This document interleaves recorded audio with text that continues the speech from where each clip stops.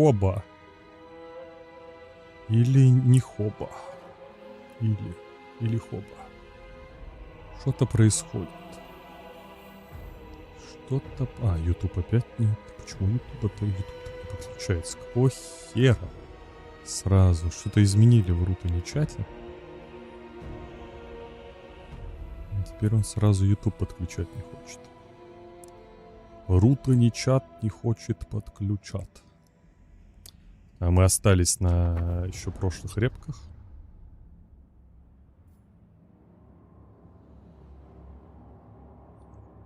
Так, есть контакт. Контакт.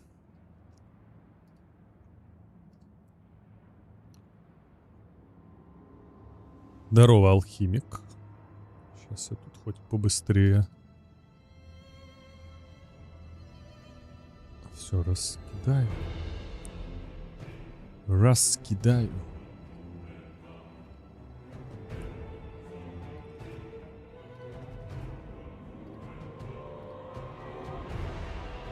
Вроде идет, да? А что за фигня?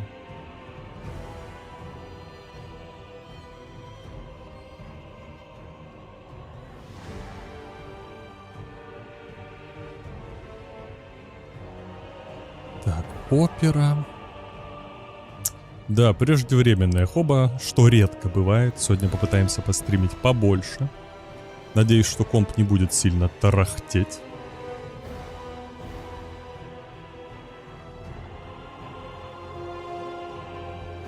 Летим на вертолете в финалы.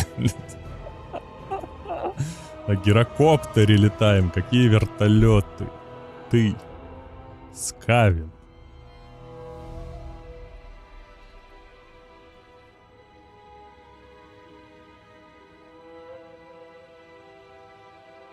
Блин, то, что у Ютуба еще сообщения застревают. Но это, блин, реально Руто не обновили. Он теперь... Вообще везде баги бесконечные.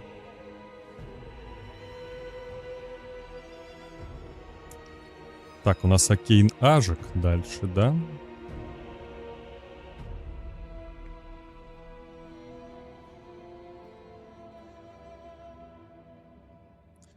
Окейн Ажик.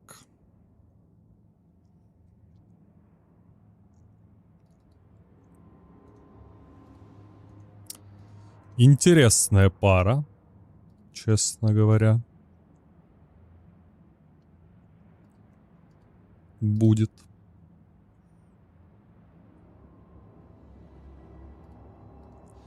Давайте я сейчас на сеточку хоть переключу, мы с вами посмотрим. На сеточку. На сеточку. Ну, короче, смотрите, да, что нам нужно отсмотреть. Вот эти, вот эти. Почему спешка? Мне сказали, что в выходные уже планируется стрим на канале у креативов. Вроде как у них выбили спот, должен быть турин, который начнет в субботу типа полуфиналы, в воскресенье финалы. Я не знаю, полуфиналы было 7. Я не знаю, какой было, надо поправить, кстати. Алхимик, подскажешь? Вот, соответственно, нам нужно вот это каким-то образом за сегодняшний стрим быстро отбацать. Краблинга вот это точно посмотрим, он уже давно закастил. Все правильно, ага, норм, норм. Ну да, учитывая количество пиков, банов и прочего херни, затягивающейся реально на один стрим, по стриму на вот это и хватит. Вот. Поэтому надо спешить, пацаны. Надо спешить. Медлить нельзя. И еще матч за 3-е место. А, да. И еще матч за 3-е место.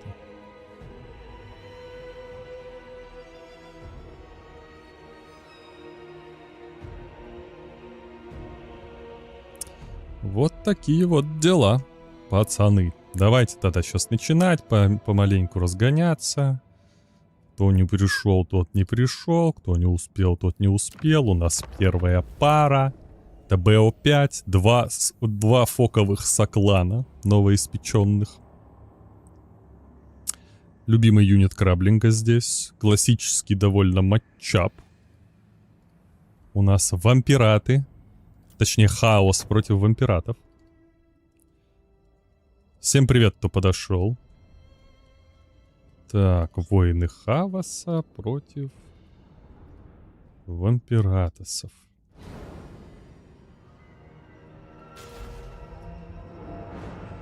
Подход примерно мы уже такой видели. Пушку хаоса мы видели часто в этом матчапе. Хотя ладно, прям такой не видели.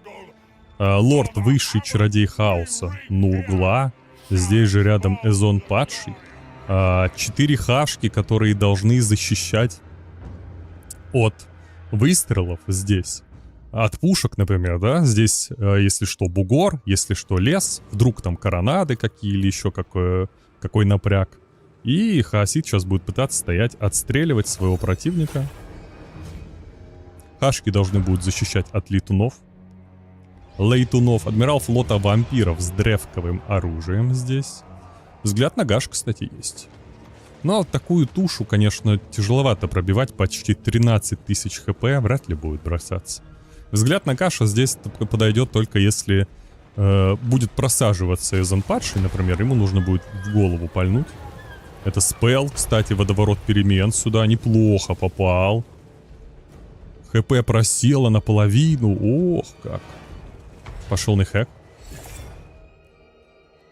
Еще обстрел. Ребятки контролят. На точку выдвигается Ажик. А Кейн стоит.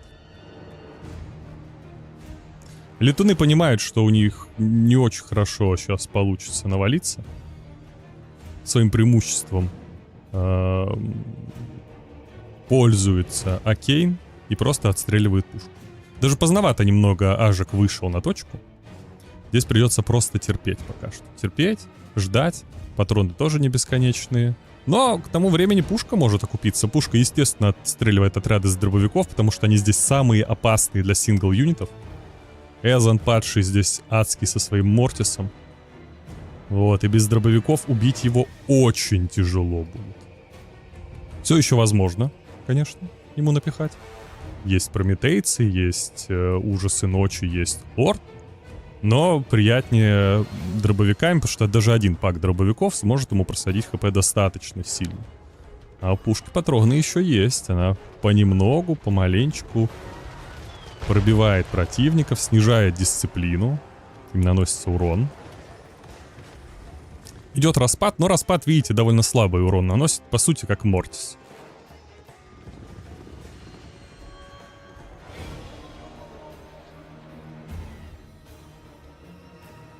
Зачем он гарпи пушкой тыкал, если там 2 пака хашек подбегало?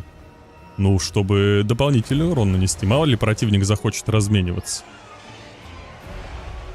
Тем более это разве гарпи? Где ты видел таких гарпий?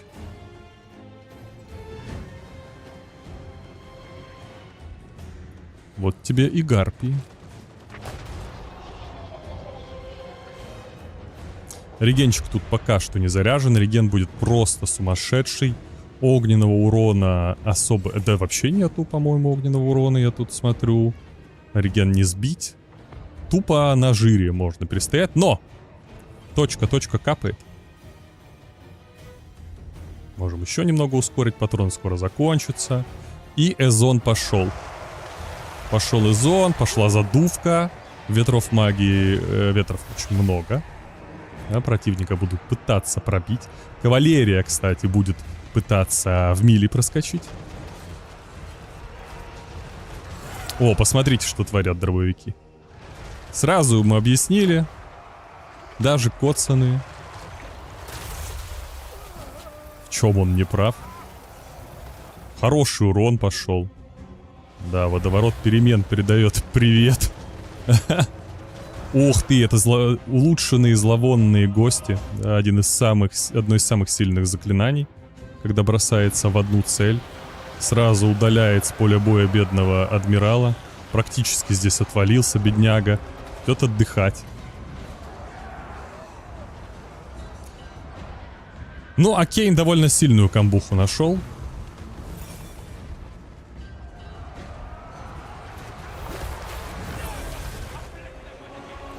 А Кейн, конечно, хороший уровень показывает на хасидских врагах постоянно. Особенно учитывая, что он любит играть за Нургла и хорошо знает заклинания и возможности этих заклинаний, может их комбить нормально на воинах хаоса. Тут, по сути, все уже. Вампира-то удалили, это победа Нургла, разве что по точке удастся как-то, но вряд ли. Этот юнит опять ничего не сделал, любимый юнит Краблинга. Стража Блаженства. Тут хил, value адская, и все рассыпалось. 1-0 в пользу Окейна. Все юниты отработали как надо. Ладно, погорячился эти ребята, неплохо все-таки себя показали. Он дробовики, один отряд успел настрелять нормально, но остальных всех задуло, просто жесть. Лорда удалили. Удалили. Следующий риплей. Риплей. Так называемый. Потому что здесь нежить. Нежить с интересным билдом через черных рыцарей. Против кавалерийского билда. Ага.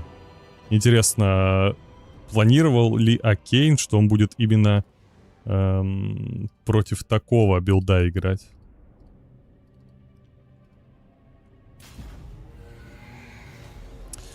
Итак, у вампира Лорд Маг. Это некрарх, да? У него есть проводник чар. Собственно, за счет этого он неплохой колдун. Здесь еще похищение жизни, которое позволит дополнительные получать ветра. Есть похищение души, есть проклятие Арнрахейра. 5000 хп, можно шамана в целом этим похищением и замучить. Есть упыри из склепа с ядом. Есть пачки черных рыцарей, пики и броня. Антиладжа нет. Насколько против киндигоров они хороши, не знаю. Скорость 72. Тут, конечно, есть хладогейсты. Ну, типа, насколько они целесообразней Бладнайтов? Вот, не знаю. Как будто бы нет. У них хороший натиск. С другой стороны, хороший натиск. У кинтигоров скорость 92. О, ну тут скорость нормальная, тут не перегнать. На расчаржах можно что-то сделать. Что по магическим атакам? У сынов Гороса есть магические атаки. Здесь есть вероломное племя, которое тоже можно кидать будет в хладогейстов. Проклятие Проклятие Айрон Генерала. Да, забыл. Еще кинтигоры Дзинча с магатаками. Конечно же, они хорошо врезаются в хладогейстов. Прям посмотрите, как эффективно они размениваются. Очень плохая драка для Окейна. Просто невероятно плохая. Его один из главных отрядов разменялся против кинтигоров Дзинча. Невыгодно для себя. Крайне невыгодно и поздно это заметил Окейн.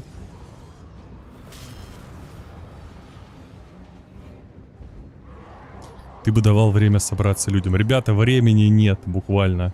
Креативы оставили меня без времени. Они собрались в финалы на этой неделе проводить.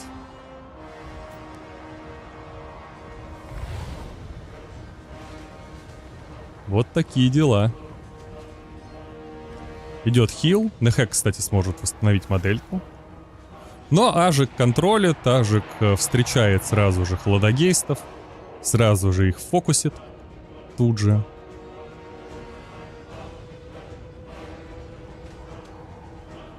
В целом, чисто как будто по составу войск все выглядит плохо для Окейна.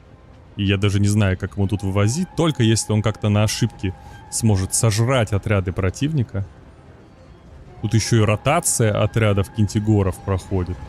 Чтобы они восстановили щиты. Да, финал будем смотреть на канале разработчиков. На рестриме.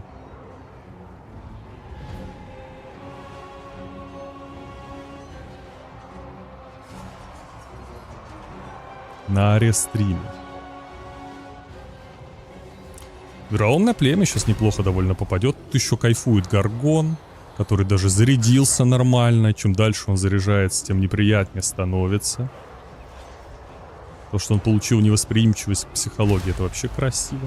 Хотя он и так в целом невосприимчив. Зачем ему? Это просто общая обила с минусами, которые минусом, конечно же, намного приятнее. Холодогейст отлетели. Некромант ничего особо здесь успеть не смог. Или смог. Спас Холодогейст. Очень хороший реген. И Нехек спас. Им нужно пока что постоять позади. Окей, может попытаться на просто кучу мале как-то вытащить своего противника. Но размен все равно все еще очень плохо идет. Некромант как будто далековато держится от всей свалки. Очнулся некромант, вспомнил, что его аура все-таки должна доставать, чтобы регенить. Пошло еще одно вероломное племя. Но не очень больно, как вы видите. А раньше это племя, конечно, сносило кабины. Только так. Отставание уже на 2000.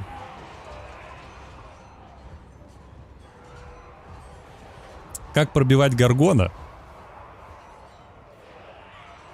Просто адская туша, которая продолжает набивать дэмэдж. Жесточайшая туша. Тут антиларджа нет. Ну, как будто это вообще похороны уже для Окейна. Я хз, как здесь побеждать. Глобал бана Окейна, Вуды и Империя. О, как. Пошло еще одно племя. Жаржондель дерется один. И если Окейн это вытащит, я офигею. Но как это вытаскивать? Буквально как? Абсолютно неадекватный Гаргон.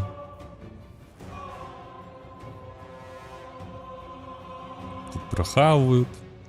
Хотя, посмотрите, реген идет. Позволяет немножечко восстановить здесь Окейну свои силы. Все еще не знаю, как пробивать Гаргона. Задушить его с пылами? Замедлением? Антиларджа-то нет. Чё он в ответку, кстати, не бьет?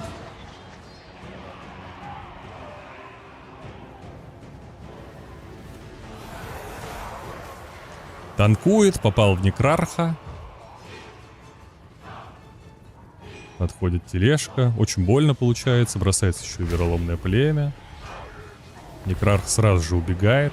Не, смотрите, Гаргона реально пробили в толпу. По морали. На удивление. Это зомби. Что я смотрю? Какой-то думаю, какого хера? Атакованы с тыла минус 14.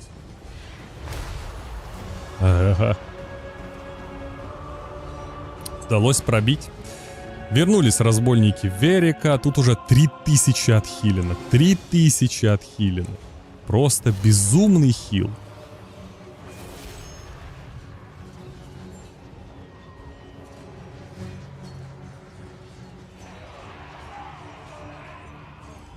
Насколько вампы сопротивляются. Практически фуловые Кентигор и Дзинчи еще. Точку вампир держит, продолжает давить. Гаргон фокусит некроманта. Полоска продолжает давить.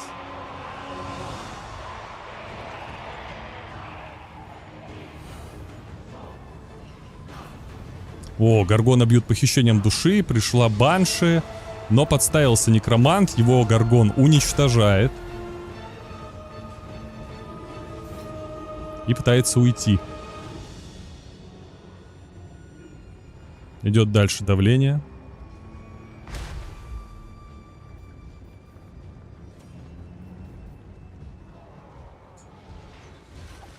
Чарж. Сейчас он еще вернется.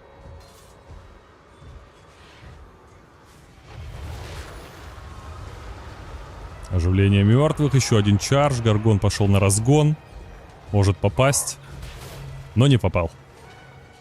А вышло бы больно. Попал по Банше. Она загрустила.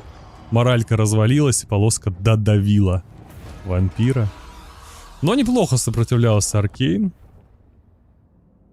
Аркейн, прошу прощения.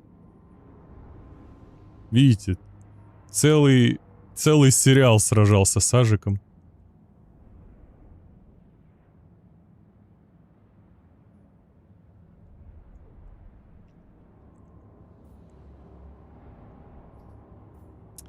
Нормально. Хладогейст. Вот если бы не хладогейст, не слив хладогейстов, наверное, было бы проще как-то с этим сражаться. Но размен там был очень грустный. Хотя, наверное, он хотел в собаках спрятаться. Что? Нургл Миррор? Да, ребята, конечно, зарядили движ. Спасибо. Очень вкусно. Пошло хрючево.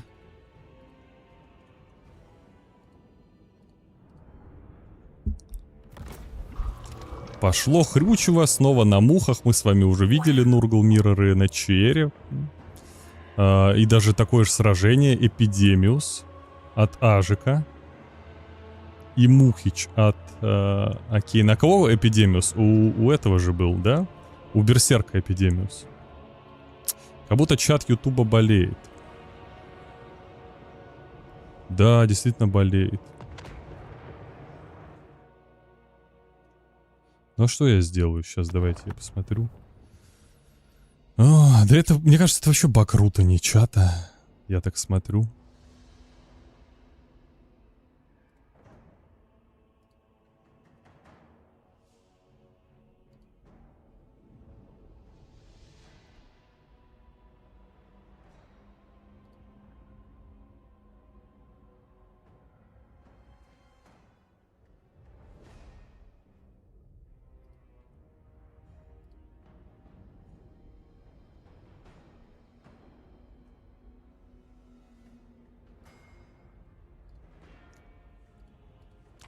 Ладно, поехали дальше.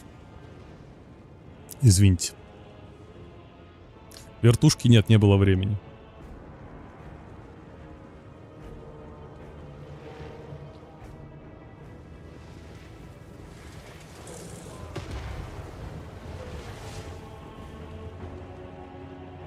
В качестве лорда герой смерти Нургла... Нет, подождите. Геральт Нургла Нурглицкий, то есть хилящийся. Здесь же зловонные гости. Здесь же очень толстый Эпидемиус. Очень гигажирный Эпидемиус. Ставка на какой-то душный блок. Здесь же зачмленный Нургла с избытком плоти, на всякий случай. На Мортис ставки нет. Чисто жир на жир. Жижа на жижа. На жижа. Намного больше воздуха у Окейна. Ажик вообще просто стоит на половине в лесу. Прячется за разносчиками чумы.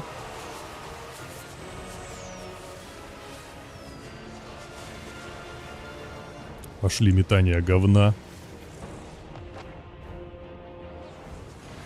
Но всю вот эту жижу нужно будет как-то перекидать и закидать. Как будто бы потенциала здесь больше у билда Ажика.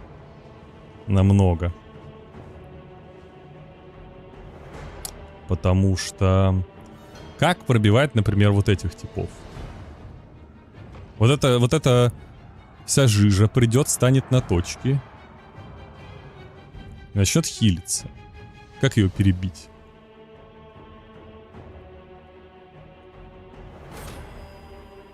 Пошел улучшенный избыток плоти.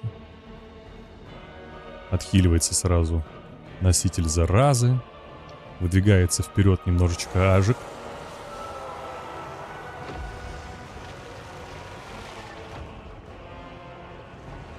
Больно. Ух ты! Хорошее попадание.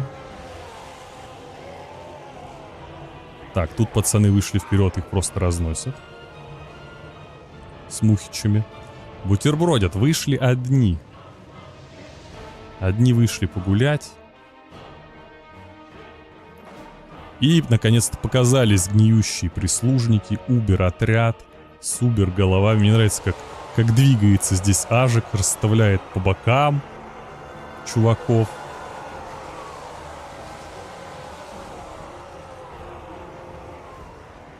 Ох, поймали здесь хашку. ВК болеет, ребята. Я пока не знаю, как ее починить.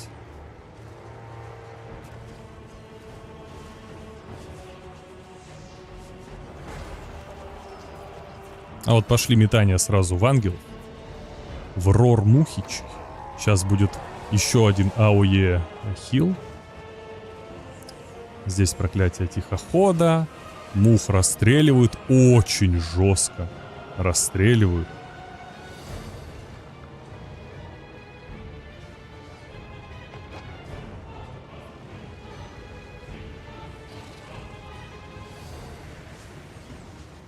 Ой, поймали бедолагу. Опасное дело.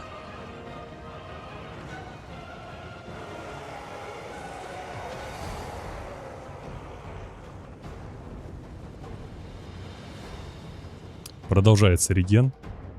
Итак, на точку сейчас придет Ажик. Он на нее встанет и будет дефаться, да? Почему чумные заклинания наносят урон войскам Нургла? А это другая чума, нехорошая. Специально.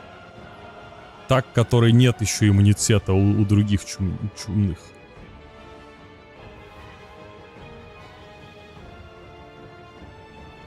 Гранд-сеньор Фурункула. Схавали здесь отряд. Гранд-сеньор.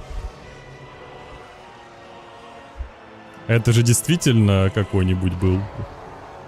Хашка без снарядов. Ну, скоро закончится, да. Ох, поймал. Окей. Пытается съесть, получает в ответку огонь ПВО. Крайне болезненный.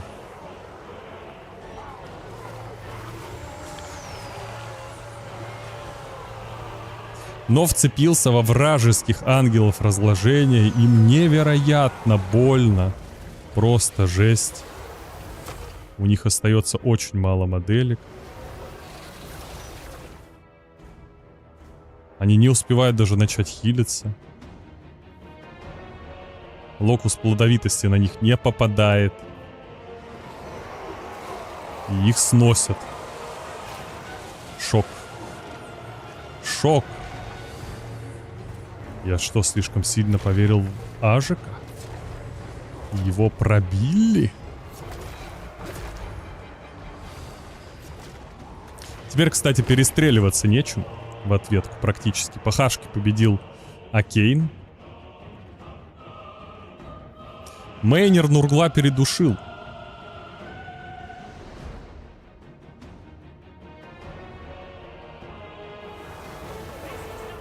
Мухи включили вонь. Включен меч мучителя.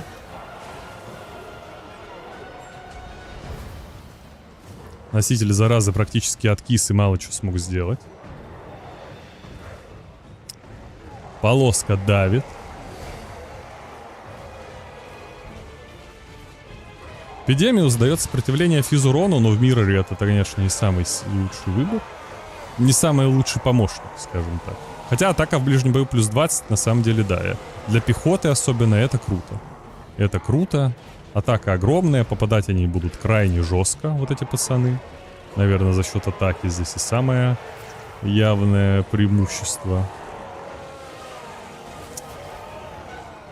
Клинки не кинуть.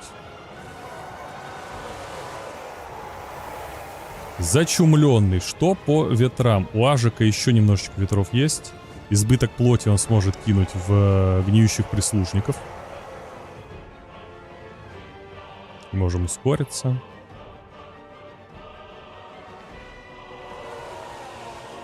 Разница, конечно, гигантская. Пошел еще один чарж. Пошел меч мучителя с попыткой убить Эпидемиуса. Так, меч закончился. Пацаны начинают откидываться. Откидываться ударами. Зачумленного просто так не пробить.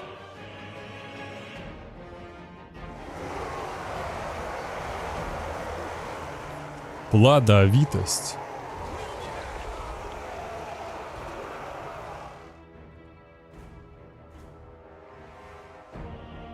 Так, пацаны пока на самохиле. Спрятались, кстати, в середине гниющие прислужники, чтобы их не раздамаживали. Зашел Геральт Нургла не в тот район.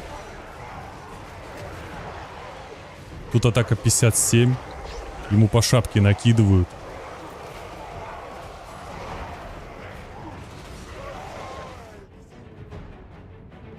Что, отобьется? На мощи.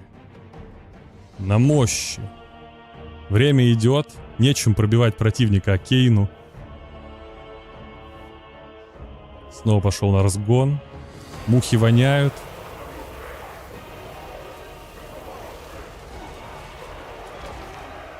Мухи воняют. Здесь есть еще хил. Еще один хил будет. Он в запасе. Да, Краблинг учуял Миррор Нургла.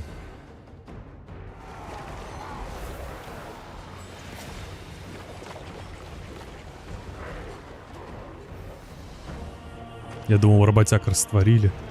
Пошла плодовитость. Ну и Ажик перестоял.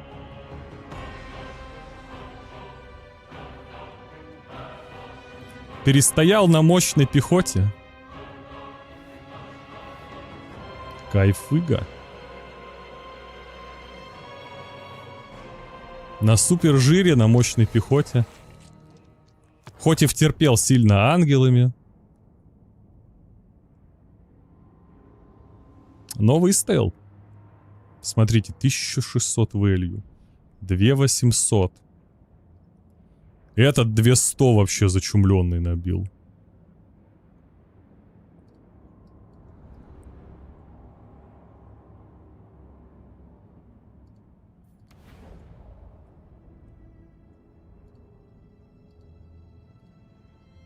Так. Здорово, Вернер. Серьезные драки у нас. 4. Огры против вампиратов. Какой билдыга у нас, однакось. А тут куча говна. Только еще пацаны поменялись, да?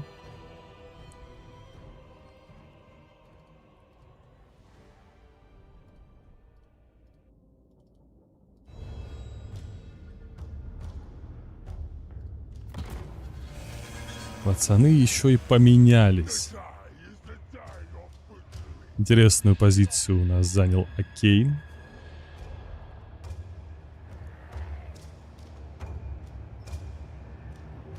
По билду как будто Ажик победил. ДХЗ на самом деле.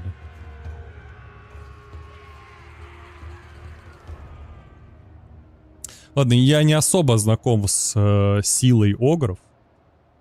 С текущей метой огров. С тем, насколько они хороши.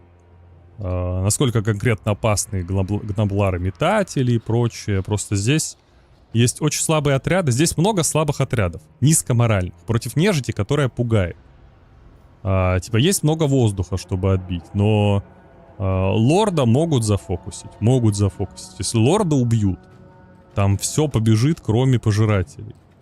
Чисто через мораль можно сыграть. Так, тут еще сверху будут сейчас стрелять коронады и призрачные пушкари. На это все надо будет нападать. Карта огромная. Посмотрите, как пошло пробитие. Есть пробитие.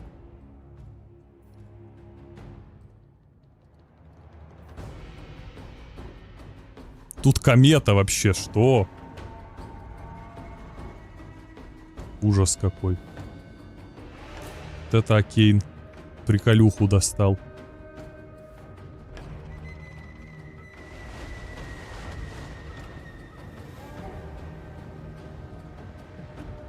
Вот это... Ой, фу ты, Акейн, это Ажик. Ажик приколюху достал.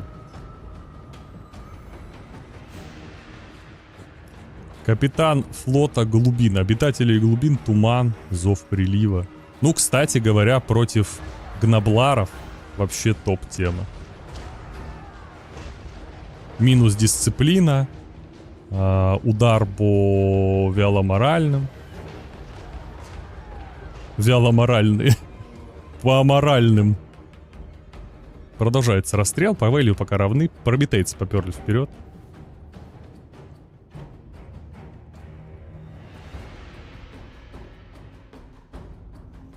Опачки, прострел.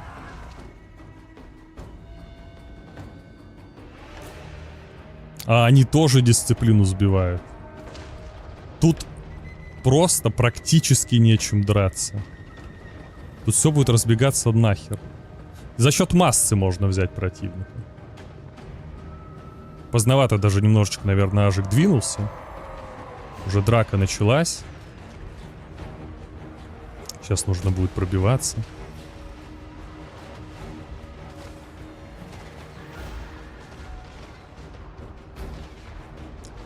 Пошел расстрел пушкарями. Как же они херачат. Как же они сбивают мораль. Здесь уже порвали просто на куски слабые отряды.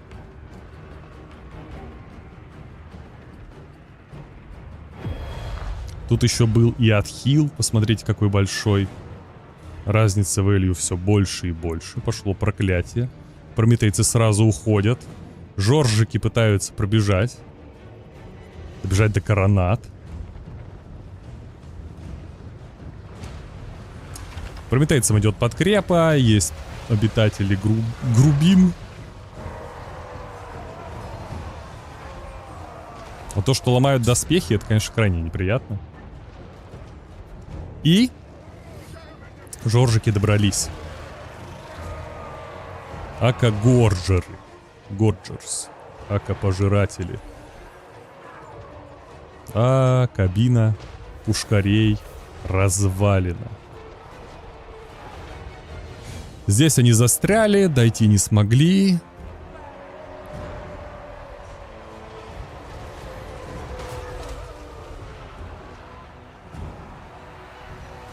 Вернер сидит, пародирует Краблинга.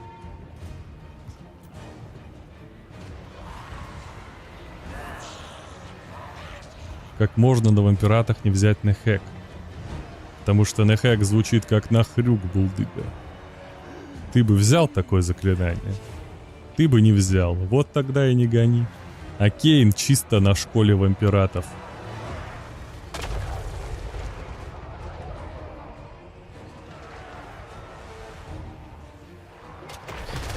Без хила.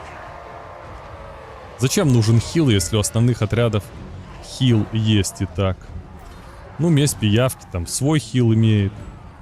Терроргейс свой хил имеет. Лютый тоже свой хил имеет. Ну, кстати, хорошо прорвался в итоге. Огры наказали.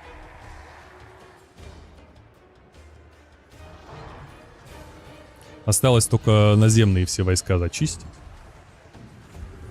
Ветров у Ажика до хера. Со школой, конечно, как будто бы прогадал.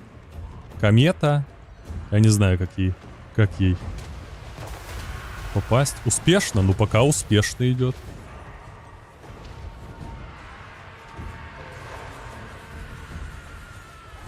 Огра Ассасина вон приняли. Два чувака на антиларджичах. Он застрял.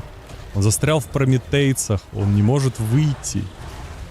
Ему очень больно бросается комета. Все разбегаются.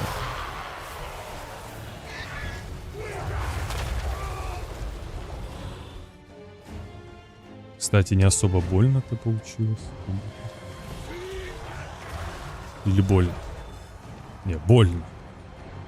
Или не больно.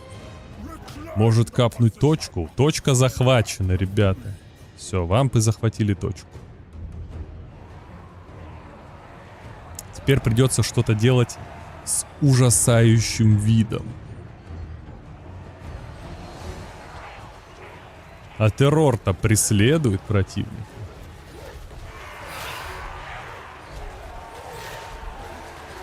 А Огра-то... А нет, Огра можно будет похилить второй обилой.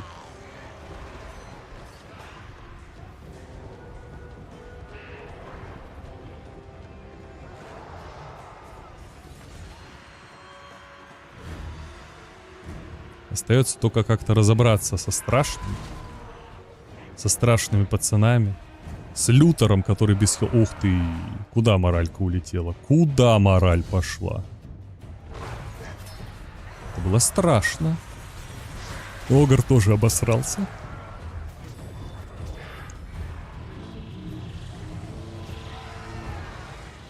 Жоржики тоже вот застряли здесь. Стрелки все разбегаются. Хотя обстрел идет солидный.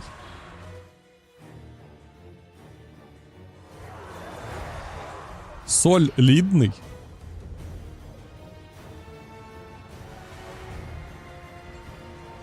Терроргейст пошел в ва-банк. Сейчас сюда, возможно, заклинание будет брошено. Пошел вопль смерти. Сверху сразу. Это не считается огнем артиллерии, поэтому ничего страшного не произошло. Жоржики прибежали сюда.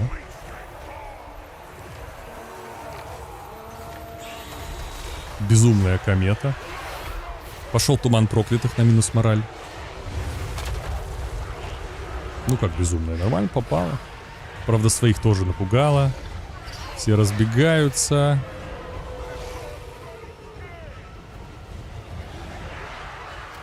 Остаются одни жоржики, все остальные бегут. Драться не могут. Брошен рогач. Рыгач. Яда пока никакого нет. Но пехота-то заканчивается. Брошено проклятие. Минус атака. Поздновато, правда, немного. Надо было в самом начале, наверное. Жоржиков доели.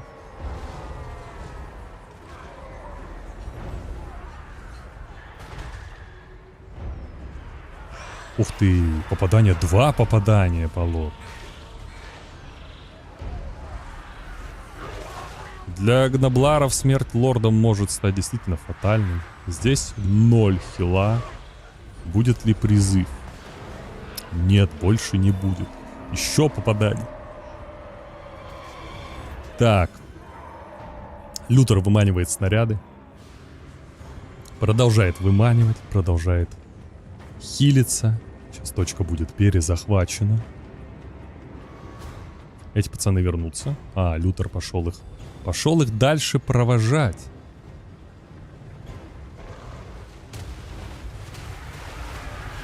Задув очка.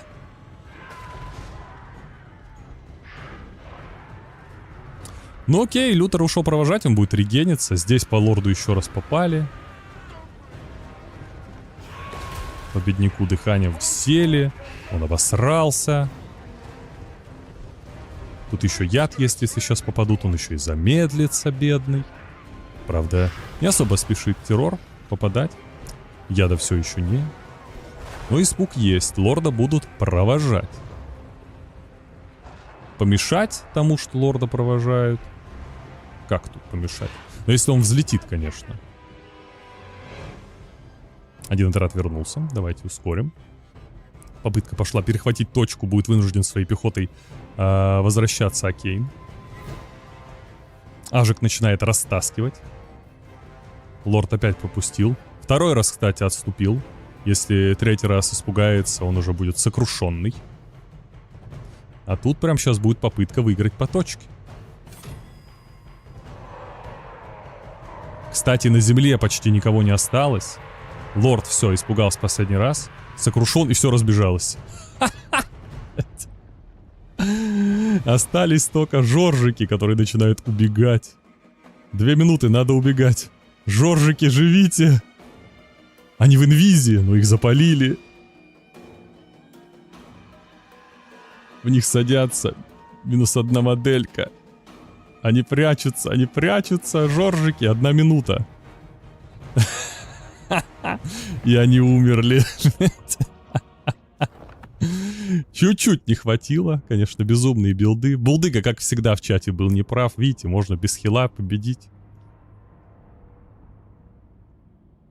Как всегда, советы Булдыги не слушаем. Поэтому его в клан Фок и не взяли.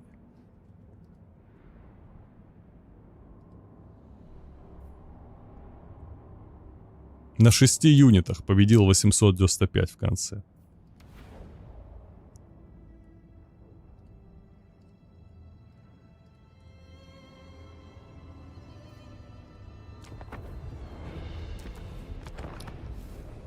Так, финал.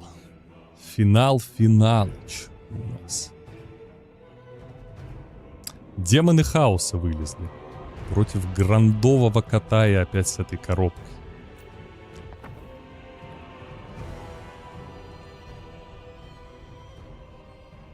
Это бесконечное соревнование. Сопревнование. Магистрат. А что тебе не нравится? Краблинг. Это магистрат на шаре. Это даже не коробка. Это магистрат на воздушном шаре. С чем он? С ружьями, да? С ружьями. Лорд Геральт Нургла. Школы Нургла. Зловонные гости взяты, чтобы здесь снайпить лордов. Но тут довольно толстая морда, поэтому не так уж легко будет это сделать. Есть маг Митолла с окончательной трансмуткой. Пушки поддушивают. Магистрат полетел стрелять. В него стреляют в ответ. Не удается увернуться. Он получает в голову. В самом деле подставляется под зловонных гостей.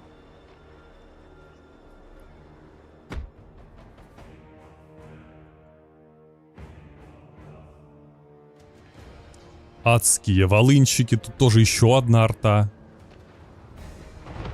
Посмотрите, тут вообще жесть. А был ли агрессивный Катай через спам Камал? Ну, вообще агрессивный Катай был. У мирового, по-моему. В групповом этапе был.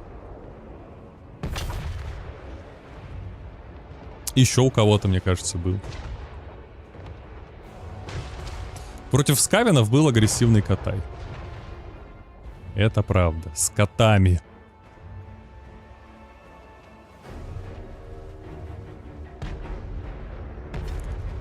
Пушки пока много не набили, посмотрите. Очень много попали в щиты. Остальное не очень хорошо пока получается. Здесь вот эти пушки 160. Почему так мало, кстати говоря? Кто набивает Вель? Кто ворует Валуе? Неясно. Это мощная, конечно, перестрелка. Крестьян сразу испарили. Хилыги летят.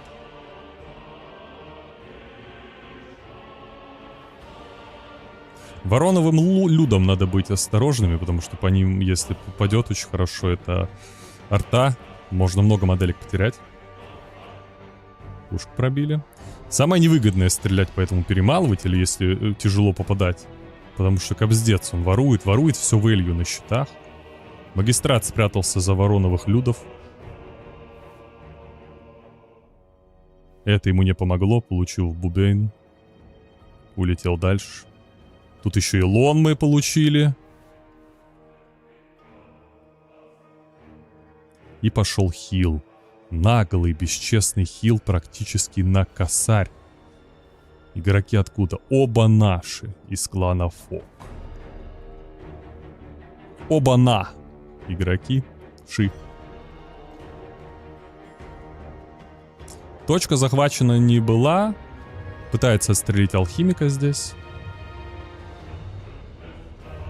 Чтобы не записывал тайм-коды. И пошли улучшенные зловонные гости. Попытка удалить алхимика. Попытка завонять его. Она может быть очень серьезной. Сейчас мага выключат. Учитывая, что это единственный маг.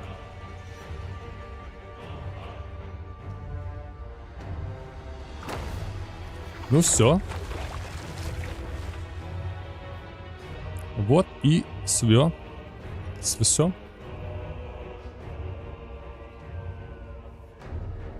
Неприятно выглядит ситуация для Ажика. Даже магия не покидал. Магия покидает нас, милорд. Патроны отстреляны, милорд. А у противника патронов еще до хера.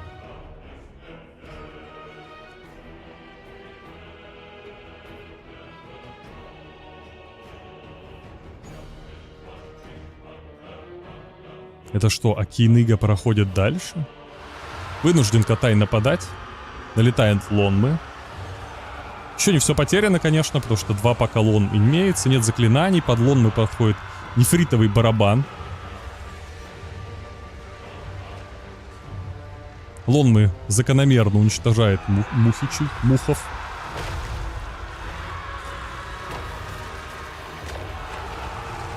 Уничтожают мух. О, улучшенные зловонные гости. Еще одни, чтобы снести всю дисциплину. Посмотрите на это. Магистрат поплыл по воздуху.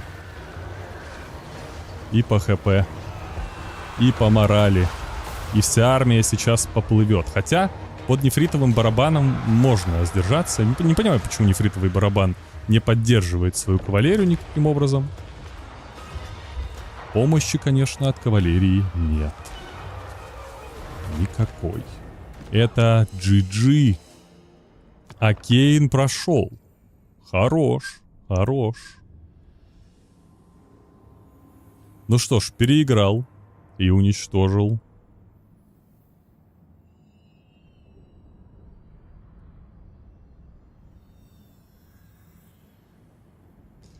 Ну, а Кейн, конечно, научился сносить на демонах катайские все эти коробочки и прикольчики. И на Нургле.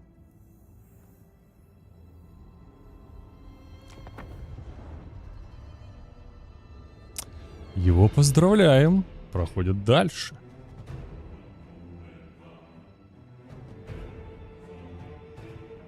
Болеем за Кейна, как за прикоснувшегося к Булдыге. Я, правда, забыл, в каких играх он победил.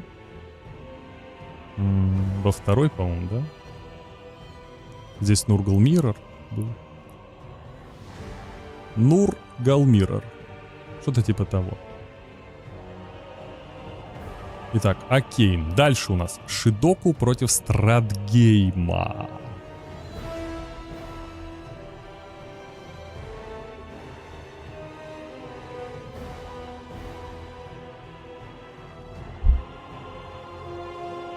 Как будто Ажик хуже играть стал.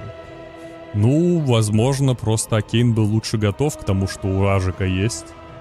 Может быть, они тренились вместе, и Акейн наигран. Хотя, как будто по матчам глобально, да, до этого Ажик успешнее шел, чем Акейн. Акейн проиграл даже Булдыге. Что тут говорить?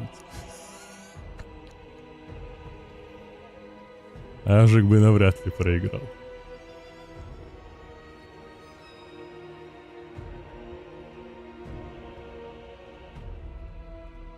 Вот, но видите, Акейн вырос.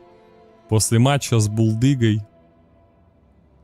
стал очень сильным.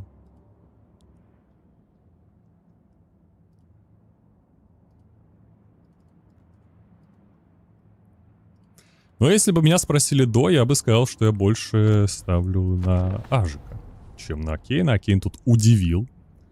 Так, пошел Стратгейм против Шидоку, зеленокожие с огромной булдыгой. Вообще кабанья просто мета, отвечаю. За такие цены, за такие бафы. Глобал баны Шидоку, высший эльф и дворф. Вот он, позорник 1. Глобал баны Стратгейма, хаос дварф и вампир Косты. Здесь нормально. Но дворф уже забанены. Собственно. Если чел банит дворфов, это анскилл сразу, ребята. Запоминайте его. Просто анскилл.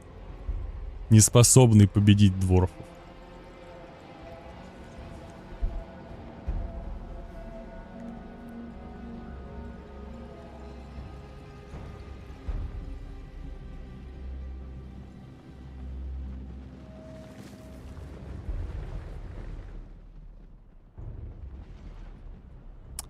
Так, Булдыга, Громбузан, который вернулся к нам, вернулся и сияет в куче матчей.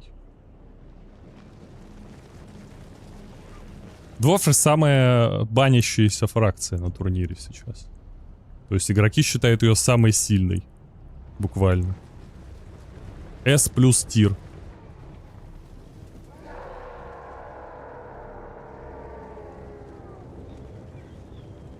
О, рыцари гнили. У нас здесь Азазель без брони. Адзадзель без брони.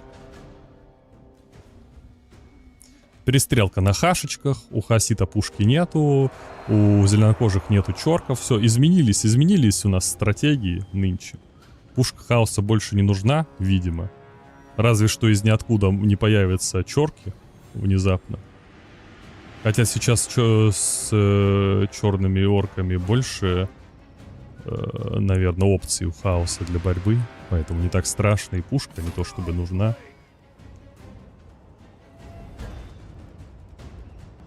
Всякое может выскочить, всякое. Зеленокожие точку захватили, Хасид собирается осаждать. Фантасмагория, кабаны! Кабаны пропустили чарж. Они не могут отступить, у них падает дисциплина. Рыцари гнили сносят гоблинов к херам. Просто Гром-Пузан подъезжает, чтобы пытаться помочь. У него есть язык пацанов. Начинается куча мала. Тут даже попытки окружить никакой не будет. Реально куча мала. Включается величайший здесь. Плюс еще дополнительная дисциплина. Суету наводят Сквик и орочи пацаны с этой стороны. Фронтлайн держится.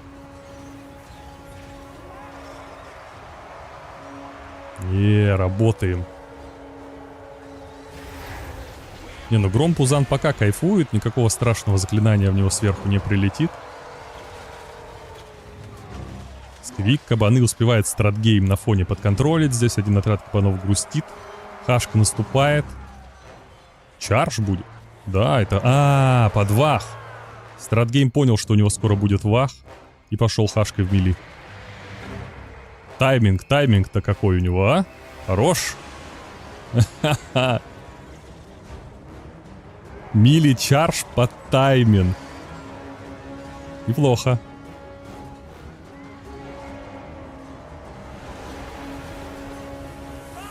Здесь Стражу Блаженства рубят в капусту. Зеленокожий на всех фронтах просто ведет. Но, к сожалению, для него вах закончился. Сюда прибежали адские бродяги. И пошел неприятный размен. Кстати, там же еще вахи всякие. Так, пошло дополнительное заклинание.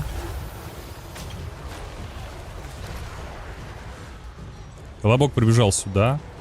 Тут брошена обила вот и мы. Под нее просто дохавывают Стражу Блаженства, которая набила всего 300 вэлью. Бедная. Зеленокожий уже ведет просто страшно, невероятно. Он уже победил.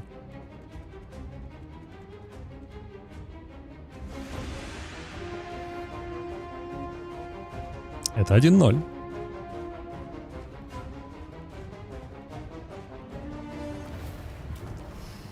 Счет вам не показал. Извините, пожалуйста. 1-0. Как вам гоблины с 1000... Что? Дайте я быстро пересмотрю. Это что за гоблины?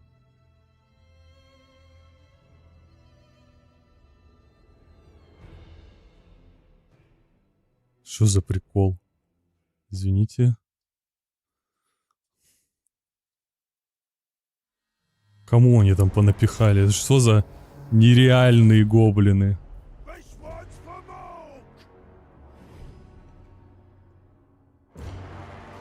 Да, скорее всего. Сейчас, ждем. Самая сильная гобла. Реля.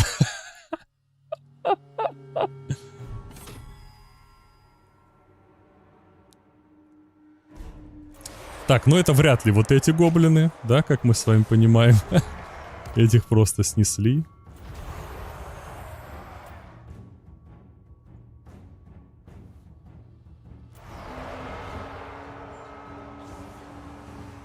Так, 23, наверное, вот эти. Хотя их окружили. Сейчас ждем, 200 набили уже. Реально, что ли, эти? Пошел вах. Атака нормальная. 420. Гляньте, как они реально дамажат.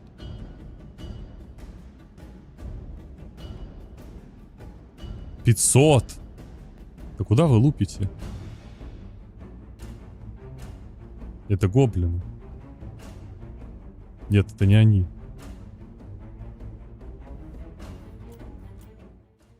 Так, я ослеп. Нет, 800, они. Что ты меня гонишь, игра? Ну, всадники, да, они реально просто всадников лупасят, посмотрите. Они просто стояли.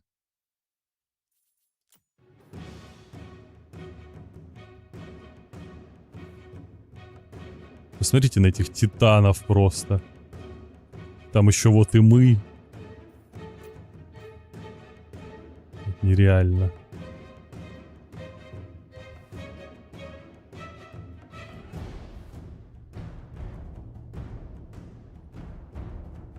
Это самый сильный отряд гоблинов в истории.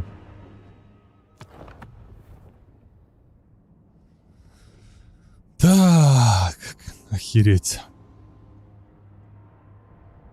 Охереть. Так это еще самый сильный отряд просто по value. Посмотрите, по value, блядь, из всей армии самый сильный отряд. Когда такое? Что это такое? Вообще... Выиграл гоблинами игру. Выиграл гоблинами игру. Сука. Я в ахере. Ой, жесть. Да, имба, конечно.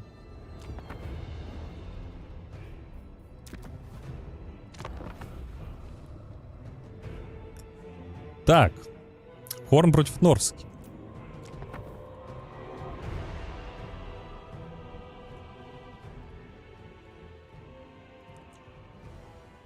Сейчас тут фраки поменяю.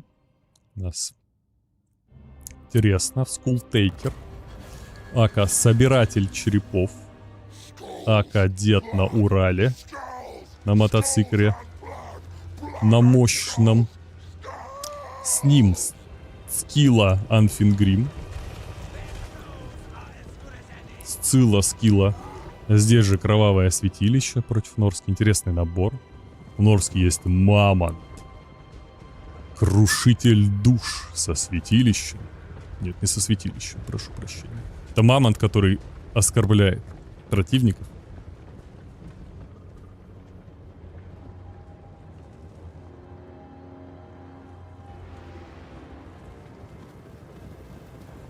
Мамонт, которого научили кидать хоботов, свои экскременты во врагов. Доставать и кидать. Выдрессированный на байт.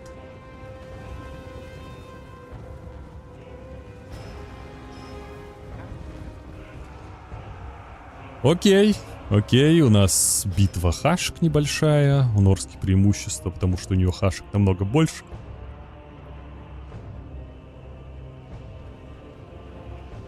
Намного больше. Можем даже немножечко ускорить, пока у нас идет беготня.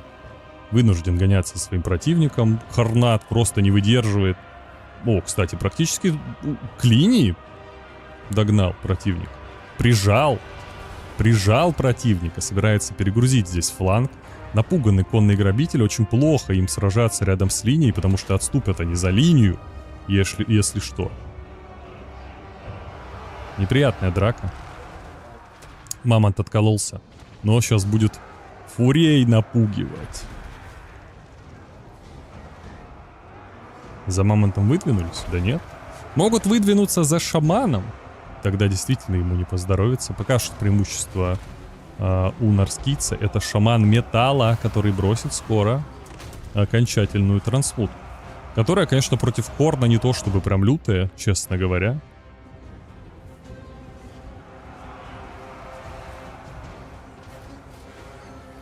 Хотя против 3 синглов, которые так собрались, наверное, нормально долбанет. Но глобально на треть слабее. Мамонтяра здесь. Мамонтяра берет разгон. Не, нормально. Нормальная трансмутка по итогу. На 800 value это хорошо. Итак, за мамонта принимаются. Атака большая. 50-69 против мамонта.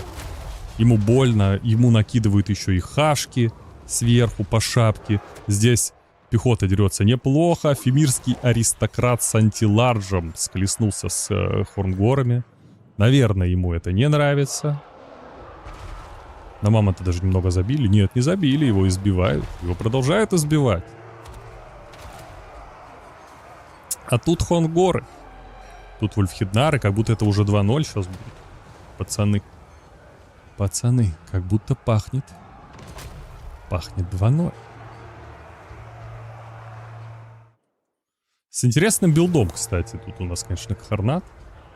Но тут не справился с управлением скорее Шидоку. Его дал себя прижать к углу. Мамонта не будут провожать? Мамонта будут провожать? Мама, тебя проводят? Проводят? Нет, ошибка! Большая ошибка. Мамонт возвращается. На точку похрен. Хорн уже чувствует победу. Мамонта просто расстреливают. Чарж пошел. У него сейчас опять кабина отвалится. Но тут уже Хорна не пробить никак. Хотя, может, еще трансмутка будет. Ладно, да, извините. Я забыл, что будет трансмутка, но это не усиленная трансмутка. Это обычная трансмутка, потому что скорость регенерации ветров здесь не была взята. И трансмутка погорела. Погорела, и это 2-0. В пользу Стратгейма. Все еще никто не набил больше, чем гоблины. Ежели чё. Я обращаю ваше внимание на это. Самые сильные гоблины в мире. Уже 2 матча подряд. Вот тогда. Вот так сюрприз. Не, ну на самом деле гоблины, которые резко получают кучу атаки, это действительно страшная вещь. Видели, как они быстро набивали еще в Элью? Ты не ожидаешь, что там попрет такой урон. Там, да, атака высокая, но с херали урон еще такой сумасшедший наносился. Это же не Chosen.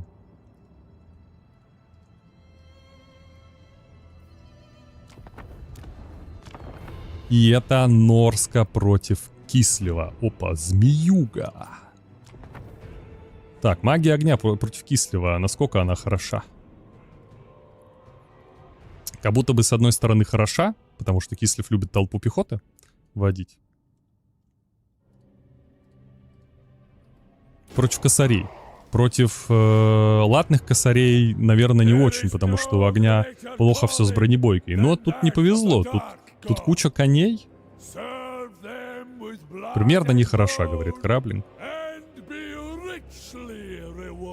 Тут есть 4 пака, по которым нормально будет заходить. Но разве что еще какие-нибудь дервиши-косовиты станут толпой. И по ним это все залетит. Зазевался Шидоку, поймал чарж, волчар. Очень хорошее начало для статгейма. Ему можно было на самом деле под шумок еще немножечко протащить и куснуть этот отряд волков после этого, чтобы замедление на 2 пака накинулось, чтобы они вообще нахрен не ушли отсюда. Хотя не успевает, посмотрите, они все равно уходят. Как так? Как так? Замедление. В лесу стоят ребята. Пошел чарж. Ух ты! Лесная засада на стремительном полете. Усиление натиска 98. Они выбежали, кстати, натиска уже нет. 98 только в кругу, что ли? Или что? Куда оно делось?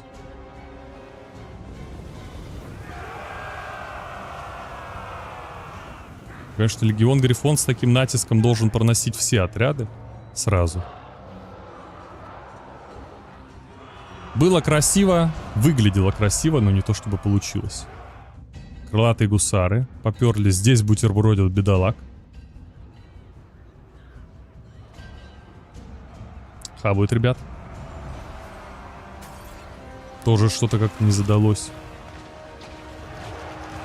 Хотя сработала обила за нашу кровь. Дервиши танкуют, пока тут в спину настреливают противникам. Сейчас кислевиты, кстати, с той стороны вернутся и всю пехоту здесь могут доесть. Срабатывает еще одна обила за нашу кровь.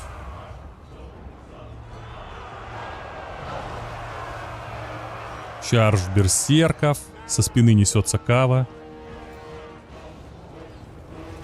Пока там на фоне у нас заруба. Не, ну можно попытаться подраскидать всех.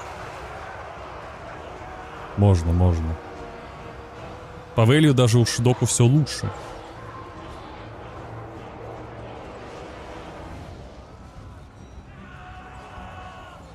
Пока что.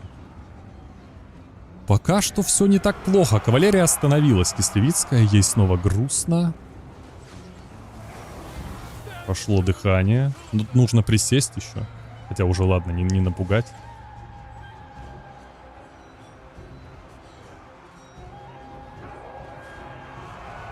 Волчары набежали, волчары офигели. Дракон пошел распугивать. Блин, ну обила за нашу кровь, это, конечно, мощь невероятная. Улучшенная огненная голова. Что?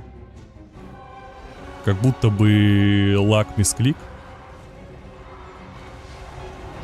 произошел. Мне повезло. Действительно мисклик. Да, произошла небольшая поплава. Вероятно, всего должно было задуть вот этих ребят. Снова пошли ястребы. Берсерков рубят, смотрите-ка. А берсерков-то рубят. Без берсеркеров.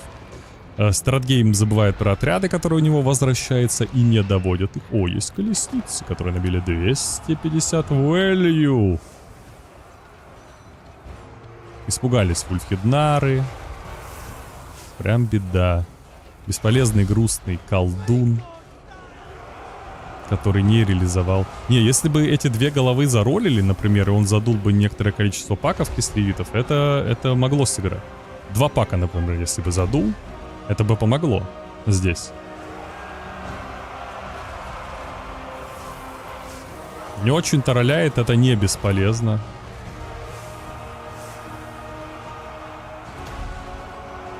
Но пока тяжело. Всю пехоту теряет стратгейм. Да, колдун действительно сделал красиво. Уже практически полностью просажен здесь морозный дракон. Даже косовиту тут носит как сумасшедший. Вот пошла голова. Очень осторожная голова, чтобы не задеть своих. Консервативная, осторожная голова. Наверное, сюда было бы вкуснее. Вот тут сложнее попасть.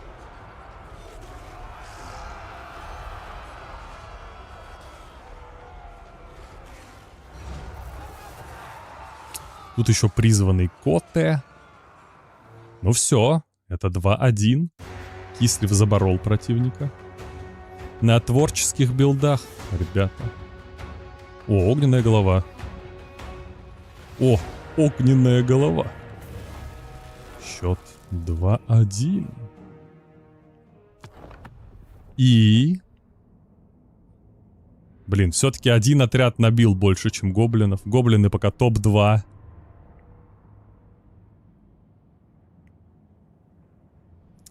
Топ-2 отряд.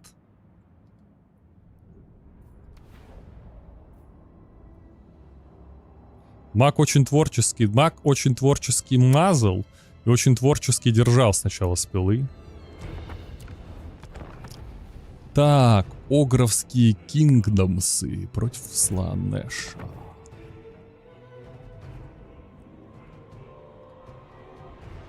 Не, ну я не могу болеть за Шидоку никаким образом, он забанил дворфов. А мы никогда не болеем за тех, кто банит дворфов. Тут вообще 0 шансов просто. Огры — это казначей.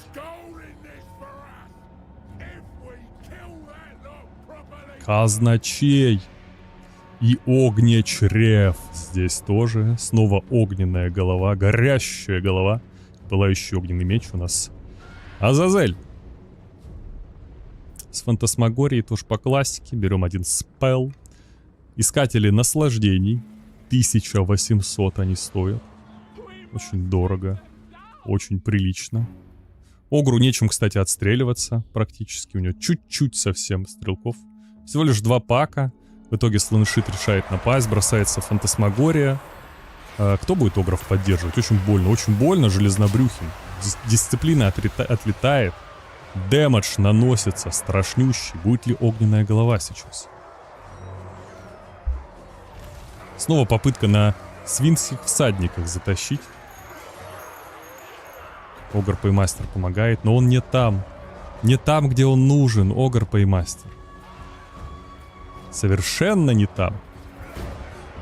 Тут закончилась пехота. Ребята подставляются очень сильно. Огры пока ведут, но немного. Пошла огненная голова, которая свернула немножечко не туда, но напугала адских бродяг. Здесь с разных сторон бутербродят прорвавшихся слонышитов. Кстати, пробиты искатели наслаждений.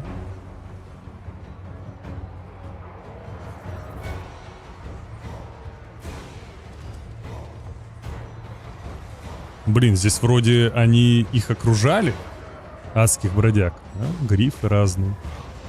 И адские бродяги все равно хорошо себя чувствуют.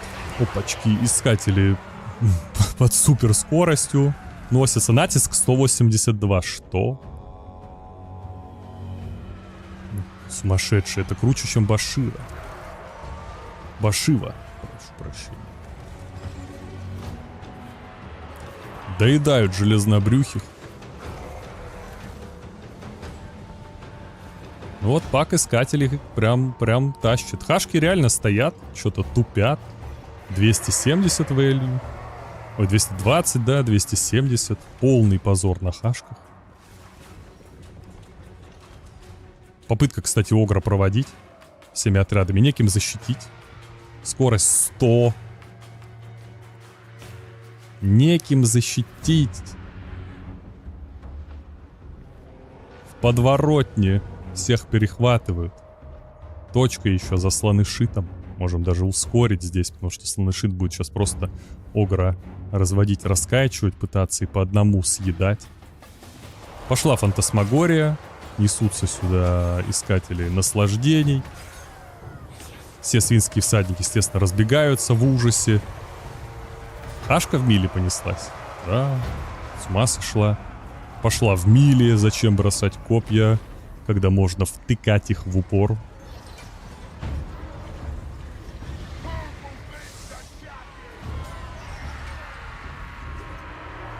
Ну и огра постепенно продавливают. Пошел деньгопад, но тут уже драться нечем практически. Хотя нет, извините, прошу прощения. Есть чем драться. Если сейчас еще свинских всадников защитить, то можно будет прятаться. А Шидоку наконец-то додумается, что у него есть хашки. Заставляет слонышита думать. Вот они, отряды, которые берегли себя. Пошла фантасмагория, пошел расстрел. А тут даже без расстрела он просто врывается. Фуловым Азазелем.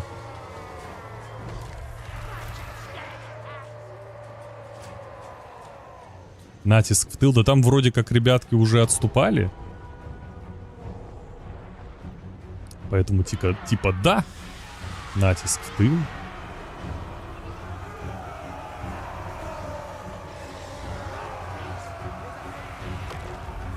Нарциссизм. Нарциссизм. Перемещение невозможно. И немота, и расстрел. Правда, тут пачка одна застряла. Просто на ровном месте застряла.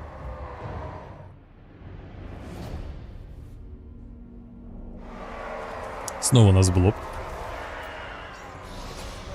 Блоп. Блоп, это же, мы обсуждали, это же звук Нургла. Соответственно, блоп, это нурглицкая тема.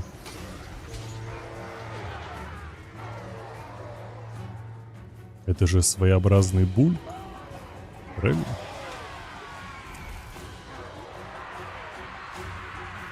Блоб-джоб тот самый знаменитый.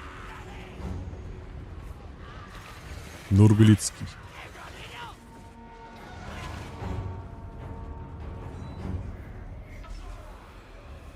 О, кстати, уворачивается стратгейм. Уворачивается, но полоска давит.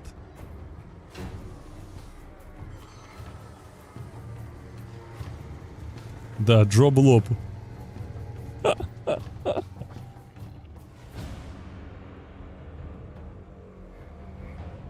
Ой, бедолаги. Сейчас опять будет фантасмагория. Чё по дисциплине? Чё по дисциплине, ребята? Базовая 70.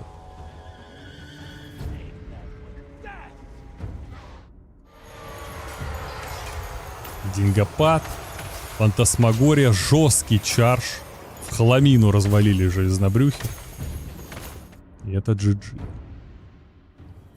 И что, ты точку переборешь? Переборешь, но с Азазелем-то он не справится. 2-2. Стратгейм кумбэкает, ребятки. 2500. Но эффективность, если в гоблинах всего 2 пака гоблинов. Как бы. Как вы понимаете, не то чтобы. Космические. Космические.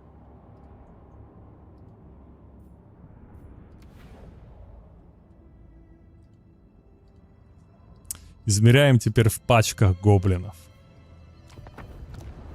Так, финал.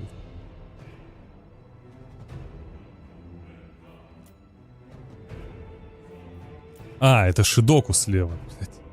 Я думал, какого хера он 2 раза зеленокожим играет. Шидоку против...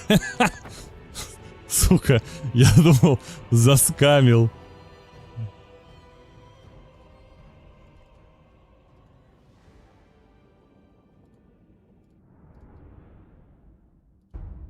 Так, скавины против зеленокожих. Ажак с 3 металками на маленькой карте. Против Икита с обдиранием. Так, Ажак, вот он здесь, вот он летает. У него есть пурпурное солнце, у него есть похищение души. Кого можно кидать? Пурпурное солнце. Ну только в толпу клана крыс. Шторм Вервинов здесь нет. Наглый Икит попер. Здесь отряд крысоволков, который даже не спрятан, если что, как видите, глазика нет. То есть они видны. Но на них никто не обращает внимания. Их существование все равно скрывается, даже несмотря на то, что они видны.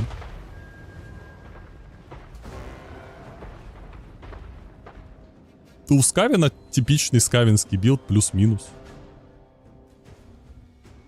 Чё?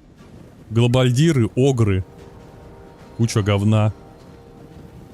Ну, лорд нетипичный для этого, наверное. Лорд нетипичный. Дробилки взяты, скорее всего, под, да, под Тенита. Норм лорд. Ну вот, Краблин говорит, что лорд норм.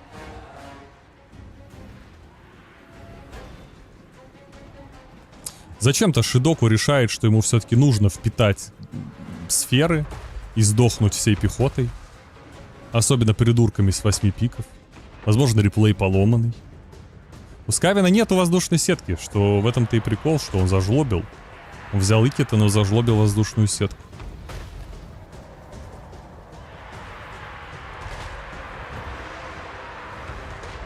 Ладно, драка продолжается. Глобальдиры пытаются обстрелять кабанов.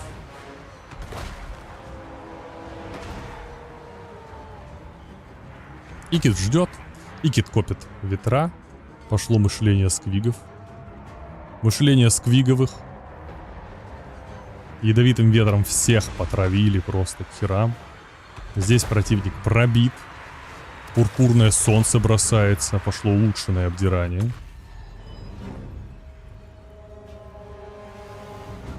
Очень странная драка, честно говоря. Скавин тут уже сейчас закончится просто на ровном месте. При том, что ему дали даже возможность пострелять. Спеха задувается крайне сильно. И неприятно. В итоге фронтлайн тут как бы немножечко заканчивается у Скавина. Икит вместо того, чтобы что-то делать, стоит.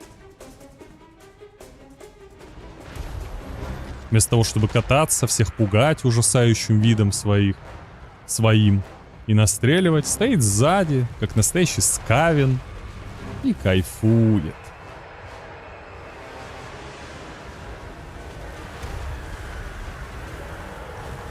Скивигов тут рвут. Ажага, на самом деле, Галбальдиры должны были гасить. Если здесь ставка на обдирание, то надо было Галбальдирами по Ажагу стрелять, чтобы он испугался. Дополнительно. Потому что они нормально ему урон нанесут. Вот теперь его избивают. Ну что тут, стратгейму капец, что ли? Шидоку эта спина победит.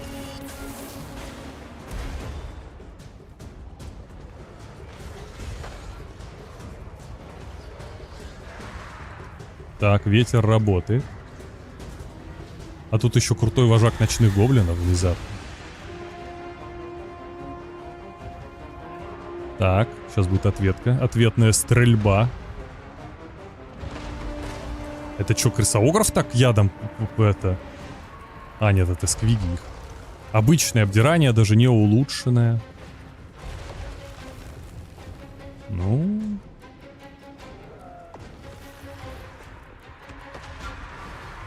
Пошли металки в гопсов.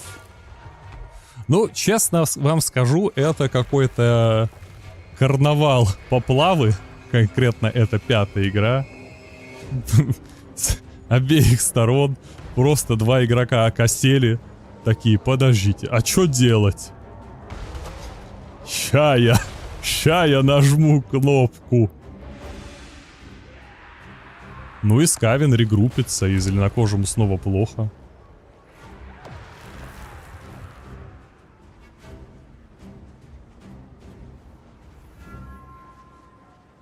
О, это добавил новую штуку Клисан, за что ему спасибо. Кулдаун, видите, идет. Продолжительность. Теперь виден кулдаун, наконец-то обновился. Мод. Супер имба штука. Мы видим кулдаун. Теперь точно знаем, на КД заклинание или не на КД. Зачем-то бегут вперед, снова мисклик. Долго бежал, тут уже чаржа не избежать, можно было кидаться. Хотя бы яда бы накинул.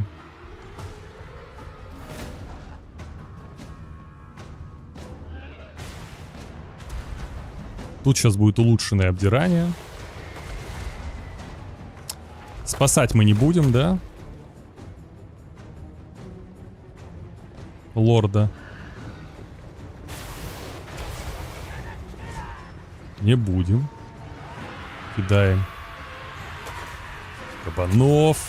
Очень больно, очень ядовито. Very ядовито. Кстати, слабовато бьет здесь яд. Чтобы спасти. Чтобы успеть спасти. Надо было сферу на ход кабанам кидать.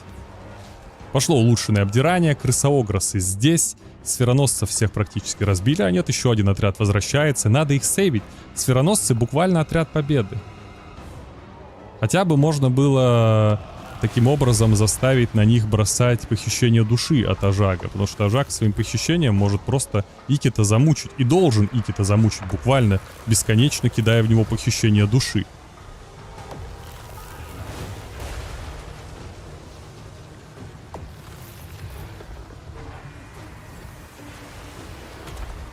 Тут тролли, тут стан, что немаловажно. А бляха, поведи ты под крысоогра, вот. Ики-то этого. Вот теперь Ажагу капздец.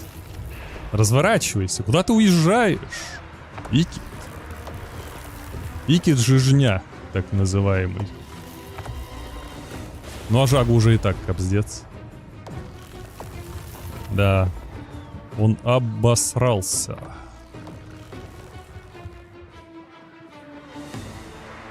Тролли сейчас тоже обосрутся.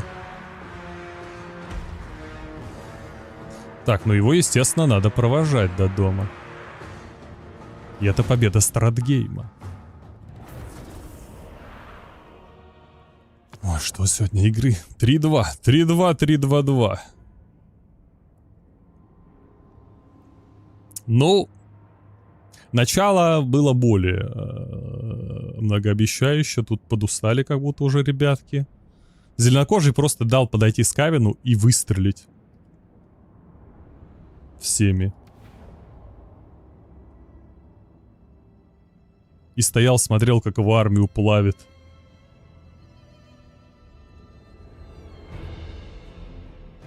Так, 1, 10.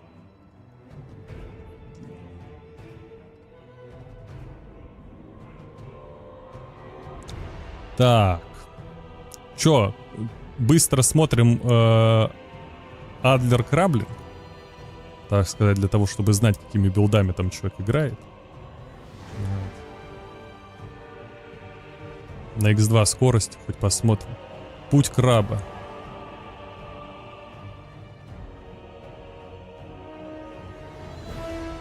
На X5. Ну там по-другому-то неинтересно.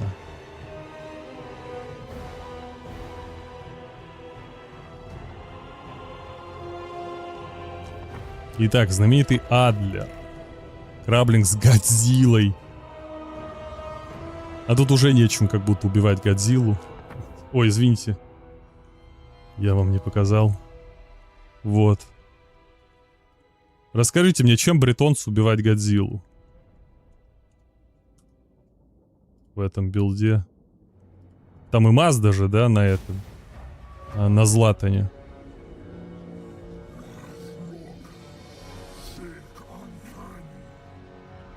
Так, погнали. Мазда на Златане, краб на Годзилле, сетка. А тут еще и сетка. Почему X2? Потому что Краблинг на своем канале уже показал уже всем на Ютубе. Там, заходите на Ютуб, Краблинг, смотрите. Все дела. Там уже много просмотров в целом. Поэтому я тут больше для истории, для историзма делаю. Тут тоже хил. Тут гнев Манана. Антилардж, коса из бордела. Тема нормальная. Да? С косой-то. Но здесь крестьяне. Нету ополченцев, нету этого гральца, чтобы нормально что-то поделать. Сейчас будут попытки чаржить. Пошла сетка глобальная сразу. Соответственно, хранители Граля, которые стоят, извините меня, 1850. Их ловят в сетку и начинают дубасить просто по голове. Бедных. Дубасят под щитами. Пошла задувка манановская. Прям жесткая задувка. Пошел расчарж.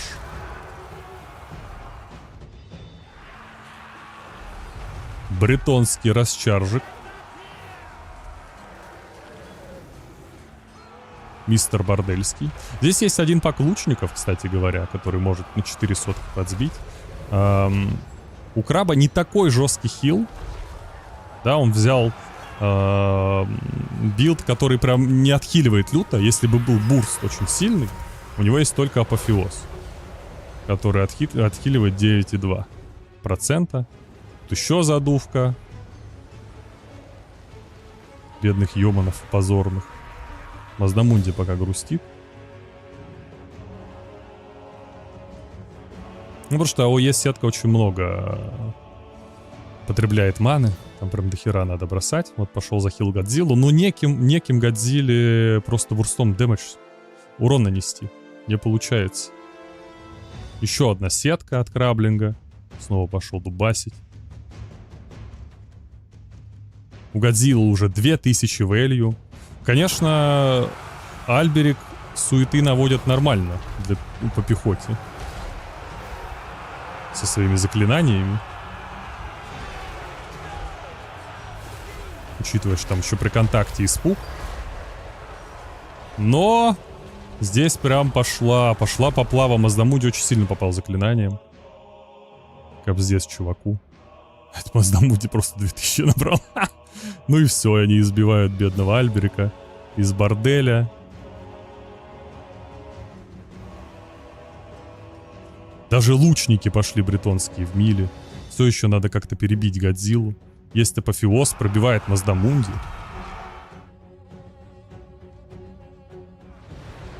Я думал, Краблингу будет легче на самом деле. Недооценил мощь Бретонии, честно говоря. Ну... Сука, сэкономил под блоб. Второе разрушение городов. Все. Откуда игроки? Краблинг вроде из Камбоджи. А мистер Адлер логично из Адлера.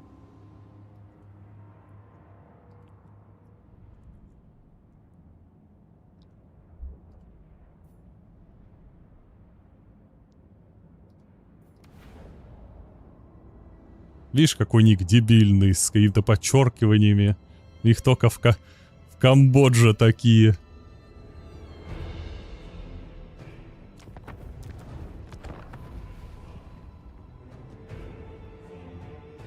Так. О, Вилли. Демоны против Вилли. Тут какой-то ужас полный. Лорд Заливик знаменитый.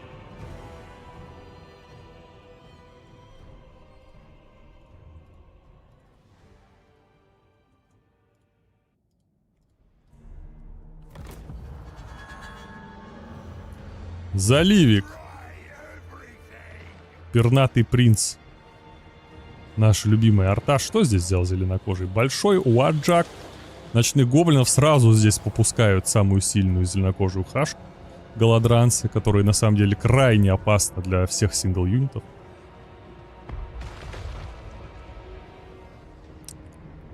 Жесткие бронебойные выстрелы. Вот, Краблинг ее гасит. В первую очередь.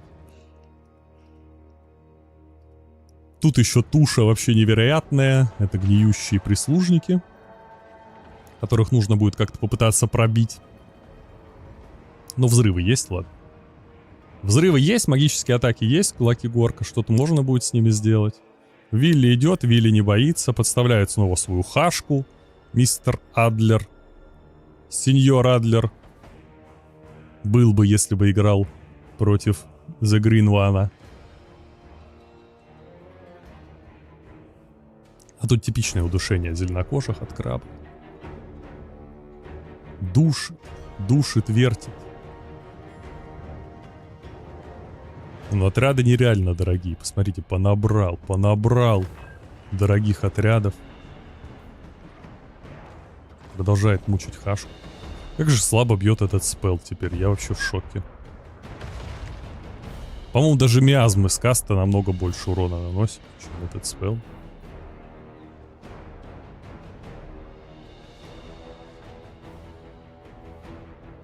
Опачки. Попытка поймать адских волынщиков на грибы.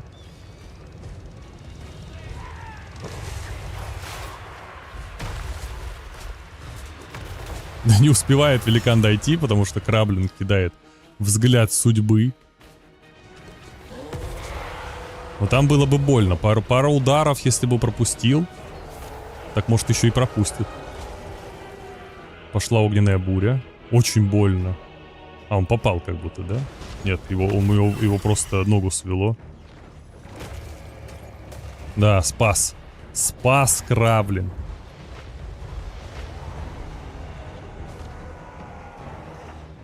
За кого я болею? За булдыгу.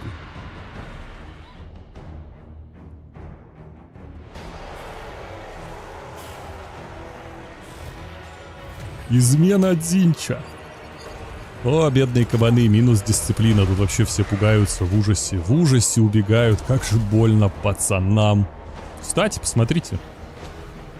Как пробили гниющих прислужников. Работают гоблины. Кораблик не ожидал, что там будет два пока гоблинов. Кулаки горка сюда прилетели, а надо было в габлу кидать.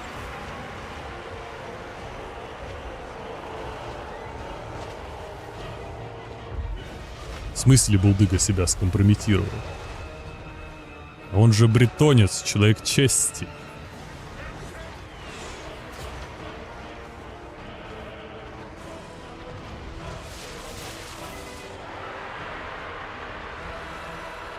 Мы узнали только то, что все лузы Булдыги нафармил Войд. Это мы узнали. Действительно. Опачки, заливика поймали.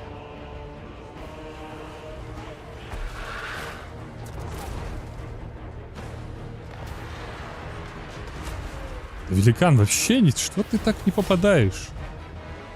Тут защиты нет ни хера. Великан на бумаге и на цифрах работает всегда хорошо. На деле работает как полное говно.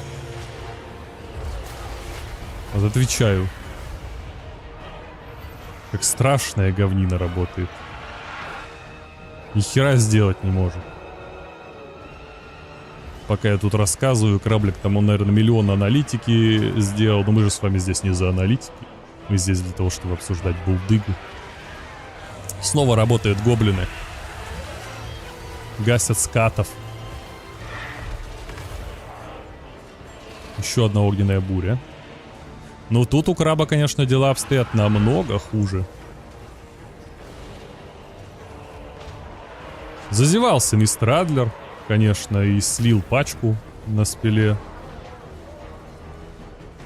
Прям сильно зазевался.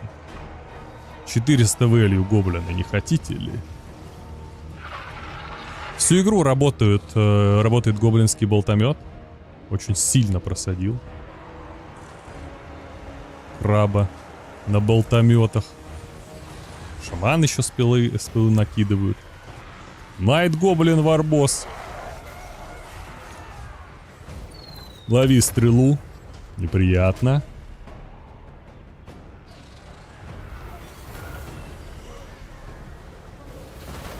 Ух ты, вот это прилетело, конечно, по нему. Все, что было, все попало. Скаты повязали смертомет. Хватал, и пошла измена Дзинча. Ломают дисциплину здесь бедолаги. Он обосрался. Возможно, его теперь будут даже провожать. И будут ломать мораль.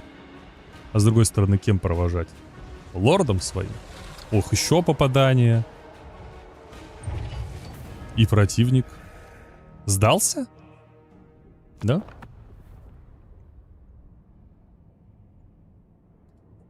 Или Краблинг сломал реплей и выкинул его из игры? 450. Габла работает вообще. Больше, чем Кава набила.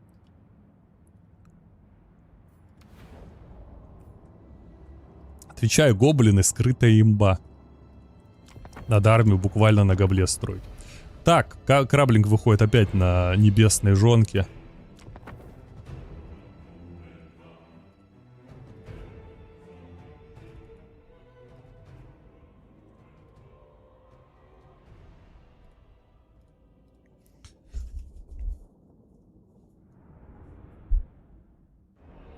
Опять одним заклом выиграл. Ну, магия очень важна, очень сильна. Ее надо постоянно палить. Это правда. Не успел Краблинг даже ничего нажать, как выстрелила сразу артиллерия его. Так, у нас плеть Сланеша, фантасмагория. Необходимость штурмовать коробку. Кстати говоря, не то чтобы тут нормально набор на штурм коробки получился. Потому что даже залить нечем в кучу. Стекол нету. Расстреливать нечем. Тут только штурм.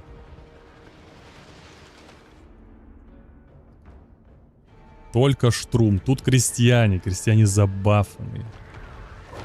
Пошла плеть. Ворона Любы в деле.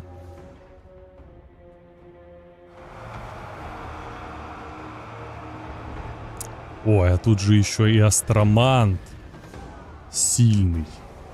С гармоничным слиянием. С лунным бликом. Чисто на крестьянах крестьянах луч. Посмотрите, это крестьянский билд. Крестьянский билд краблинга.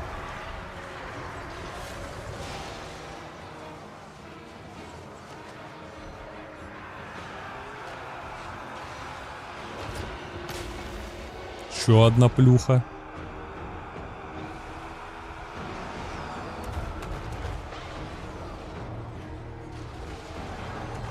Авелью продолжает набиваться. Набиваться очень сильно. Ворона Люду разбомбили все.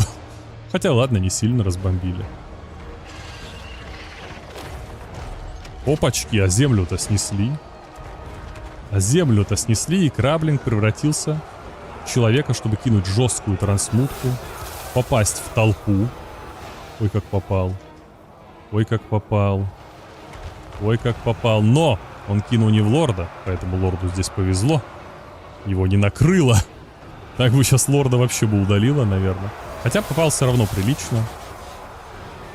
Набил много вэлью. Крестьяне стоят. У Сланеша осталось очень мало бабла. Посмотрите, сколько ракетницы в упор нахерачено. Штром. А ветров-то все еще прилично.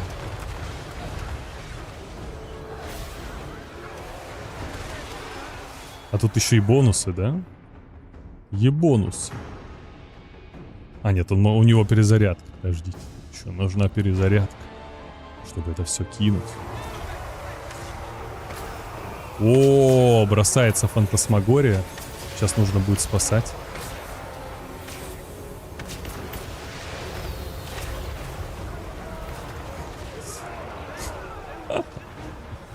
Нарциссизм? Востроман? Так все разбежались. И все, и краблинг выиграл. Просто в каком-то безумном крестьянском билде.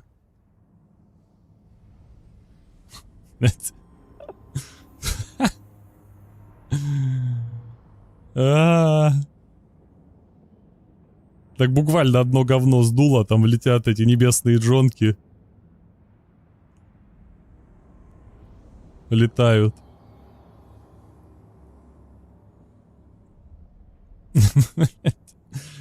Жесть. Какая жесть. Да, и камбоджиец сильный. Этот. Но не зря он там его рядом с 7-й группой поставили, с азиатской.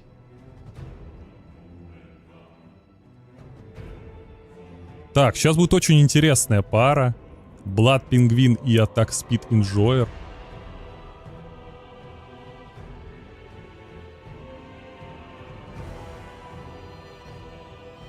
Но он реально Blood Penguin. Blood в смысле... Blood. Блатной. Поэтому его airplay показывать нельзя. 6-0 вышел из сетки.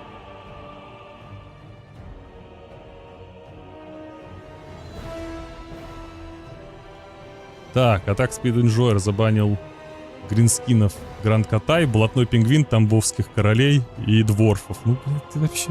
Сука. Сука. Attack Speed Enjoyer, дружище, ты мне комментарий писал, я болею за тебя. Знай. Вообще только за тебя.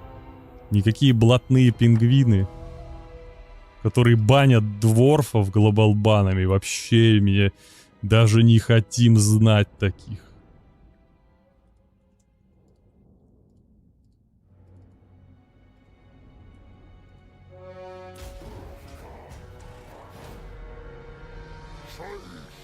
Банишь дворфов, все. В лузера идешь. Борис хитрый. Здесь. Даже пытается скрыть, что он блатной, и говорит, что он чумной. Чумовой. Но мы-то знаем. Но мы-то знаем. Бедный Малагор, который в последнее время что-то очень плохо себя показывает. В последних реплеях очень плохо себя показывает. И смешно, вот здесь совершенно нету воздуха, что позволит Борису просто хамски летать и пытаться противника наказать. И никто ему ничего сделать не сможет. Сдвигается Attack Speed Enjoyer. Позволяет блатному пингвину закапить точку. И он закапливает. О, кстати, нормально подобрался. Кинул в толпу. Так, один каст, 168. 176. Не так много, кстати говоря. Не так уж и много. Зато мы теперь кулдауны видим. Опачки. Серебряные пули из инвиза передают привет.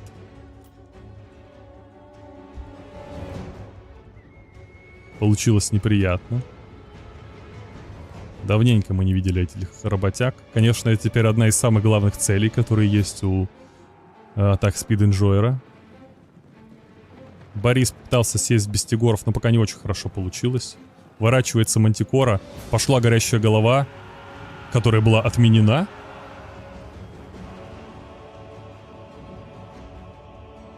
А как удалось отменить? Не понял. Их сбили? Там же даже контрспылание. Ладно, допустим, зверолюды уже со всех сторон. Кстати, Борис-то все равно, посмотрите, как влетел. Минус 12 морали просто от его обилок. Удар с тыла. Страшный вид. Просто на пол хп без тигоры домой идут.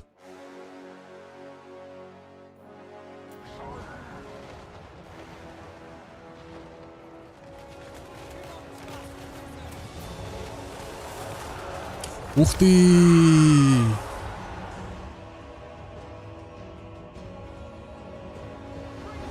Пошла башка. Но в основном она задела только бестигоров, у которых есть броня, поэтому...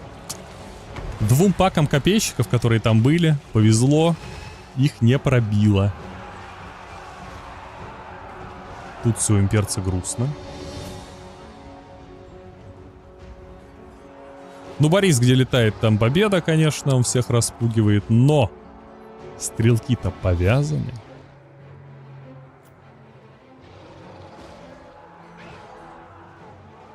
Стрелки-то повязаны.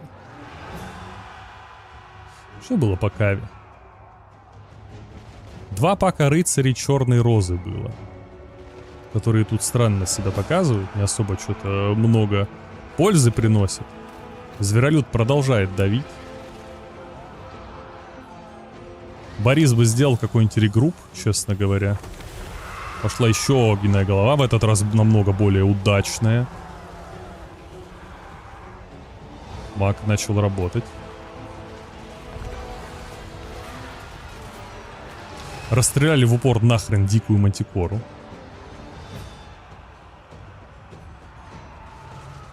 Есть ли у Бориса возможность защитить все, что на земле? Хотя пули целы. Как будто пингвин может отбиться здесь. Действительно отбиться. Способен. Пули сейчас будут работать. И работать будут сильно. Ну, кстати говоря, Малагор, учитывая его характеристики, мог бы не давать им стрелять. Или они будут его игнорировать.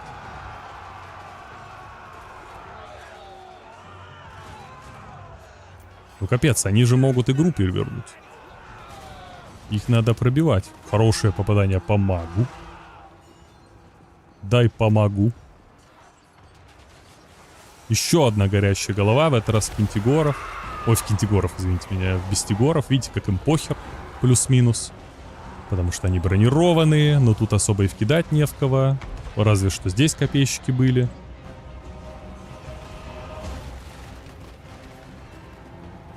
Блин, какая близкая игра.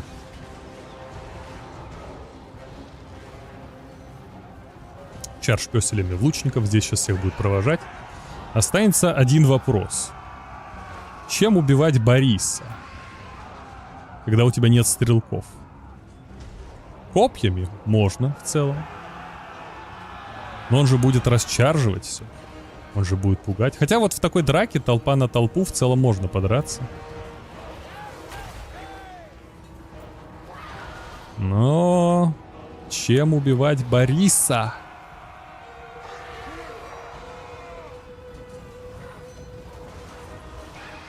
Пак можно один спрятать на самом деле, чтобы землю не зачистили. Разве что Борис точку не сможет захватить. Хотя тут зверолюду сначала точку нужно захватить. Продолжает Attack Speed Enjoyer продолжать войска провожать. Вынужден Борис отвлекаться. Борис, чтобы, не знаю, кого спасти, здесь бросает на произвол судьбы своих алибардистов. Бедных. Чтобы добить телеги, на которые плюс-минус похер.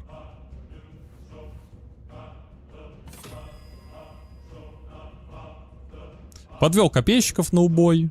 Здесь тоже паки доедаются. Бориса сейчас просто не останется наземных войск. Мог пак бы спрятать. Телеги едут назад.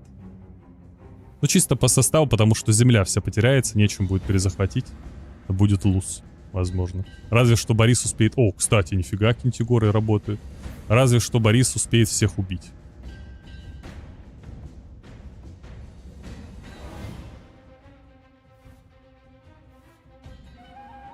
Борис на расчаржах. У бестигоров нету сопротивления психологии, парапсихологии и квантовой психологии. Да, бестигоры нормальный урон наносят.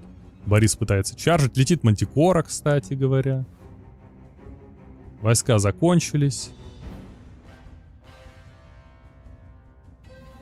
Борис всех убивает. Можно растащить войска в разные стороны. Да, Борис будет пытаться тупо всех убить. Пацаны, может, разбежитесь подальше? Не говорите, что ты сейчас просто сдохнешь. О. И понял он, что не пробьет зверолюда. Зверолюд победил. Потому что зачислил все войска на земле. Ну, это ошибка пингвина, на мой взгляд. Не пытался сохранить пачки свои. Или спрятать где-нибудь хотя бы отряд пехоты там под шумок. Чтобы не течь по морали.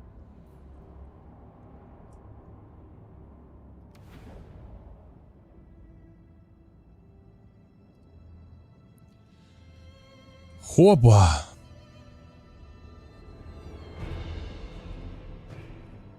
Если матчи турниры с дорогостоящими армиями. Ну, во второй вахе такое было. Сейчас не знаю. Может, есть где-то по мелочам. Я особо не слежу.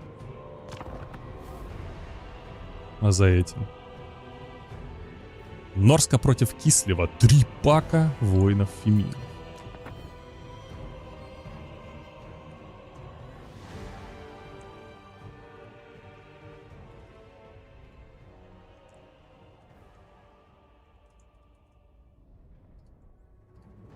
Гизлеу. Гизлеу. В качестве лорда великий шаман, чародей, лора, металла. Здесь ледяная ведьма. Чисто с ястребами. Грабители Урс Фьординги. И с тяжоружием. Новый замечательный юнит. Попытка бросить заклинание на ход ноги не получилось. В дорогих стрельцов. Бойцы Байдинова. Вайдинова. Так называемого. Ледяная гвардия, ребятки. Редко их видно. Но вот они здесь. 2 пака ледяной гвардии с мечами. Против Норски. Видимо, для того, чтобы отбиваться от набегающих собак. Хотя волки же крупные, собаки маленькие. Ну, допустим, да, вот. Например, от нарскийских боевых псов. Не, у меня какие турниры можно увидеть? Я вот только ЧРы иногда прихожу, всякие ЧМы стримить. Мелкие турниры уже все, неинтересно. Слишком мало у меня времени, ребята, чтобы это все показывать, смотреть. Так что хз. Пошел раскаленный рог еще один. Не успевает здесь среагировать Бладпингвин. Точнее, поздно успевает. Вперед вылетели крылатые гусары против 3 воинов Фемиров с тяжоружием. В себя поверили, им по башке надавали. Неприятно. Норска наваливается.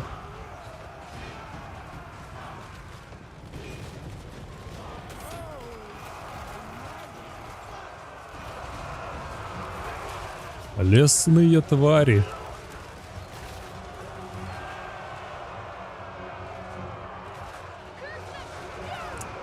Ну, что можно сказать-то?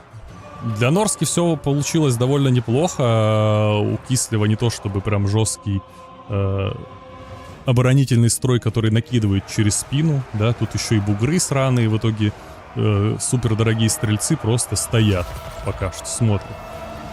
Разве что гвардия может через голову стрелять. Неплохо. Воины Фемиров что-то ждут, стоят.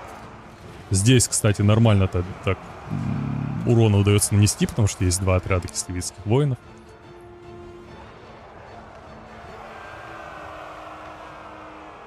Пока что я даже удивлен, что Attack Speed Enjoyer не что чтобы сильно пробил. Опачки, ястребы. Ну да, как будто Кислев сейчас отступит, еще настреляет, потому что один пак что-то стоит, кукует. Антикавалерии пак тот самый. Чё стоит? Это, кстати же, одна из фишек кого? Как раз. Attack Speed Enjoyer. Да? Да, он же забыл тогда пак против мирового. Вот она, сигнатурочка Attack Speed Enjoyer. Забытый отряд. Так что, знаете, если Attack Speed Enjoyer в БО-3, БО-5 не забыл в каком-то бою отряд, это Смурф.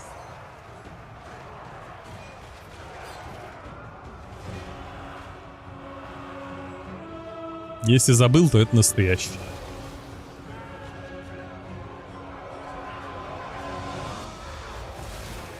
Ну, кстати, разрыв. Разрыв-то сокращается. Сокращается-то. Нарскийский конный командир налетел на гвардию. Чё по ветрам? У Плейк Пингвина дохерища ветров. Вот они вернулись, звери Ташнара. На самом деле они очень вовремя вернулись, потому что они тут нужны, чтобы доесть как раз тварей. Со своим антиларджем. Посмотрите, что? Вообще безумная атака. Сумасшедшая просто атака. Огромный урон. Страшный отряд. За свою цену это охренительный отряд. Один из лучших отрядов по соотношению цена-качество. Это чисто гоблины, но с 4 ногами. Ну разве что ими не стоит попадать под заклинание. Ты о ком? О зверях Ташнара.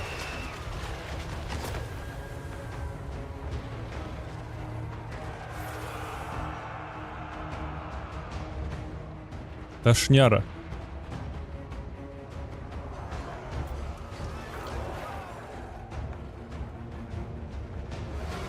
Грабители Урсфьординги. Кстати, зарядились уже на полную. 10% спас-бросок. Дополнительная дисциплина. Хорошая, очень хорошая дисциплина. Они будут драться до конца. Здесь тоже заряженные работяги. У Кислева, правда, все стрелять готово. Несутся фемиры, их пока не видит пингвин. Тут надо будет как-то пытаться повязать противника.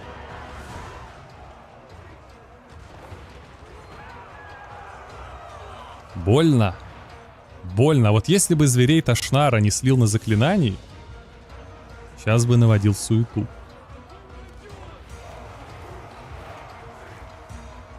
Ну, нарскиец на дисциплине может выстоять. Карта для стрельбы прям супер неудобная. Для стрельбы порохом. Хотя то, что ястребы в толпу влетают, это, конечно, больно. Оказывается. Да и фемиры с тяжа оружием не могут нормально подраскидать. Посмотрите, как они неэффективно работают. Пока вернутся. О, кстати, в этот раз начал уворачиваться.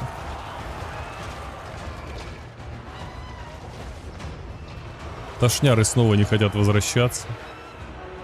Никаким образом не хотят возвращаться. Ледяная гвардия. 75 у них дисциплины.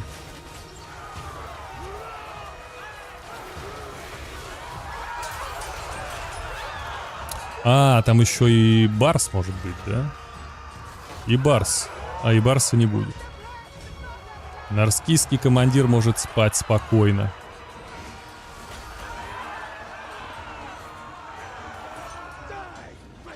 Так, ну тут все растекается. Чем пробивать? Пошел еще раскаленный рог. Видит Блад Пингвин его, уводит кавалерию. Ох ты, как больно, бедолаги. Ну, как будто со смертью шамана все это GG. 1-1 у нас получился. Кислевид затащил. Фемиры не сыграли вообще никак. Эти ребята, которых я хейтил, набили 1600. В конце набили очень много, в итоге затащили.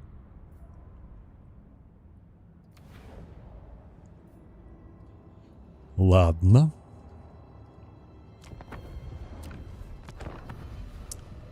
О, Етин. Етины. Темные эльфы. Против Норски.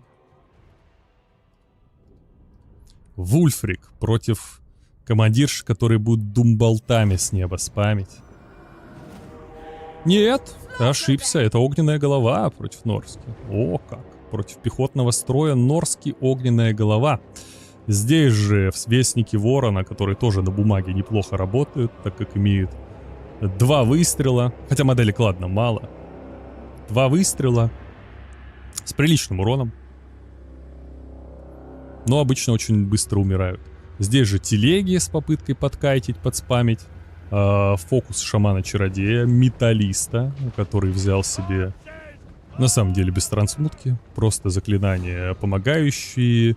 Как будто бы для этой карты колесница бичевателей не самая крутая идея, потому что карта очень маленькая и скорее рашевая карта. Хотя, с другой стороны, если попытка была именно идея развалить Этина, то пока неплохо работает. Потому что Норскиец не то чтобы сильно пытается помешать обстреливать этого бедного Этина.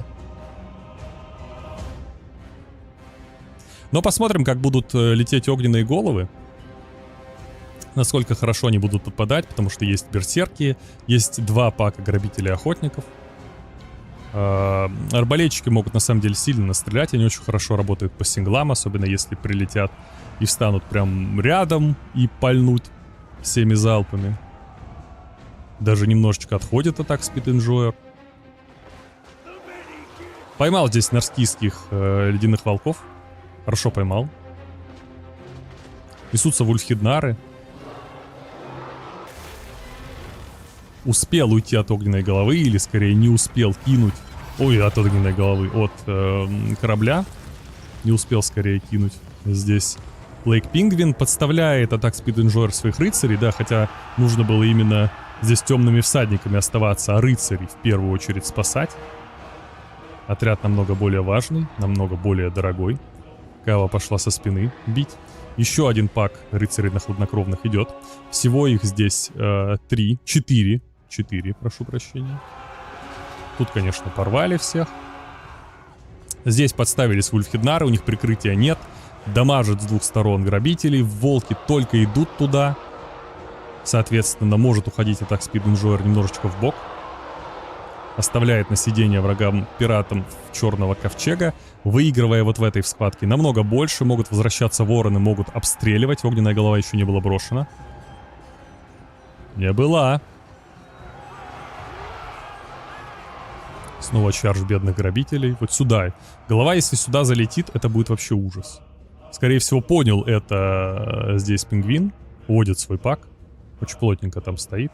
Или я просмотрел. И кулдауна нет, он просто пока что зевает. Действительно зевает.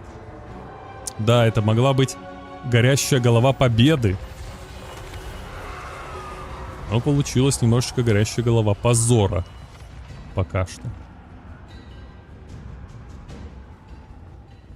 Вороны могут прилететь, встать вот сюда и просто расстрелять хламину мага. Или прилететь, расстрелять Этина и Вульфрика.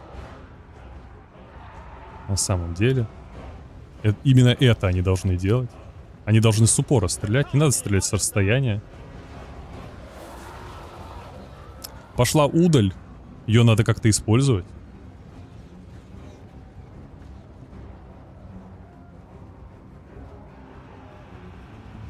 Так, новая голова скоро будет.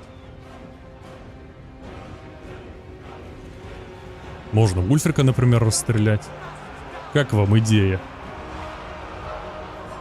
Жириновский предлагает расстрелять Вульфрика. Согласны? Поддерживаете? Нет, не поддерживаю. А надо бы.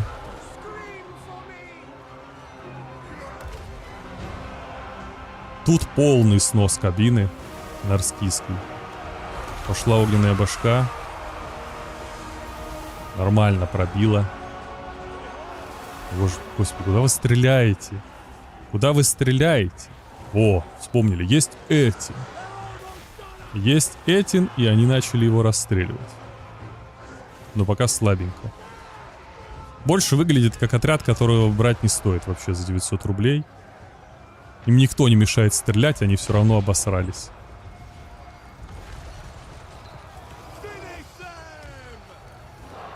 Фул позор отряд. Фул позор отряд.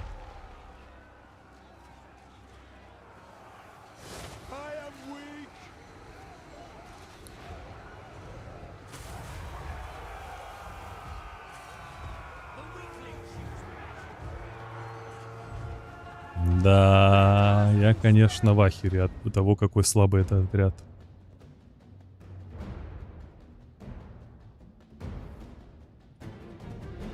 Как будто бы летучие мыши пиратские больше бы суеты навели.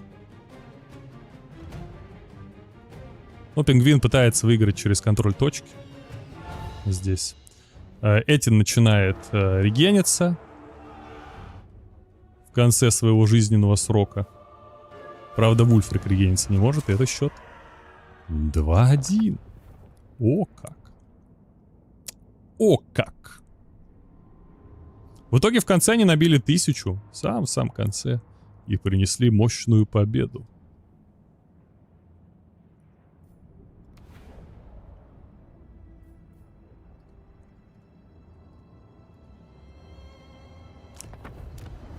Победу Мощныгу. Итак, у нас с вами...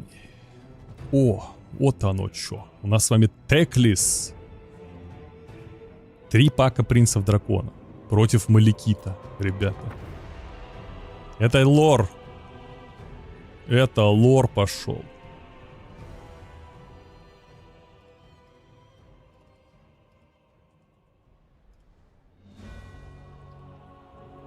Битва чародеев.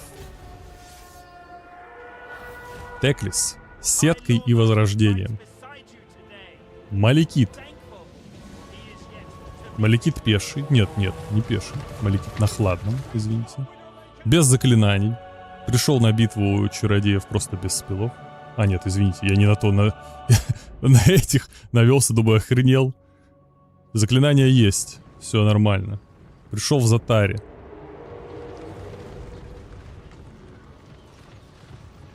Пришел с железным венцом.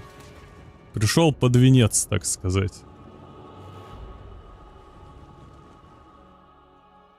А вот были бы дворфы, пришел бы под свинец. Но он же их забанил.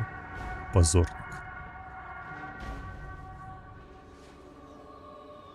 Много брони здесь.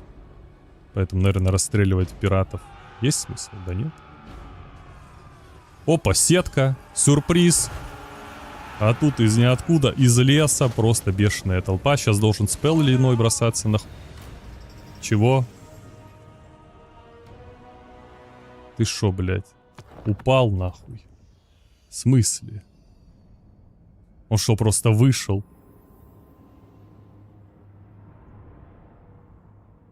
Он просто вышел. И ливнул тильтыга, тильт-пингвин. Реально увидел каву и обосрался. Ё-моё, вот это мощь. А так Speed Enjoyer, короче, пацанов в тильт водят вообще страшно. Что Булдыгу в тильт вел, тот не стал играть. Блад Пингвин такой, блядь. Ой, сука. А Булдыга же говорил, что у него где-то смурф Аки есть, что типа его не выбили. Вот мы и нашли. Вот мы и нашли смурф Булдыги. Я вас понял.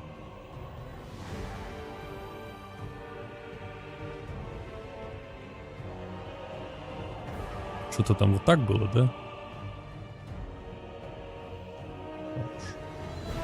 Так, главное, теперь ждем, когда краблик тильтанет и дернет шнур. Мы с вами идем наверх. Берсерк против Флауэра.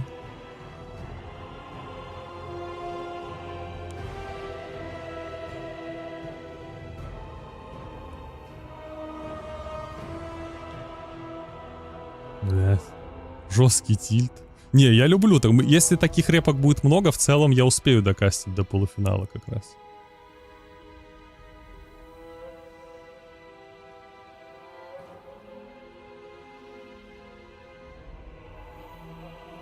Пошла жара. О, спасибо, тут реплеи без спойлеров. Я не знаю их пока количество, это хорошо.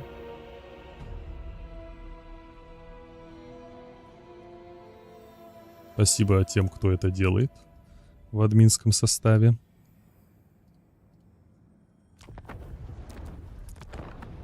Так, Флавер против Берса, Карант Кар, опять вампы. О, классика. Классика, классика. Извините, я вам не показал даже. Поехали. Вампирские кунты против Даркоу. Так, Берсерк забанил тамбов и вампирских костов. Интересный выбор.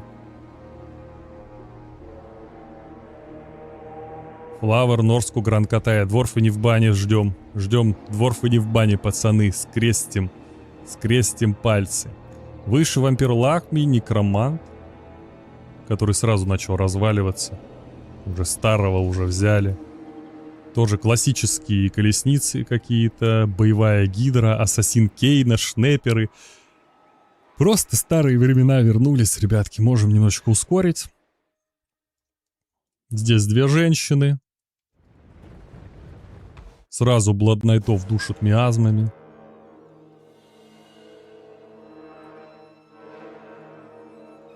Зомби имитируют правила атаки. Все как в старые добрые времена. Опачки, хладогейсты. Из ниоткуда. Миазмы замедляют их, хладогейсты цепляют. Гидра дает сразу дыхание. Больно. Шнеперы еще настреливает. Начинается кайт. Марати рядом. Они влетают в гидру.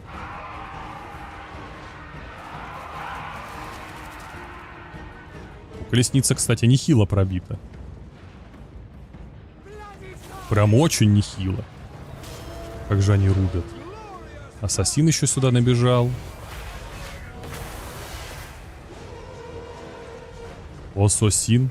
Он пытался привести Флавер так, чтобы задамаживало своих еще пиратов. Вот они, батики. Батики играют. Сильные типы. Серьезнейшие. Пока я тут смотрел.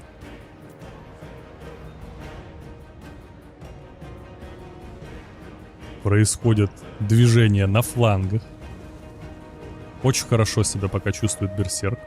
Много сбил противнику Вэлью. Потому что пробил рыцарей крови здесь достаточно серьезным образом.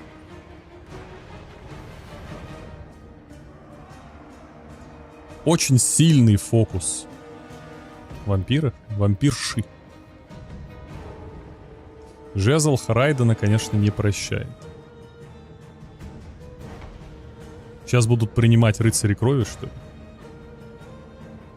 Но рыцари крови немного подставили. Сейчас много урона получат с себя.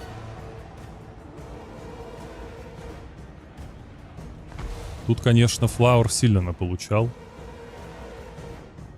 Прям очень сильно наполучал.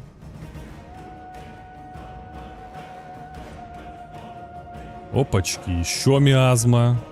Еще обстрел. Но косарик отхилен, ребята. Как вы видите. Косарик отхилен. И пошел еще хил. Просто наглый хил.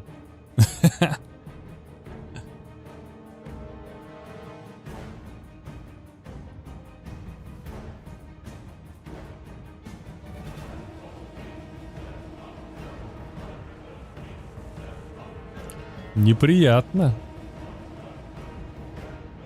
Ну да, если полностью отряд удалить не можешь, вам восстановит, конечно, очень, очень сильно его. Гидра 8 отличила. Сука, какой же бешеный хил идет. Посмотрите. Разница всего в 1000. На 5000 больше набил. И тут разница в 1000.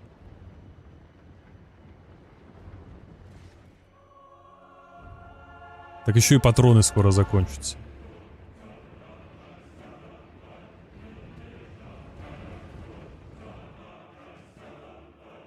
Ну, как будто бы вам перестоит все это дело.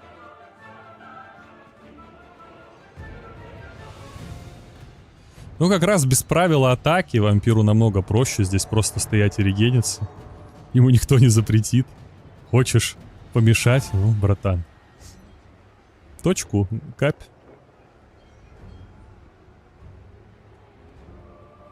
Не, во второй части это сработало бы хорошо. Потому что вамп вынужден был там что-нибудь бы идти зомбями там и прочие эти приколы делать. Ну, получше бы сработало, скажем так. Потому что, как минимум, вампу бы расплавило зомбей всех к этому моменту, там и пехоту. И было бы проще намного эльфу. А так ему надо еще сейчас зомбей пройти, на это кучу времени, сил потратить, на вот это все мясо, которое еще будет восстанавливаться сейчас.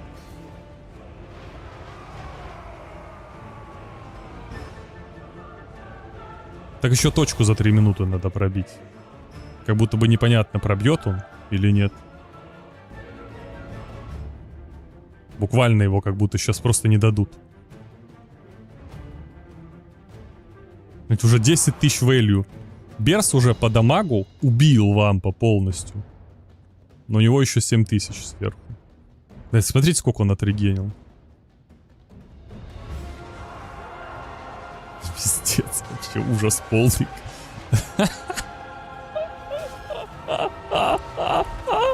Вам просто впитывает, ему просто насрать. Бля, какая же жесткая фрака. Тут еще и Марати избили. Да, такого я тоже не помню. И все, уже поровну по количеству на поле боя. Тут еще высираются типы из ниоткуда. Минута осталась. И какой ужас вообще. GG. Эльфы все бегут. Не успели. Какой кошмар. Пиздец вообще. Ужас. Вампов усилят, кстати, ребята. Я сейчас переработаю. Просто затерпели.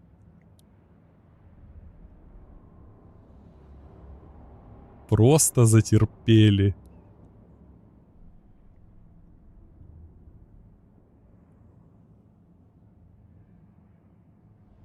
Да, реально столько value и тупо без толку.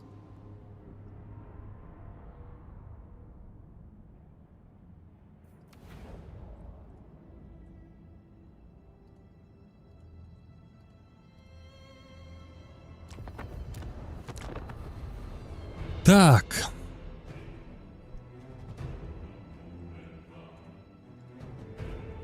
Зачем-то меняются, пацаны. 2 перитона. Против демонов.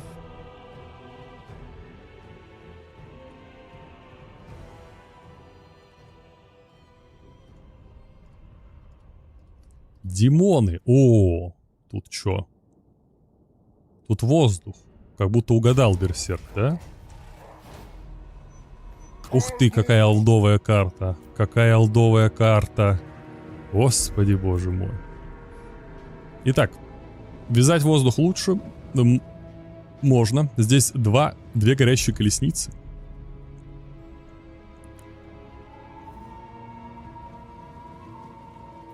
Две горящие колесницы. Зверолюд сразу стартует на точке. В качестве заклинаний здесь у нас Миазмы, локус. Локус милости — это обила. Вот, иссушение. Ну, неприятно сейчас будет, как будто бы Флаура. Флауру здесь. Он, конечно, готов хашку гонять, но что делать с перитонами? Зинчит пишет фельетоны, в которых высмеивает зверолюдов.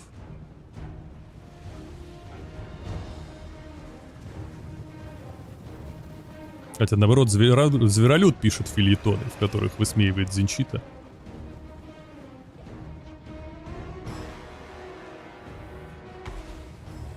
Миазмы. Опачки. Антиладж есть.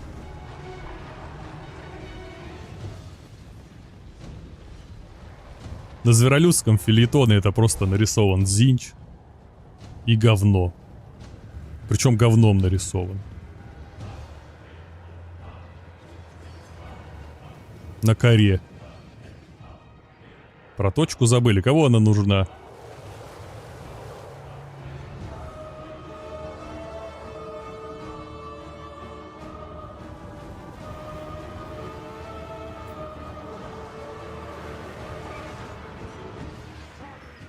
Попали здесь хашки в засаду. Здесь тоже попался Берс. Заманили его.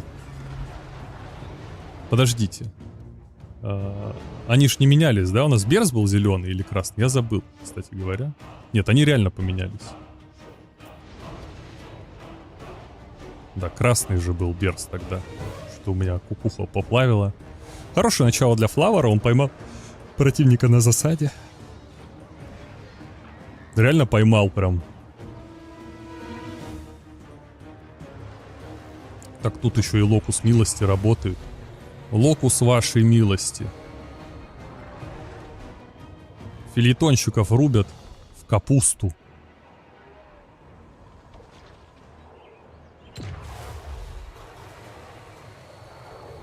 Прям сильно Флаур впереди.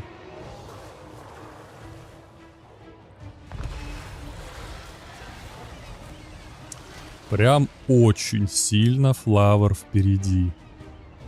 Все, один перитон отвалился, второй с позором улетает. И адские колесничие Дзинча готовятся все сносить. Хотя патроны скоро, правда, закончатся. Куда они настреляли? Своих кровопускателей прожарили. Отжарили. Ну, Дзинчит и Харнатов не упустят возможность Харнатом подкинуть подлянку.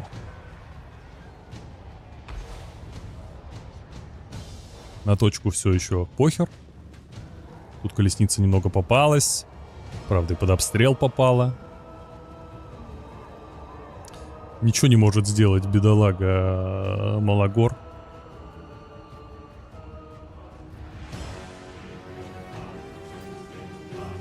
Ничего не получается сделать. Ну, правда... Ух ты! Меч! Мимо. Увидел это берсерк и убежал. А меч-то мимо. Несмотря на плохое начало, очень плохое начало, все еще не так плохо у Берса. Патроны практически у летунов здесь закончились.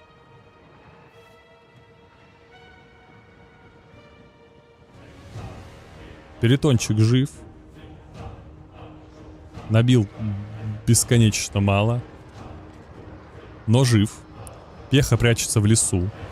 И Дзангоры хороши. Дзангоры намного лучше, чем голубые ужасы Зинча, которые сейчас, как только расстреляются, уже ничем не смогут драться. Здесь нету заклинания какого-то глобального, который накроет. Практически не осталось огнеметов. И как будто бы у Берс хорошие шансы победить. Несмотря на перевес, да, по цене. Тут, извините меня, 3000 это телеги. И 3000 боевого лимита. А у Берсерка 4500 нормального боевого лимита.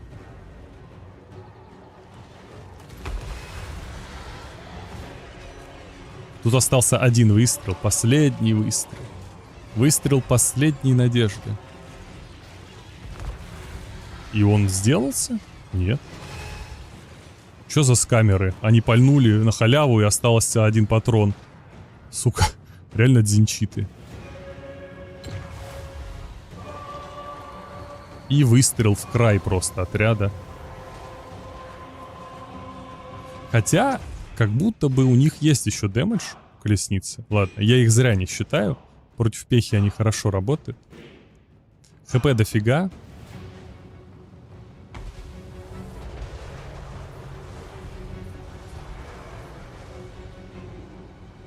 Да, они действительно могут сесть, напугать. Они страшные.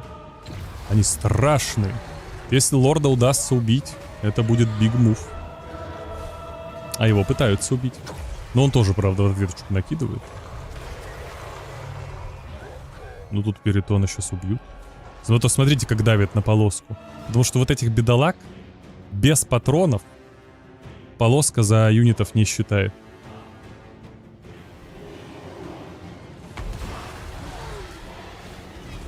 Вот такие пироги. Рок Хорна был. Полоска давит. Как дела, Краблинг лох? Краблинг, 50-рублевые хейтеры у тебя появились. У тебя появились 50-рублевые хейтеры.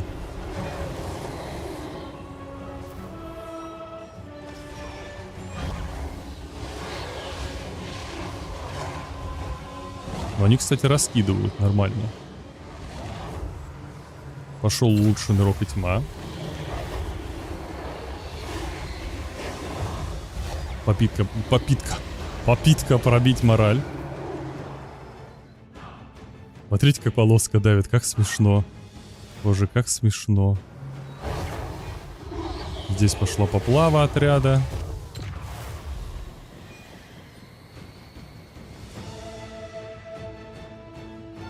Полоска. 1-0. Что за реплей? Боже, какая дурка. Капздец. Капздец. Это жесть вообще. 666, да. Главное не тильтовать, ребята, видите?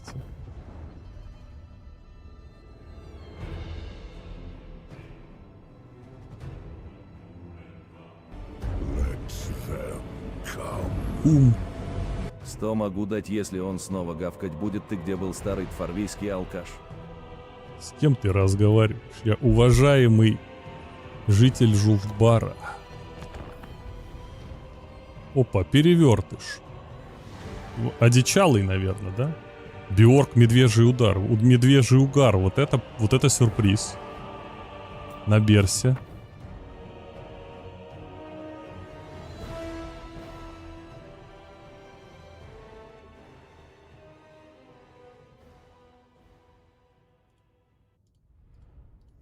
Интересный выбор. Итак, Леня Леонкур. Здесь Биорг. Пошел в Затаре. Ему же поменяли, да? Он теперь не антипех, он теперь антилардж. После последнего патча. У него еще есть удар колосса. О, он еще защиту неплохо себя кастанет. Устанет и боевой клич. Ну, короче, с Луаном он зарубиться может. Он еще и регенится.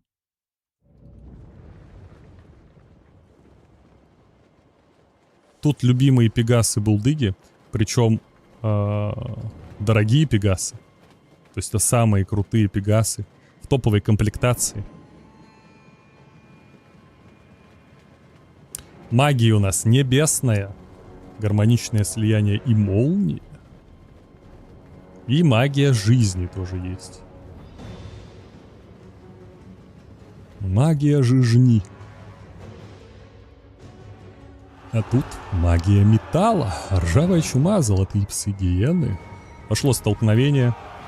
Зацепились за ангоры, даже небольшая ротация могла бы быть, но почему-то рыцари королевства остановились. Врезались в невидимые кусты и встряли. Бьорк понесся 6000. 6000 хп.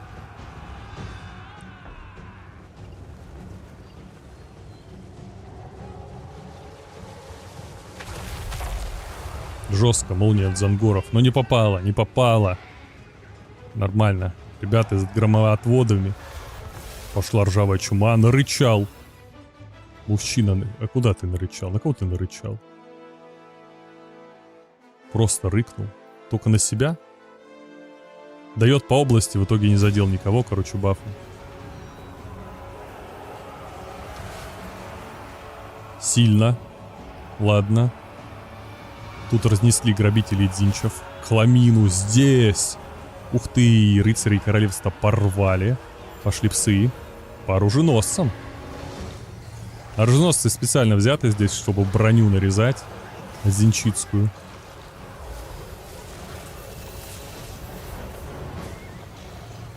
Рыцари королевства просели, очень уверенно себя чувствуют здесь сейчас. Берс. В этой драке. Ломится толпа на толпу, но самое главное же, конечно, здесь это у кого останется кавалерия. Потому что Кава — залог победы. Без лорда, без своего нападает Берс, не боится драки с Луаном, просто преследует кавалерию противника, не боится пегасов. Никаким образом скаты, если что, подкатывают. Подкатывают с помощью. Опа, рыцари выходят из боя под прикрытием Хашки. Здесь продолжается давление очень сильное, дзинчитское. Так хочется сказать, нарскийское давление. Зацепили рыцари хаоса. Больно. Луан, конечно же, целый, никто ему ничего здесь не сделает. Бьорк пытается выцепить магичку. Чтобы она не кидалась своими заклинаниями. Если у противника останется кавалерия, то, наверное, приятнее будет выцепить магичку жизни, потому что она вообще испортит все. Буквально, когда в толпу залетит хил.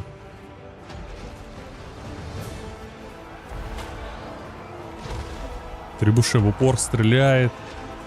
И, кстати, пехота Дзинча заканчивается.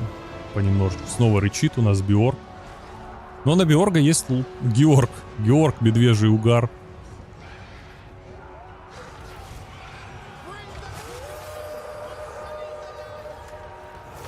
Он, кстати, фуловый. Просто сумасшедший стат у него. Гляньте, как зарядился. Заряжен просто на победу. Вообще псих. А, ну паяние битвы еще не сильно заряжено.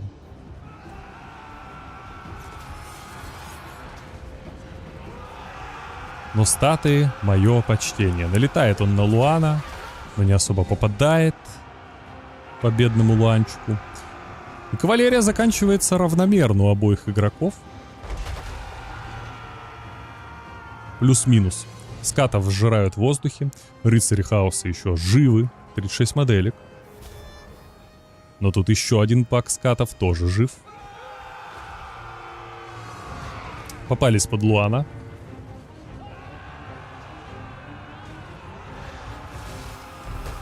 Пошла ржавая чума. Да, рыцарям королевства надо убегать. Неприятно. Буря в требуше. Чтоб не балдели. Бомбардировка ультой. Затыкают требуше. Практически затыкают, они все равно выдержали. Здесь, ох ты, я просмотрел. Фулл забаф.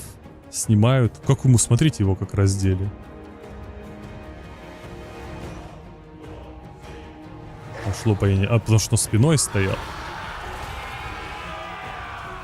Очень больно наполучал в горбину. Дружище, спасайся. Хорошая молния. С Луаном шутки про плохи. Сейчас бой выиграет. Просто Луан готов выиграть бой. Как он ему напихал за шиворот. Он сожрал магичку хила. Не сожрал, она жива. Она жива. Пошел клич. А вот теперь защита солидная. Упоение битвой продолжает заряжаться. Теперь Луан получает по жопе. И Луан даже попадает все равно со своей слабой атакой. Он ролит тычки против 92. Как вообще? Как вообще он ролит?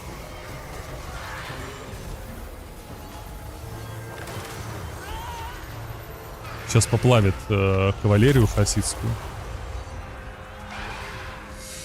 Да, это был сильный взрыв. Это был сильный взрыв.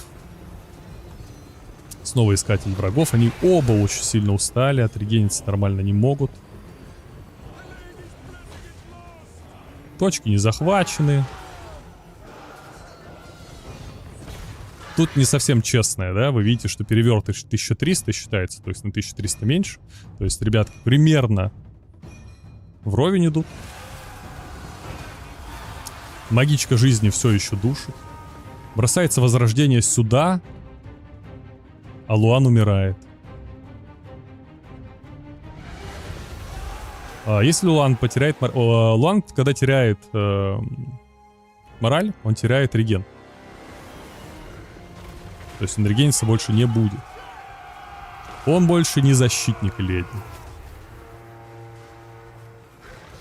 Он ливнувший, дернувший шнур с позором. Хила не будет. Но возрождение, конечно, хорошо залетело в рыцарей. Только спасет ли оно их? Это же рыцари на королевских пегасах. Они же отлетают просто в хлам.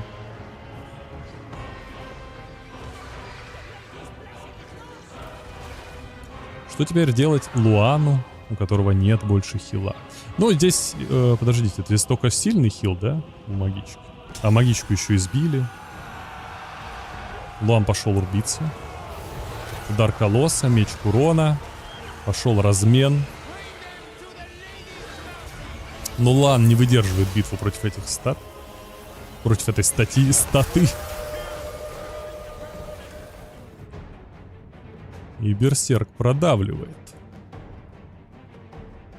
Да, подождите. Стоп. Я немножечко переоценил. Стоп. Да, я думал, все, победа, а нет. ХП остается мало. Здесь на самом деле 1400 у нас.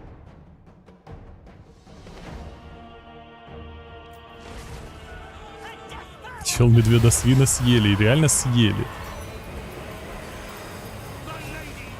Причем похиленные пегасы пытаются затащить. Дисциплина крайне низкая. У него 800 хп. Очень много зависит от того, наролит ли Фрейлина еще тычки свои.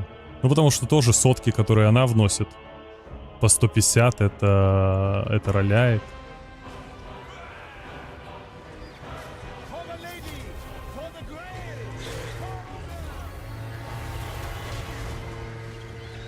Вот если бы в него молния, кстати, попала, она бы могла его убить. Но они ролят тычки. Фрейлины победят.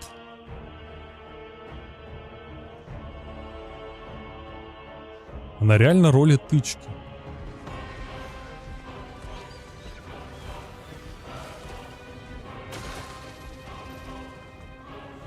Он ушел хилиться.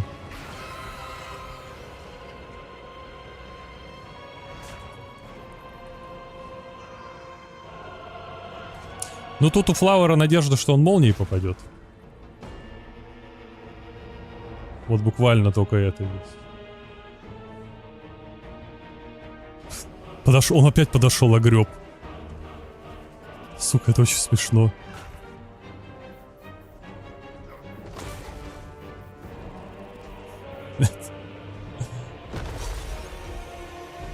Удар колосса включил. Удар колодца. Молния под себя будем бросать?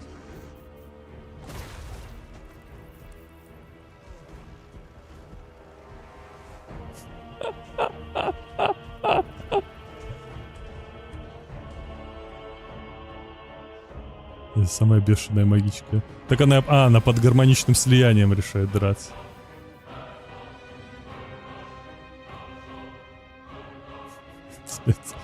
В 10 аниме-битв, это какой-то пиздец.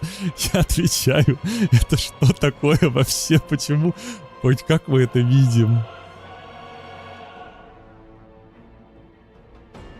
Он пошел точку захватывать. Пошел выигрывать секьюрно. Безопасно выигрываем. Все, победил. Жесть, какая жесть. Что за файт? Реально избила его. Избила собаку бешеную сумкой.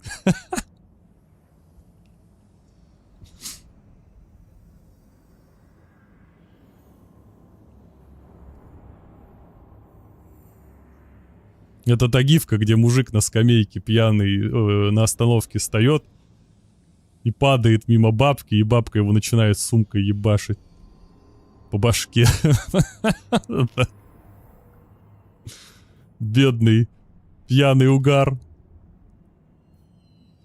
Хорош.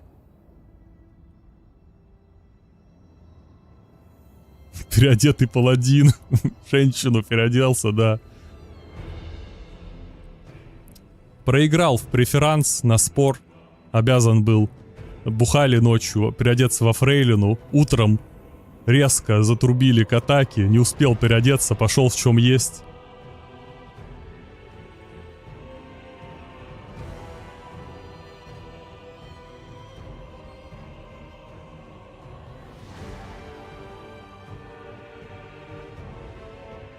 Приключения знаменитого бретонского паладина. Так. Огр против высших эльфов. Ну, мы с вами помним, Алитанар взят, чтобы своей мощной артиллерией расстреливать модельки свинцеплюевых.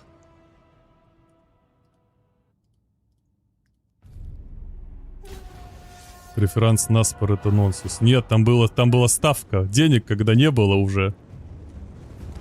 Последняя ставка.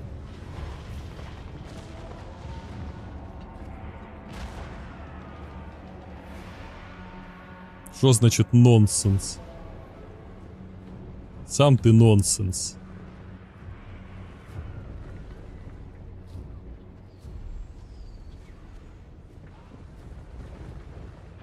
Пришел дед, который играл в преферанс еще, да, с гусарами.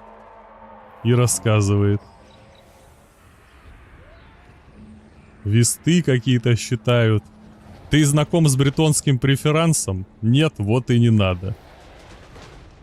А у меня, как бы, когда в магаз идешь, там рядом есть двор бретонский. Там паладины иногда лазят. Я-то получше знаю, наверное.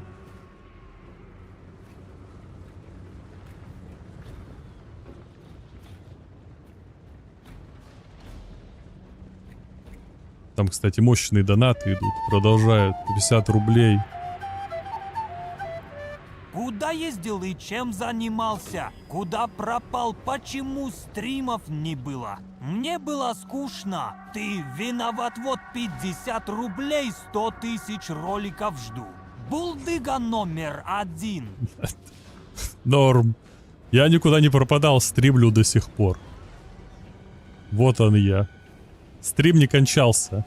Просто иногда связь теряется, и его дудосят. Это все интернет плохой, а так он бесконечно идет. Опачки, сюрприз. Сюрприз. А что по каве? А что по каве? Карадрян, кстати, есть. Алитанар приманка. Один пак, как нерожденных принцев драконов, причем в самом конце передумали здесь нападать. Увидели Карадряна спрятанного. Такие, ну не. Нападать не будем. Мясник смерти, конечно же, с бьюной. Хрена себе болтометы были расстреляны в хламину.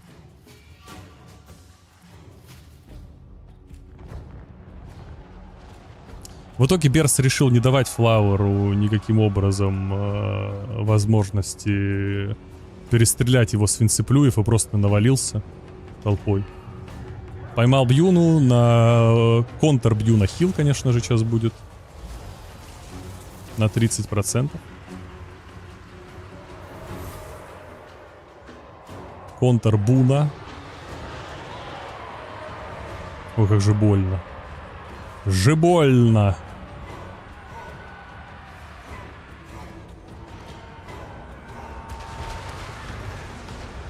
И они попались под свинцеплюев. Может быть крайне неприятно для моделек. Моделек может быть тяжелая судьба. Здесь поймали Карадряна. И просто его унижают в хлам. А он бедный-то на коне. Против антилардж Кавы. Уже практически просела дисциплина у огнерожденных. Еще и золотишко полилось с небес. Ну все. Его что, отпустят?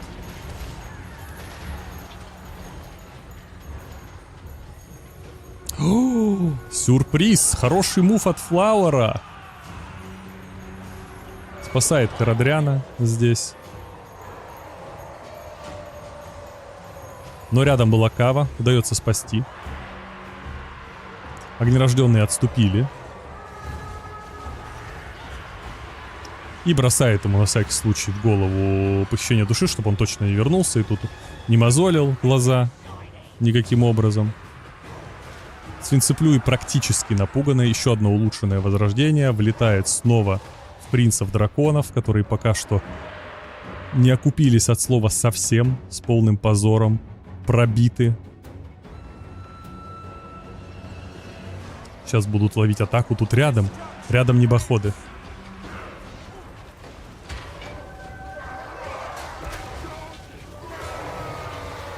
Выстрелить не успели здесь. Пошла свалка. Но вот сейчас они набьют нормально. Потому что они под регеном. Они боходы под обстрелом. Ой-ой-ой-ой-ой. И вот так один чардж вытаскивает темных высших эльфов со дна позора, со дна поплавы. Но небоходы, правда, живы. Возможно, глобал в них сейчас влетит, в небоходов. Это же второй глобал. Он должен хилить. Или тут мы копим на третий.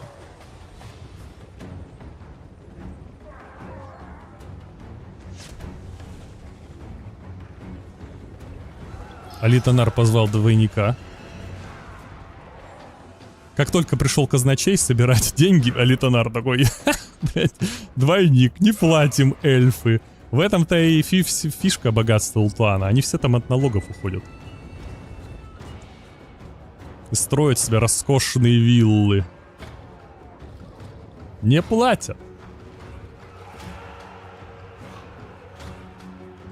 Вот и все. Ведь он живой. Сука, если Карадрян затащит этот бой, это будет очень смешно. Так еще и казначей наполучал по голове. Он несется злой.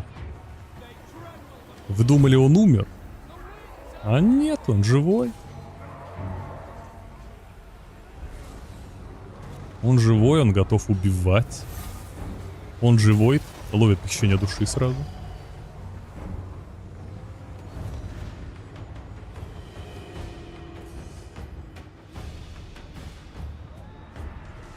Годноблары-метатели тут MVP собрались быть. Вот они, мощь. Вот она, мощь лучников. Круче всех годноблары.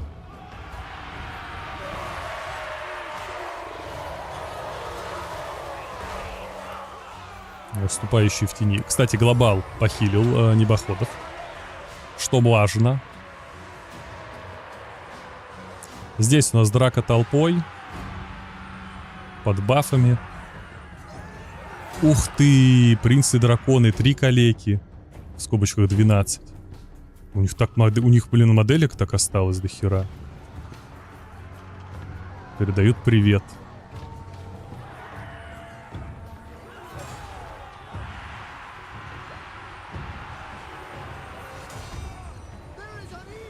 Так, тут ступающую в тени порвали.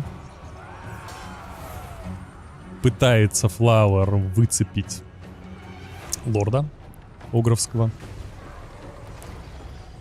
У Берса так много спелов.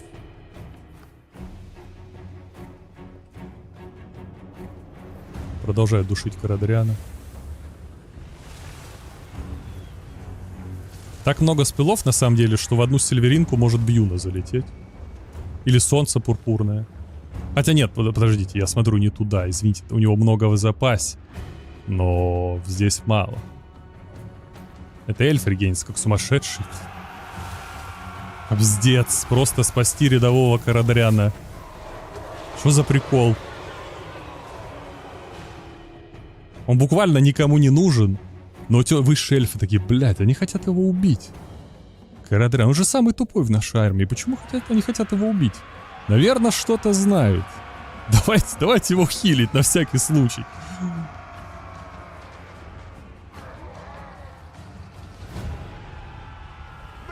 Весь бой в лечебке лежит.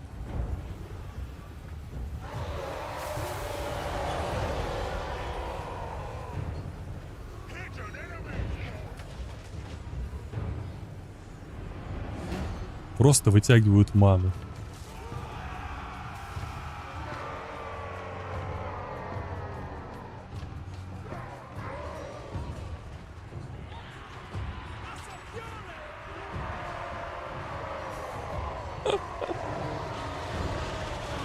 Опа.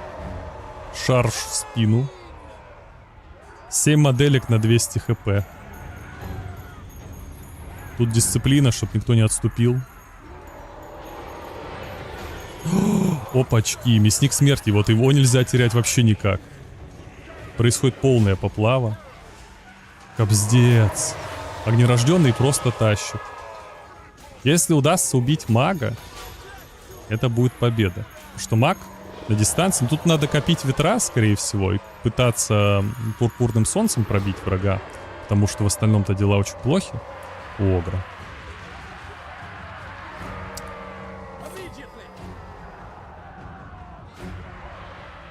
С другой стороны, Карадриана-то надо убить. Будет стыдно перед пацанами. Его гасили, а он живой.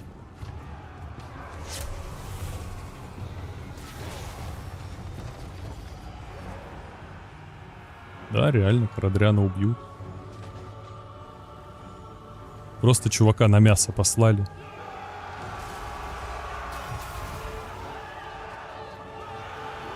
А Карадриан еще такой выходит на бой и не понимает, почему его одежда пахнет супом, луком, едой какой-то. Почему в карман ему там всякую мясо кусок в карман положили. Он такой, блядь, опять типа прикалываются пацаны.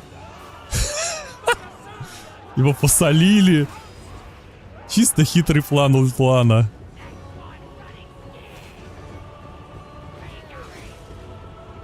На, мы тебе хлебную шапку сделали. Да, жестко пранканули. И, кстати, пранк удался. Это действительно победа эльфов.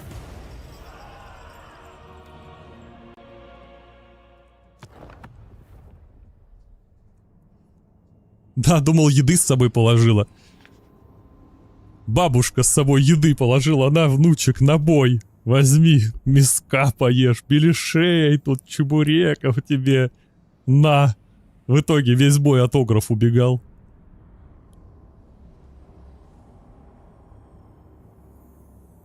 Ну...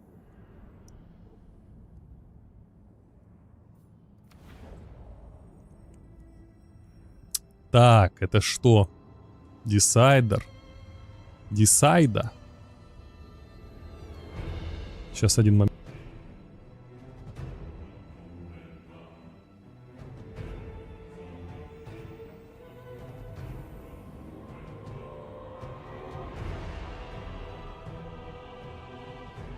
Так, я тут.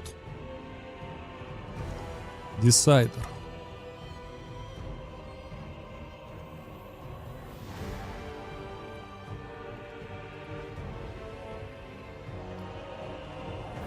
Какой ужас. Дворфов никто не взял, короче. Берсерк на Архаоне против Марати.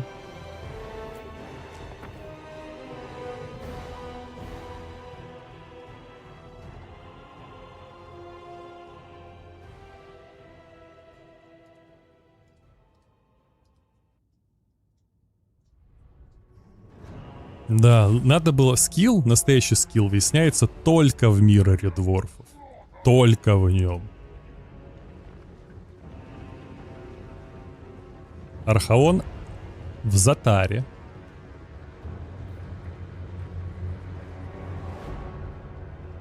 Пришел с венком сразу. Марати тоже в Затаре. Здесь у нас засада. Тут у нас тележечки. Тележечки. Подождите, это было Марати бросала силу тьмы в телеге? Они пробились. Можем пока кайт ускорить. Кайт-игл ускоряем. Точку решает занять берсерк. Ну, точнее, ух ты, пропускает засаду Флауэр. Вот это сюрприз. Просто откуда ни возьмись. Из-за края карты на халяву хавают хладнокровными здесь ребятки. Минус один важный дорогой пак. Прохавано. Легкий кусь. Действительно легкий вкус. И уходим. Точка захвачена. Можно обороняться в лесу.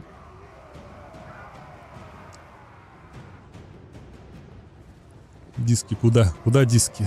Диски? Алло. Тут пошел план перехват.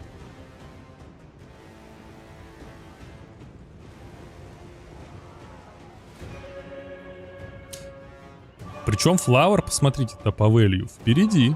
За счет того, что колесницы набили. Но Берс выбил один важный отряд ближнего боя. Боя-боя, да? Тут сейчас будет попытка перерезать. Пошли миазмы. На один из отрядов. И контрчарж сразу. Успевает среагировать Берс. Тут, возможно, сейчас еще даже ворвутся эти ребята, если что. Яд есть. Сейчас колесницы могут цепануть. А, он не решает не цеплять колесницу, он решает просто каву ближнего боя подзадуть. Убегать есть куда в целом еще телегам. Снова наглеют темные всадники, но как будто бы они решают просто умереть на халяву.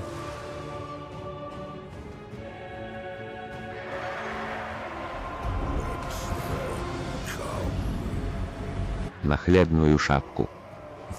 Спасибо большое, Рджака.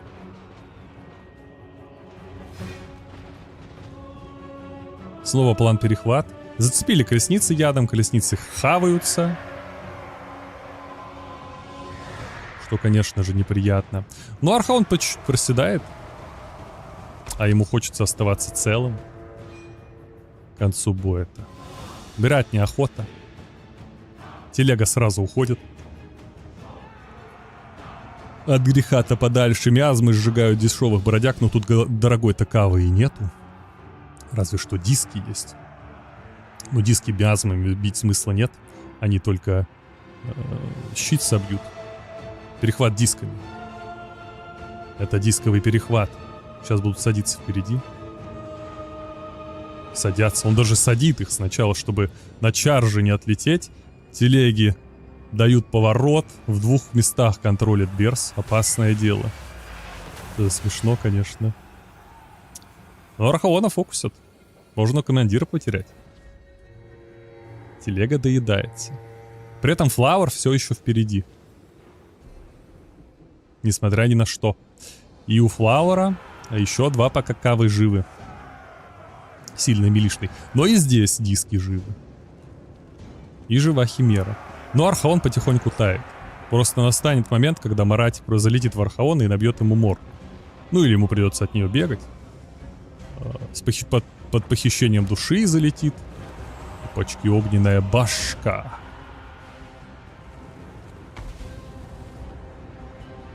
Пошла миазма. Миазма. Съели отряд здесь. Грабители с оружием. Голова дошла до сюда даже. Удаль. Эльф теперь удалой.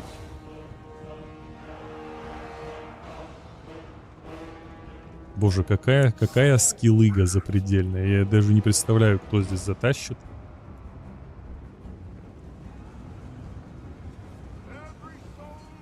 Кава доедается. На удали.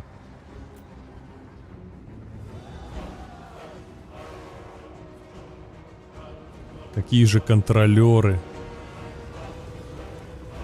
Хорошо садится Химера в толпу и попадает, правда, в окружение рыцарей на хладнокровных. Решает не убегать, потому что рядом диски. Ржавая чума сразу пошла. Дисков как раз бронебойка не самая большая. Им ржавая чума очень даже приятно. Несутся еще адские бродяги. Миазмы их замедляют. Сейчас будет бутербродинг этого пака. Страшное дело. Кстати, могут даже вот этим паком подрезать. Получается довольно больно. Довольно больно.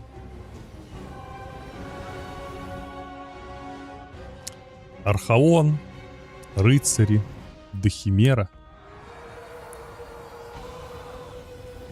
Грабители-всадники не боятся влететь на размен. Получают залпы арбалетов крайне жесткие. Толпу.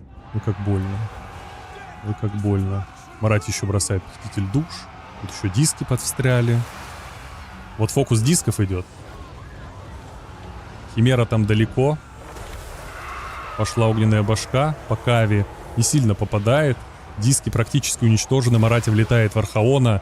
Тает хаос. Походу сейчас темный эльф затащит. Заборет. Марати уже не боится Хаосипа. Уже просто разменивается с ним до конца. Но это ГГ, ребятки. Это Джиджа.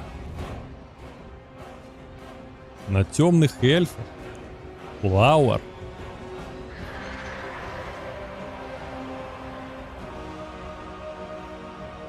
Больно Марати получила, но она еще отрегенится ветрами. Или я рано хороню. Ну тут чем драться хаосу, буквально. Ничего практически не остается. Архона добьют. А Марати пошла дорезать его.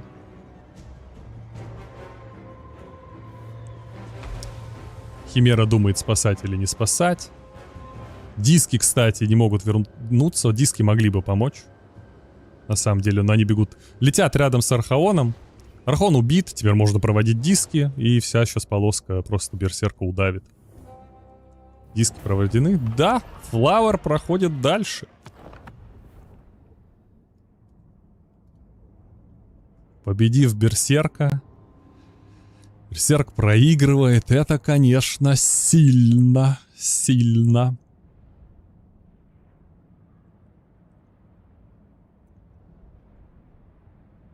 Серьезный дядя Флава.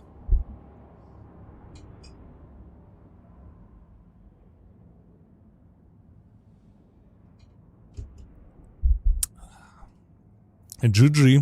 Да, очень близкие бои.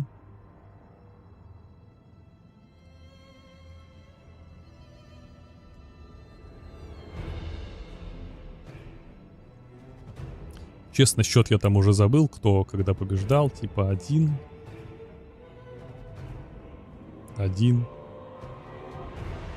Что-то такое, да?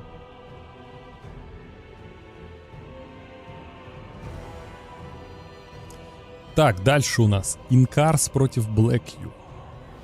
Еще не конец, ребят.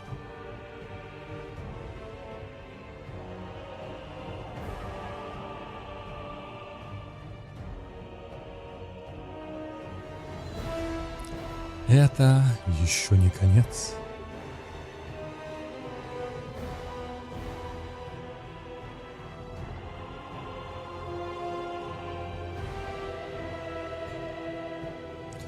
Ну, я сегодня гляну, сколько смогу. Пока не устану. Так. Снова темный эльф против воинов хаоса. Давно мы не видели этот матчап. Тут человек у нас просто по стариночке вышел.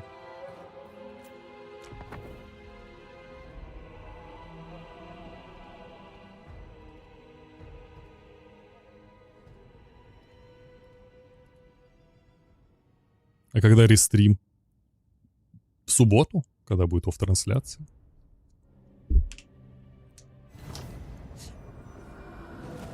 Сегодня постараюсь отобрать у всех как можно больше хлеба.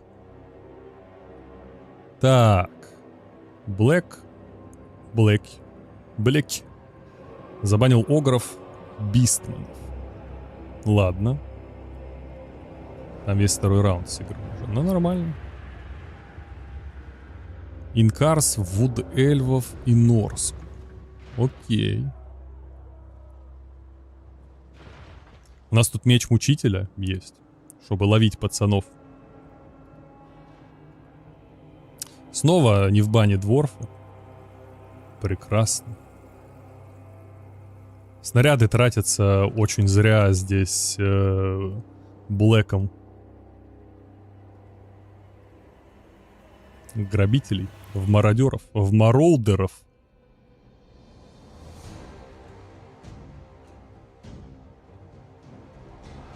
Так, пошло хлестало во фронтлайне.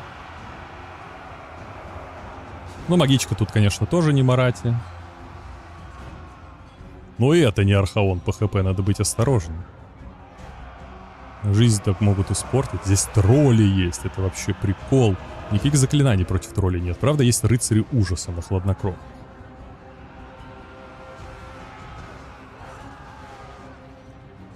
Просто у нас интересные хаоситские билды. Не знает Инкарс европейской меты, что тролли не берут, и просто берет их. Возможно, даже они что-то сделают, пока не машут дубинами, но Вэлью большого не набили. Пошло окружение противника. Думболт влетает в рыцари хаоса с пиками. Посмотрим, сейчас сколько моделек он убьет.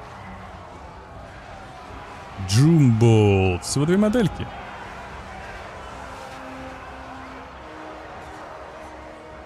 Ну, честно говоря, не впечатлен.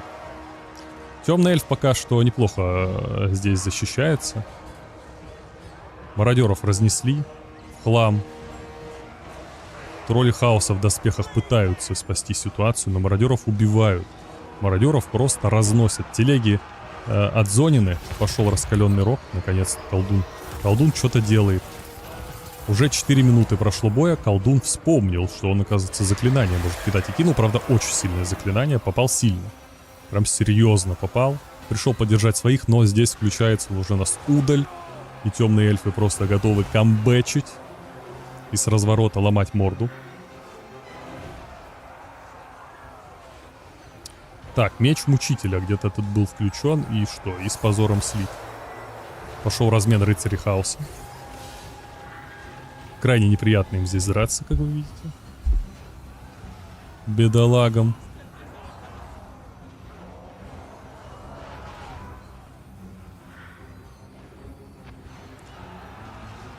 Так, темные всадники без астрали, но по пехоте полная поплава, конечно, здесь. Вообще пехота нигде боя не выдержала, да? Ставка на троллей, ставка на то, что пехота сдержит, сдюжит.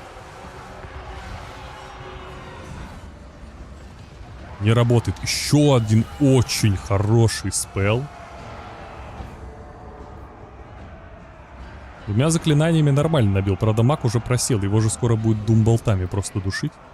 Здесь колесницы могли бы что-то полезное сделать и стрелять, например, не застрелять в мили и не позволять себе просто бутербродить. Что происходит? Мародеры уже пошли. Это драка, конечно. Это свалка.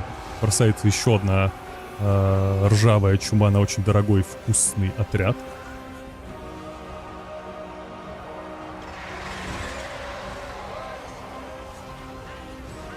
Копейщика добивает, удаль уже все, да? А, почти все. Теперь полностью все, удаль. Но у темного эльфа еще хватает кавалерии для того, чтобы морды бить. Тролли практически окупились, могут даже немножечко на реген пойти. Встать в мощный блок. Отрегениться самостоятельно. Но пока они работают, темный эльф не готовился пугать. Ужасающего вида нет. Ну вот, поэтому тролли чувствуют себя неплохо. Плюс-минус. Никаких спилов тоже нет.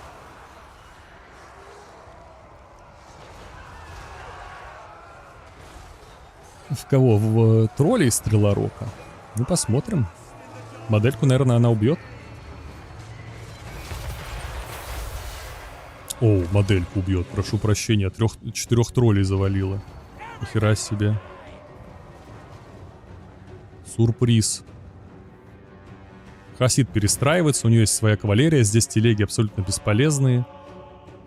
Полная поплава. В мили абсолютно бесполезная. Но это уже победа Хасида тут как будто бы. Тут еще и меч мучителя. Нет? Че, блоб?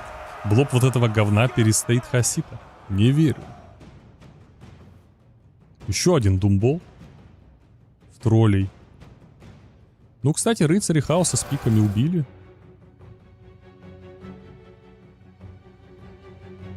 Но тут же еще пак троллей. Который просто регенится. Просто дамажит и просто регенится, и это GG. А, да, я забыл про счет. 1-0 счет открывает Инкарс со своим необычным билдом. Тролли, юнит победы, окупились.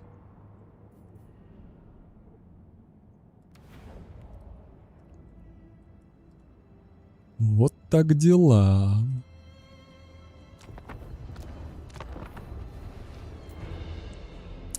Так. Айслин против Кислевина.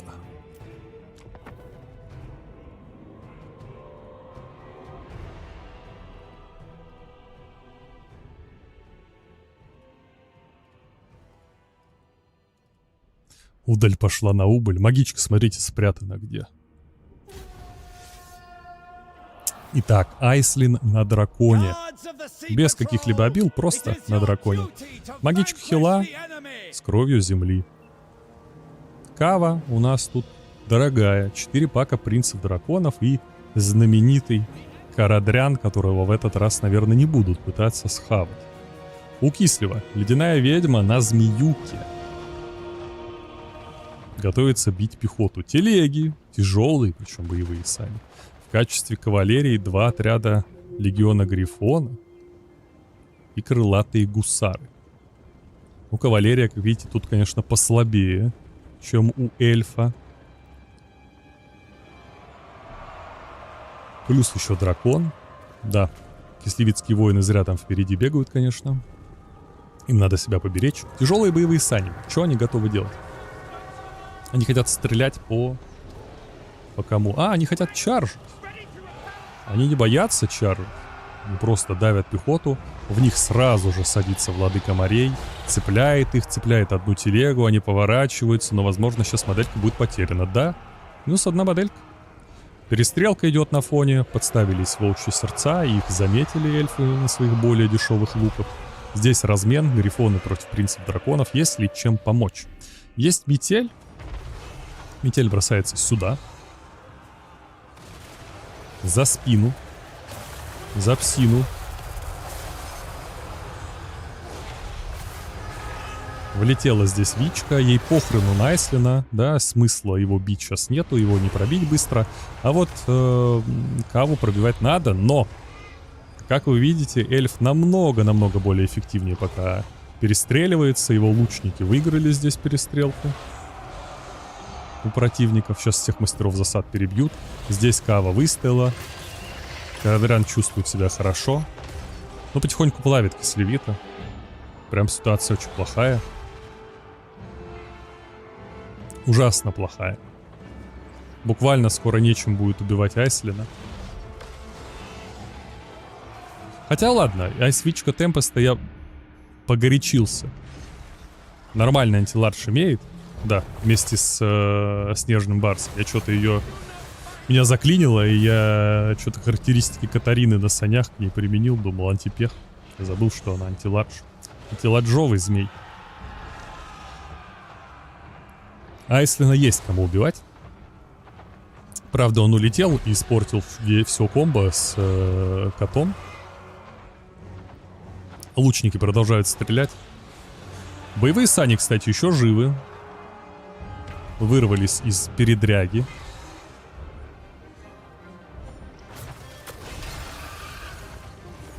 Пошла метель. Правда, всякого уже убежала, и метель не сработает. А полоска давит. А полоска давит. И все давит. Разница уже более чем в 2000. Лучники всех стреляют. Избиение Вички. И это... 2. Подождите. Это 1-1. Извините. 1-1. В той же победил у нас Инкарс. Да, в этой довольно быстро ситуация у нас разрешилась.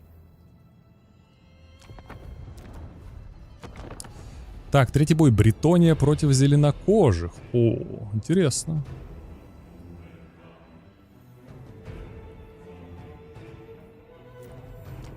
У нас тут большой грибной вожак. Погнали.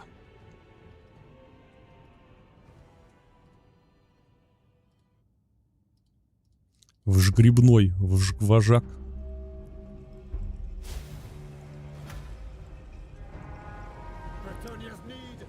Так, что у нас? Квашеные грибы, злоба дурной луны, меч мучителя. В Бретонии и кавалерии нормально. 6 паков. 2 пака искателей Грааля. Все по стандарту, по бретонскому. Леня Леанкур. Затаренный, готовые ломать кабины. Всем. Кабанов тут тоже прилично. 6 паков. Ну, честно говоря, 6 паков кабанов против 6 паков бретонской кавы это маловато, кажется. В чистом размене. Но если удастся противника подловить, то все будет красиво. Ты куда заклинание кинул свое? Куда-то что-то плюнул, кинул. Сам себя продамажил. Пошла перестрелка на лучниках, кабаны входят в бой. Они пытаются протиснуться. К ним в спину садится Леанкур, кабанов окружают. Здесь реально прорывы кабанов повсюду. Квантовые прорывы кабанов. Пошла злоба дурной луны. Пошла улучшенная роковая стая. Куда ты злобу-то кидаешь? Здесь еще кабаний резерв. Пошла вот и мы, атака плюс 40. Но для кого? Для кого атака плюс 40?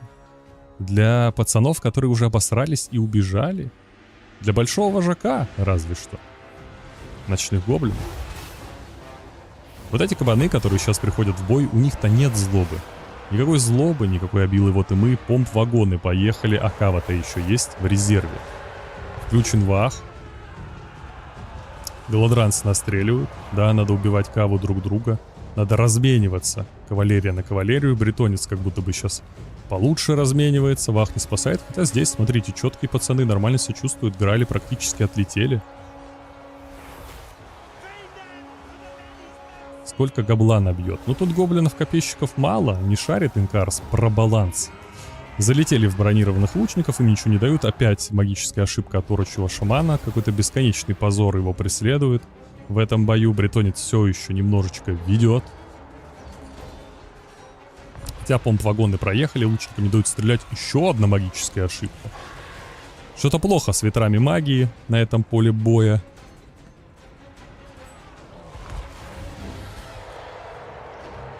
Сильные у нас флуктуации варпа. Пошли квашеные грибы в рыцаре королевства. Тут еще второй вах. Попытка повязать лучников. Вагоны снесены. Здесь кабаны снесены. Пошел крутой взгляд Морка. Видимо, хочет еще одну мага-ошибку. Но ее не случилось. Завалил 2 коней. Не очень страшно получилось.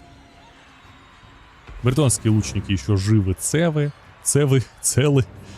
Леня Винокур пока что чувствует себя нормально. ХП у него полное, убивать его непонятно чем. Голодранцы могут ему нормально пробить на дистанции, просто пробивать, чтобы ХП ему просадить. Но быстро забурстить они его не могут.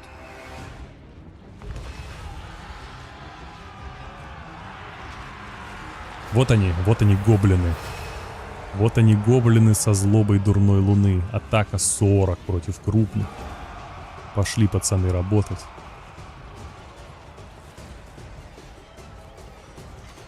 Ну тут сейчас всех просто перестреляют. Еще один взгляд Морка.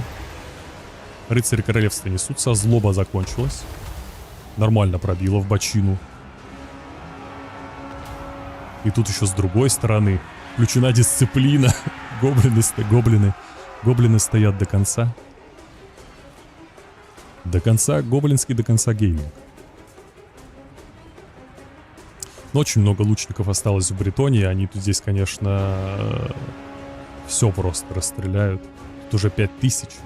Я даже не знаю, что должно случиться, чтобы была победа. Кстати, 400 гоблины уже набивают. Красава. Еще бы немного бафов. Они бы или Анкура затыкали на самом деле.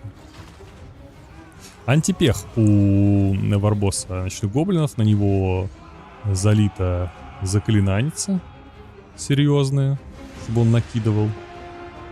Он может накидать каву. Пытается хавать каву, но сюда летит Лянкур, который пришел заканчивать игру. Да, и он садится просто и капздец зеленокожим. Это 2-1 в пользу Блэкью. Блокуя. Еще водички попью.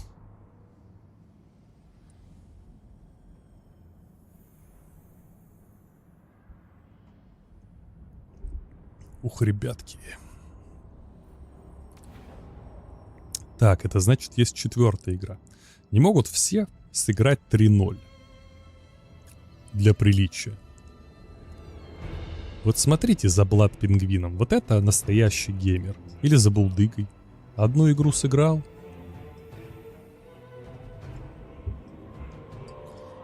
И кайфыга.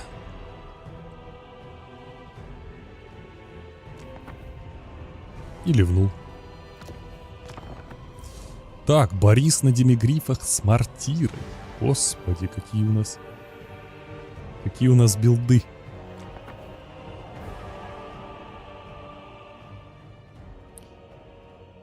Какие билды. Борис Демигрифский.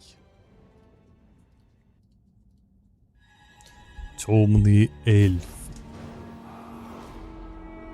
Ну, мортира это, конечно, ход серьезный. Борис затаренный. У него сокрушение слабых. Белый плащ и Минерландский руноклык.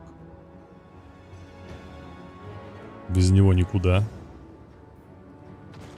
Здесь школа огня. С огненной головой. Пацаны решили даже поперестреляться немного. Борис сразу напугал темных всадников. Чё темный эльф? Он же стоять не будет под мортирами, естественно. Он будет пытаться нападать. Пока перестрелка непонятно в чью пользу. Оба игрока теряют модельки.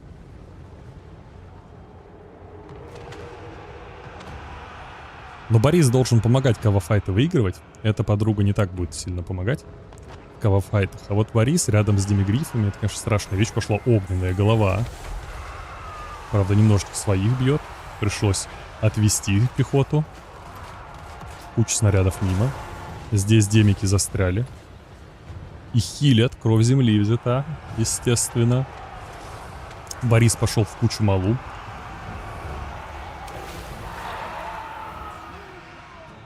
Ну, может быть, неприятная ситуация для темного эльфа. Он пошел в обход. Здесь два отряда очень дорогой кавы рубятся с демигрифами. Борис пытается здесь, конечно, спасти демиков. Хотя, довольно хорошее окружение получилось.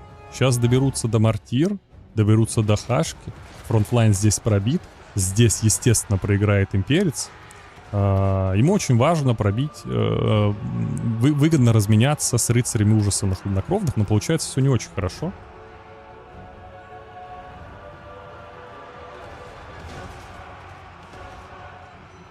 Прям не очень. Удаль практически набралась. Есть каскадный огненный плащ. Демики остались без прикрытия. Размен. Пошел хил. Неплохой в 2 отряда. Нет, не задела этот отряд хилом.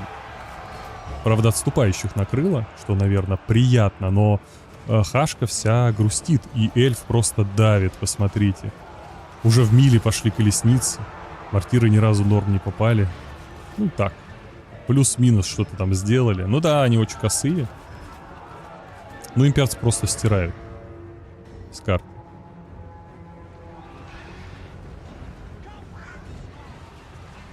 Просто стирают. Еще огненная башка. Тут Борис ничего не может сделать. Никак не может повлиять. Посмотрите, как он мало набил. Вроде дерется. Борису надо было, наверное, наглее борзеть вначале.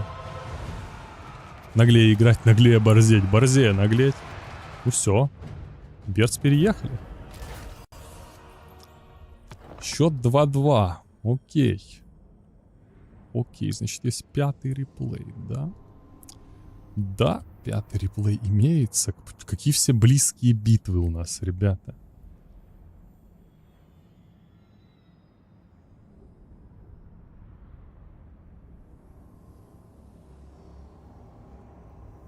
За этот стрим у нас, да, зеленые игроки же проигрывали в начале буквально. Первые 2 пары точно.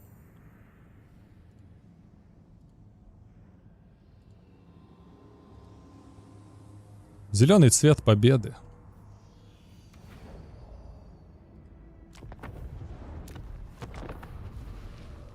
Так, Архаончик с пушкой против царей. Только чем он будет у Шепти гасить? Посмотрим, как Инкар здесь справится, конечно, с управлением.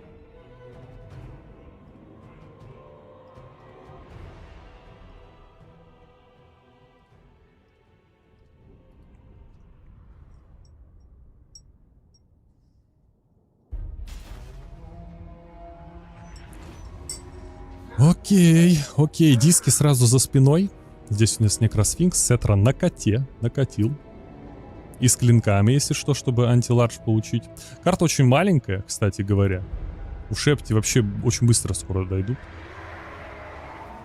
А им нужно быстро дойти, чтобы пушку заткнуть, иначе она их херам расстреляет. Поперли грифы. Похищение души бьет у Секфа. Кстати, нормальный план. Действительно, на дистанции его замочить этим заклинанием. Диски здесь перехватили. Очень важно, кстати, его убить. Крайне важно его убить, пока он суеты не навел. Потому что в остальном тогда диски вообще все разнесут.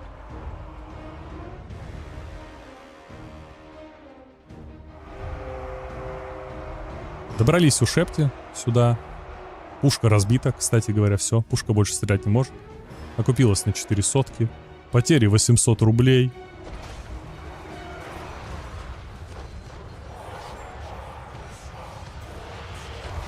Внезапно для Хаосита диски садятся, огненная голова пошла. Архаон в себя поверил. Ну логично, он поверил, потому что у него есть меч. Поэтому он в себя верит. Ну еще сейчас в жопу напихает. Нет, он даже не побил его, он просто побегал под хвостом и убежал. Побегал да убежал. У Шепти спрятались в толпе своих. Не так уж легко удалось пробить царя. Пошло заклятие. Неприятное для дисков, что Архаон опять нагло влетает. Сфинкс его не видит, не понимает, кто его там бьет. И убегает Архаон. Халявная тычка. Пошло похищение души. Сфинкс попадает по Архаону. Здесь Кава съедается, здесь Кава съедается. Царь регенится, царь сопротивляется. Сетра готов сейчас будет дать чарж. Я попал.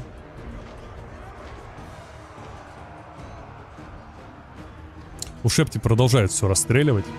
Крайне неприятная ситуация для Хаосита. Потому что полный ужас они творят со своими кластерными снарядами. У них еще дохренища снарядов. 10 моделек живы.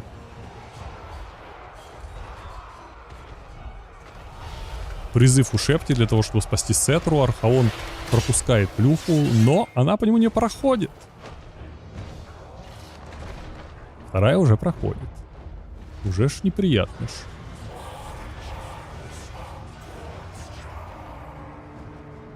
А у Шепти живы. У Шепти могут выиграть этот бой.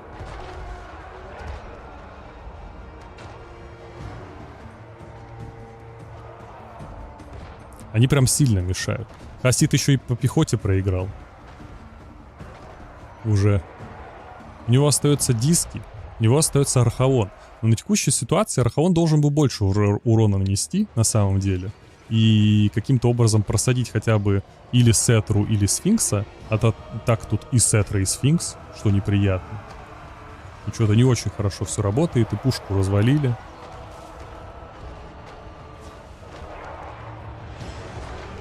Диски влетают здесь. У Шепти потеряли одну модельку, и диски уходят. Их не успевает продамажить.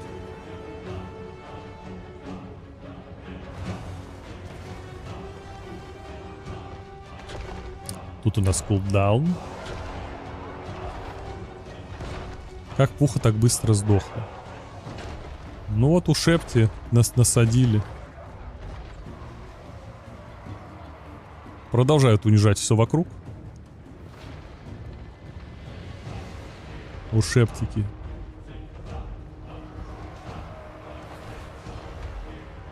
Снарядов еще половина. Это вообще капздец. И не сесть никак на них нормально.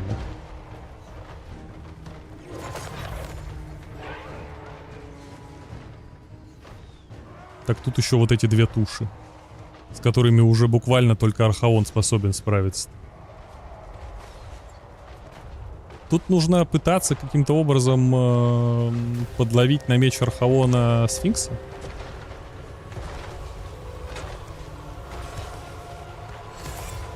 Вот эти вообще не помогают. Мисплей. Архаон обмазался, включил убийцу королей, чтобы убегать. Зря потратил меч. Зная, что его прогонят, честно говоря. Прям зря потратил меч. Он здесь не нужен был вообще, если не собирался оставаться. Он оставаться логично не собирался. И не забывайте, что здесь еще мертвым грузом висит 700 вэлью в виде адской пушки. То есть у Хаосита дела не просто плохи, они катастрофически плохи. Ему буквально надо было ролить тычки на Архаоне. Каким-то образом. И раньше.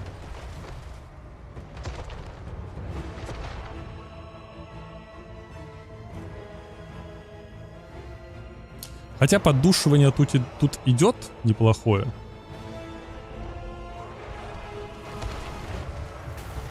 Пошло еще похищение души.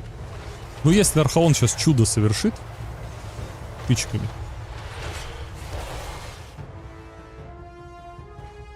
Но пока чудо не случается.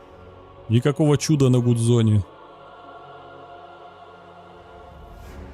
И это победа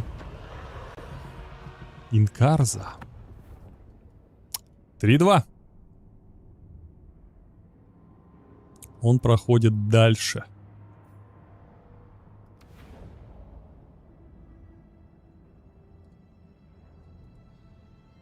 Так.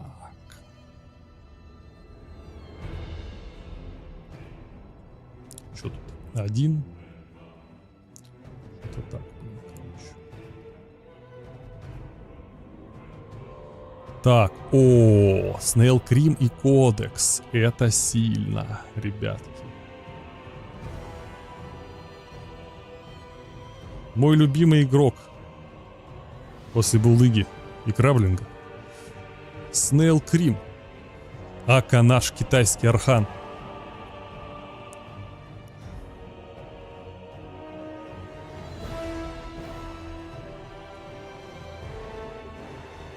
Корейский? А, он кореец? Корейский архан.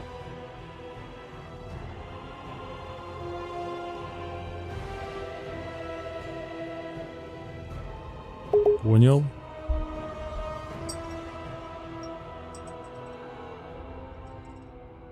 Зигвальда не берут.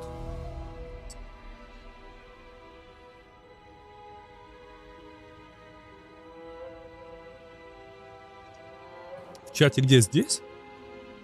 Снейл, если ты здесь, прости. Мне просто не говорили, кто ты. А, на ВВЦ? Тогда не прости.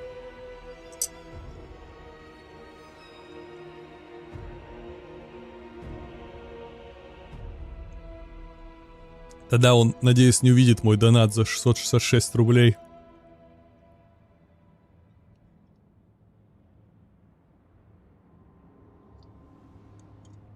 Вот охуеет, скажет псих какой-то.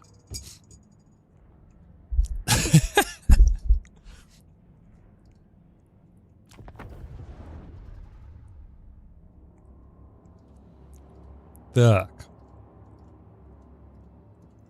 Снейл Крим против Кодекса. Дайте мне, короче, пару минут. Сейчас я отойду. И смотрим.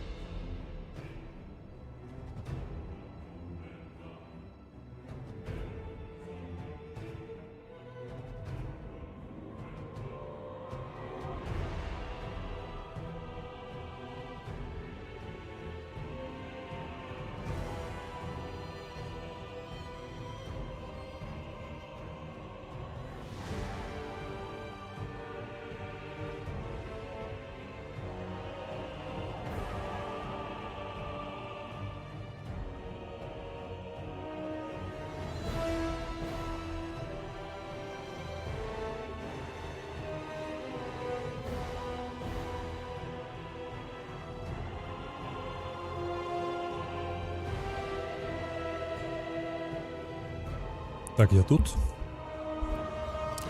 Шо, поехали? А где реплей? В смысле? Реплей украли? Итак, неизвестный фраг... Дворфы! Пацаны! Наконец-то. Наконец-то. Наконец-то играют гигачады. Господи, боже мой.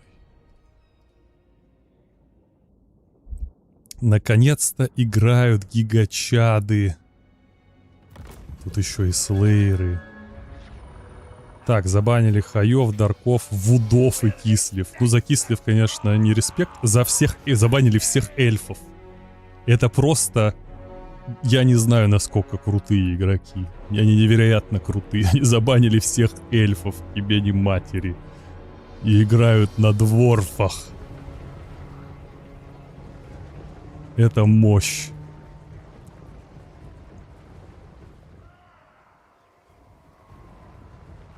Еще и огнебилд. Двигаемся. Двигаемся на лорде. Тут паки колесниц. Естественно, все было готово к этому. К тому, что надо будет задувать. Трансмутка, не знаю, зачем нужна. Честно говоря, как будто бы не нужна. Раскаленный рог, норм тема. Ну... Типа трансмутка в лорда, ну 35%, или скорее в Гарагарима. Допустим, что-то будет.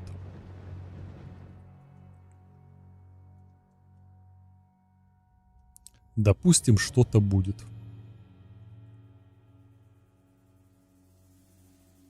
Кто, кстати, дворфов быстрее пробивают? Демонетки или кровопускатели?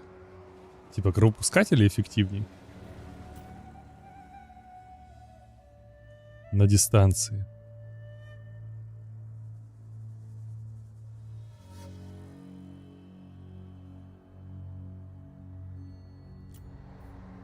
Ох уж этот корейский крем. Сразу напихали. Попытались напихать. Посмотрите, по нему даже не попали нормально. Пошла трансмутка. Попытка кинуть трансмутку. Получил торпедой в лицо. Идут кровопускатели. Огнеметы. Своих пожгли. Лучше бы в колеснице стрелял. Это, конечно, небольшая поплава. Вот здесь жабы поджаренные. Здесь снова жабы жареные. Телеги проходят. Бросается трансмутка. Здесь вяжется у нас торпеды. Трансмутка попадает сильная.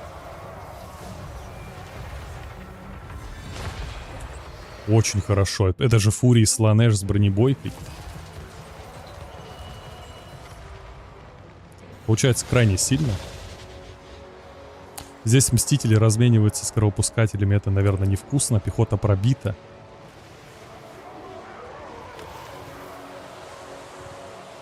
Ну тут уже дворфа хоронит. Все. Типа равномерная атака была совершена. Уже нечем драться. Это ГГ, пацаны.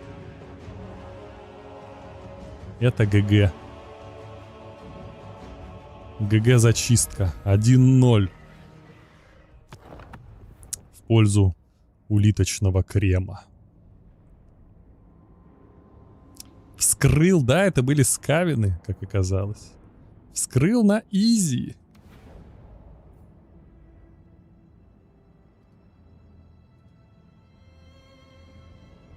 Но типа, да, дворф опасный тем, что ты будешь готовиться к именно такому билду, а там может быть какой-то контр-билд чиз против как раз такого налета. Так. Кодекс.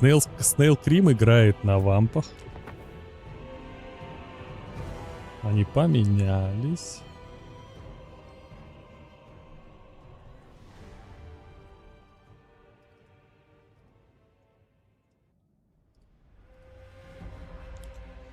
Вампираты, это же не вампираты, это вампирские конты.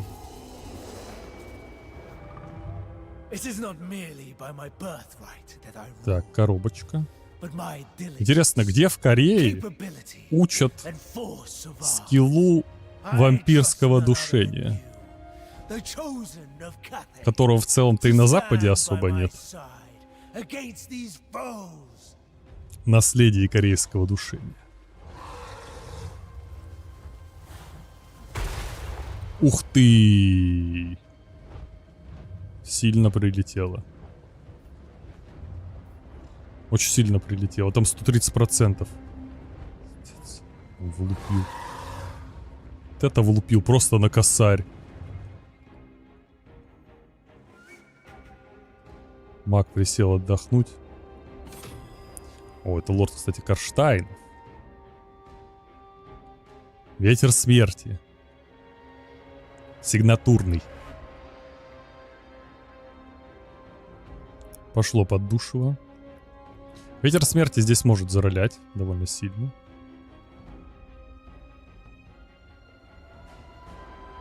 Ну а вам ждет. Регенит ветра. Готовится. Готовится. Все, попер. Попер. Пошел ветер смерти в дорогой отряд просто. Ладно, не самый дорогой. Но один пак лучников удалил. Пошло дыхание. Минус лучники. Коробочка вскрыта. Но, честно говоря, тут уже из коробки практически нечем стрелять. Как будто бы Катай уже прикончен. Буквально. Я даже не знаю, что Катай теперь спасет. Потому что стражи могил под вот этой херней сейчас будут драться. Ну, допустим, ржавая чума и сетка. Допустим, они будут пытаться его расстрелять, но... Ну, есть барабан. Окей, дает атаку. Но тут же говно это все регенится. Правда, регенится, наверное, не супер сильно. Ладно, я чуть-чуть загнул. Регена маловато, и лорда могут расстрелять. Всегда.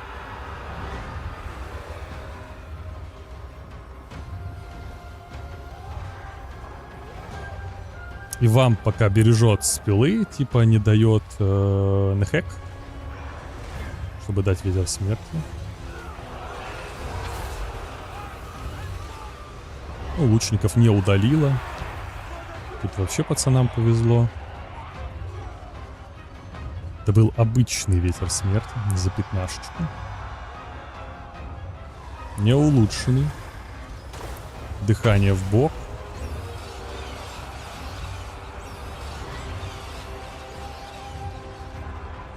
А телега уехала. Куда она уехала? А, это не та телега, извините, простите. Это карета. Это карета. Ну, регенчик небольшой, тут, естественно, всех убили. Банально, просто нечем наказывать за блок. Буквально вам. Вот чем его наказывать? Тут есть Юаньбо. Катайц может выехать на том, что он убьет лорда вамповского.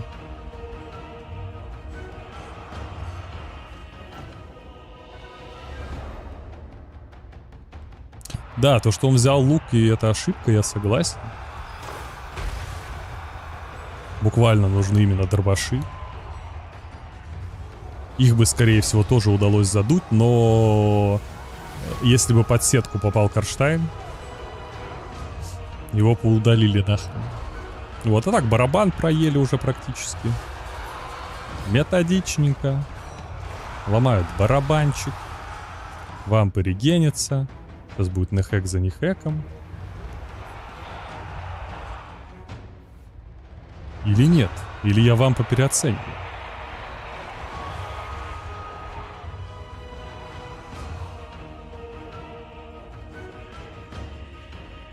Так, оживление мертвых. Ну, посмотрите, кстати, как пробивается терроргейст. В целом, Катай хорошо стоит. Я думаю, он вам быстрее намного его просадит.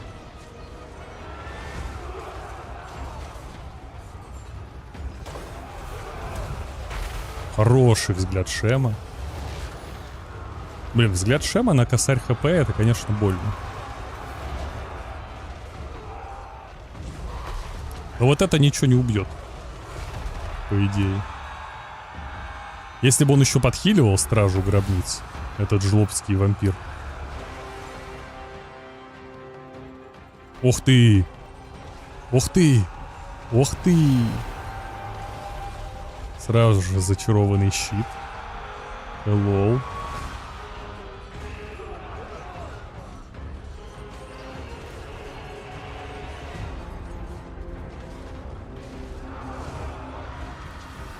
Какого хрена здесь карета ездит, когда там лучники стреляют оборзевшие? Я не знаю.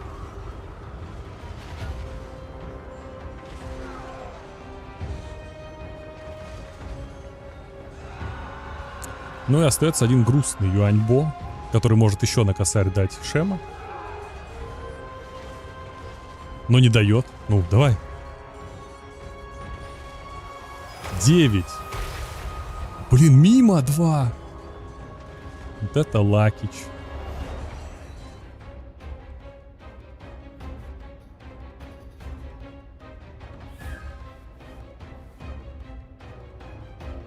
Лыга. Вам пригенится. Шем с магошибкой. Катается, прибегает и вам побеждает.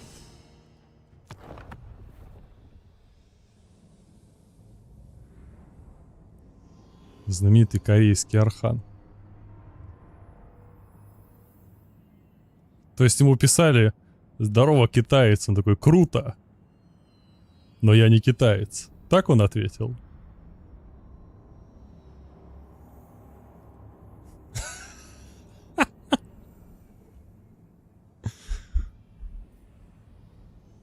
Да?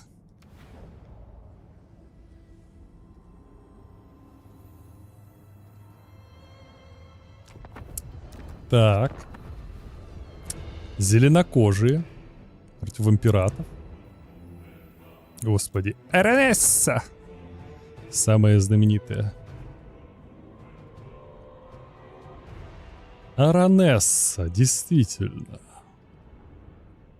Ну, кодекс из клана XMT. Ему в целом такое можно делать.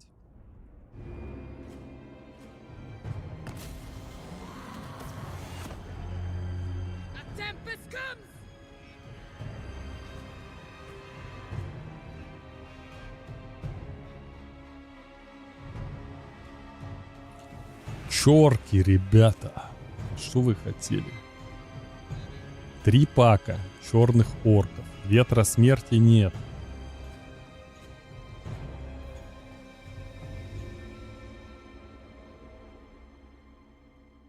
Орчего шамана чуть засаду не взяли.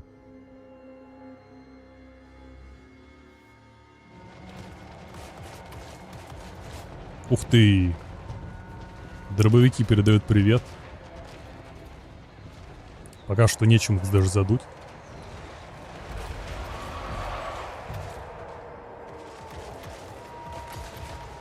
Они добрались до драки.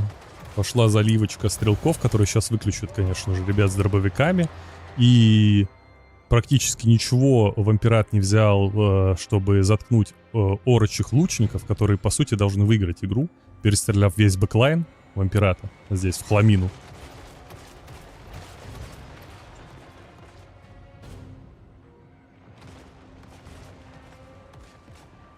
Ух ты! Чего? Ты шо, обалдел?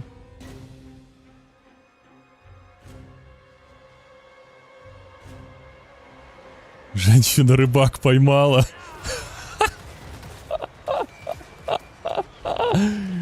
Боже, какая жесть. Какая жесть.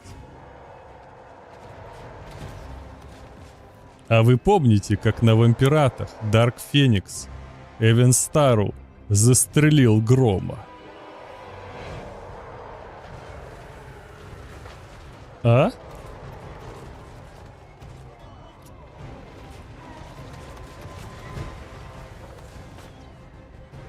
Не все так... Не все так просто. Но Гром, конечно, Пузан постоял. Постоял. И загрустил. Здесь более выгодным составом избивают Морнгулей.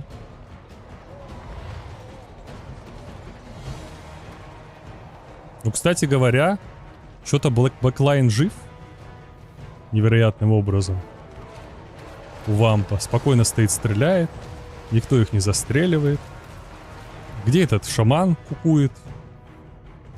С ударом башкой.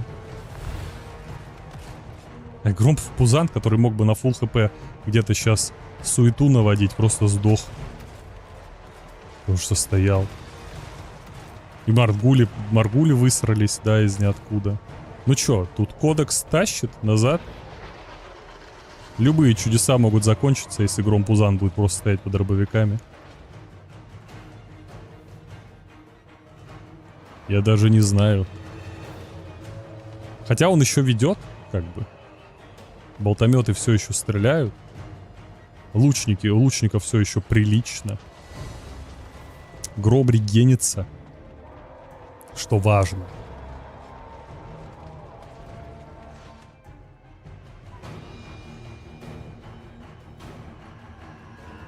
Аронесса даже себя нашла, где приткнуть. Гром пошел бить Монгулей. Черных орков просто расстреляли. Они, конечно, много снарядов впитали своими щитами. Ну ладно, не супер много у них. Не серебряные щиты. Это всего лишь стальные огромные двери. Какие им серебряные щиты. Они носят деревянные двери. Наверное, дырявые.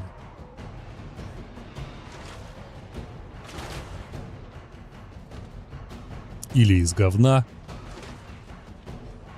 Гром-Пузан давит.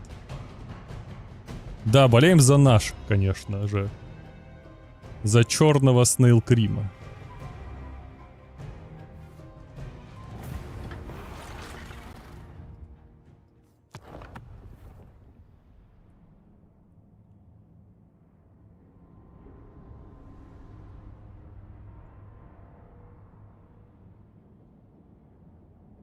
Ну что ж, 3-0. Уверенно проходит наш корейский друг. Друг из корейской пирамиды. Да просто в Корее есть свой филиал Черной пирамиды. Вот, где учат билдам тем самым.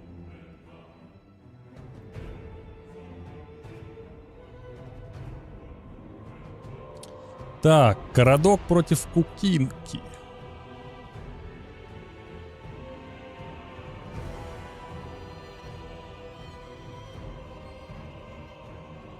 Так, Карадок, попробуй только затянуть, я тебя прокляну.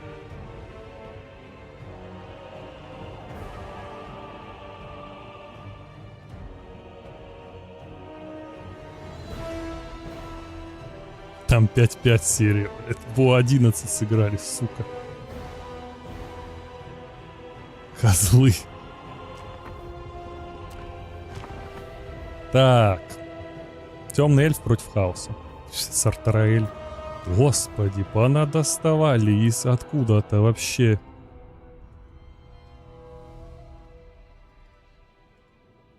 Этот баланс. Эти билды. Так, Карадок забанил Вудов, Зинча. Здесь забанили Норс, Кухаев. То есть есть шанс на красивых дворфов. Так, у нас интересный Дредлорд на драконе. Со стрелой. О, как. Телеги, понятно. Чародейка школы зверей с янтарным копьем. И спрятанные в лесах работяги. Здесь Сартараэль с трансмуточкой.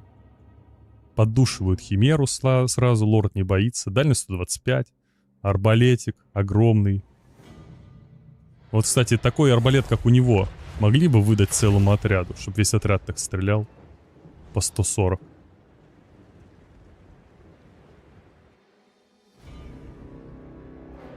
Карадок победил 2-1. В БО5. Но это, конечно, очень сильно. Хасид в итоге вынужден идти, конечно, за темным эльфом. Поэтому можем... О, нет, смотрите.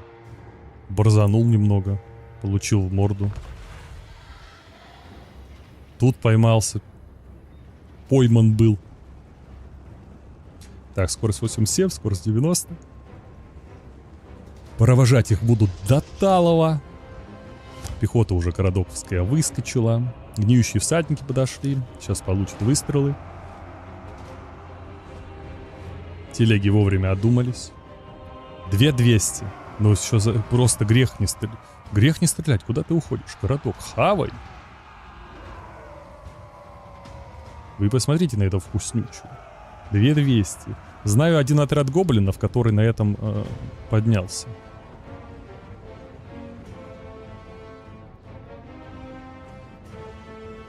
Пошли стрелы. Hello. 32 модельки. так и осталось. Ну круто. Круто. Ладно. Ну тут очень много хп.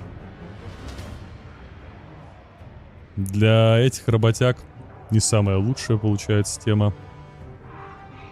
Хотя бронебойки дыхают. Подожди, 270. Все равно не хватило, чтобы их завалить. А вот этого хватило. Вот янтарное копье уже прошло. Собрало хороший урожай. Урожай здесь пехоту дорезали. Уже огромное преимущество у Карадока.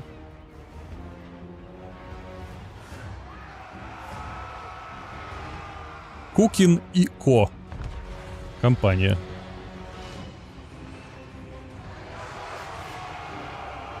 Знаменитый офис, адвокатская контора.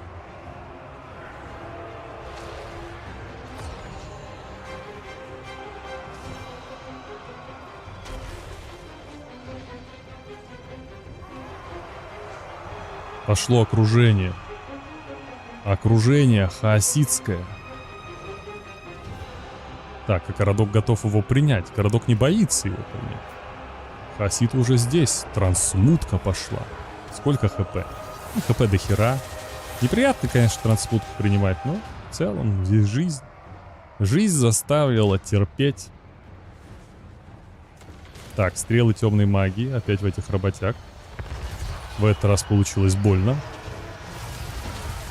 Неплохой дождик. Ладно, не самый лучший дождик. Включается удаль. Все готовы драться. Практически забили там в усмерть химеру. Тут очень плотная, конечно, толпа. Вкусная, плотная. Дракону, кстати, стоило бы в миле садиться или нет? Или ему лучше стоять стрелять? Он типа больше пользы принесет с выстрелов здесь? Или в миле? Что Хасид-то похавал неплохо.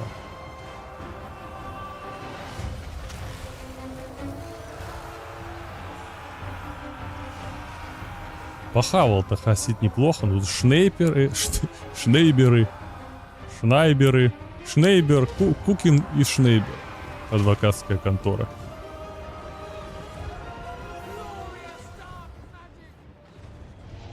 Чем позднее будет становиться, тем больше я буду сходить с ума.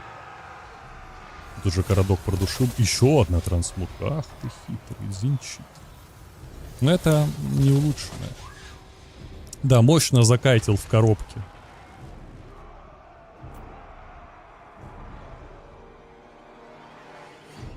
И все переехал. Все, Хасид тает. Хавасид тает. Кстати, неплохая трансмутка. Че, он еще будет копить? А ветров-то больше нет. Все трансмутки слил. Но собирается сопротивляться аресту. Ну, кстати говоря, под Адрегениным щитом типа что-то можно сделать. Что-то типа можно сделать. Карадок тоже успел, кстати, все ветра потратить. И 1300 магом набить. Здесь Сарта тащит, как может. У него снова сели, его снова пробили. Тут уже толпа эльфов и счет 1-0. Карадок победил. Перестоял.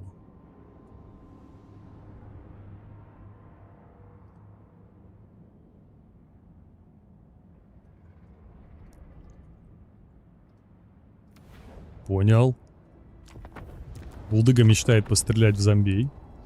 Так, теперь темные эльфы здесь. Карадок на притонии. Кукин у нас переехал.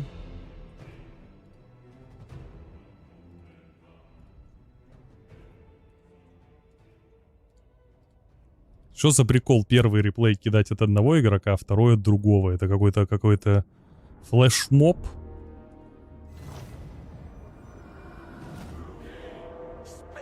Куки — это ассасин Булдыги. Кстати говоря, да, это же ассасин Булдыги. Я и забыл. 2 пака палачей Харганета. Это, конечно, сильно внезапно и удивительно. У Карадока тут рыцари королевства, рыцари на Пегасах. Последний Витязь. Это у него страта через наследников Грааля с толпой крестьян. Тут нужны только палачи. Пацаны вообще не шарят. Тут как бы гоблины 1300 набивают. Что же делают бретонские крестьяне с копьями? Почему эта карта на турнире, она позорная? Наоборот, крутая. Чисто бугор в середине. Карта фулл крутыга.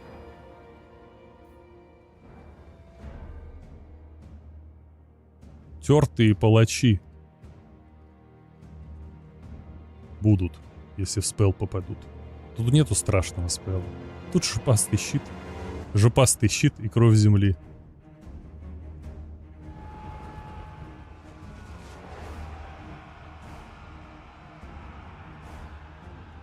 Пытается кусаться Карадок. Альберик, конечно же, здесь.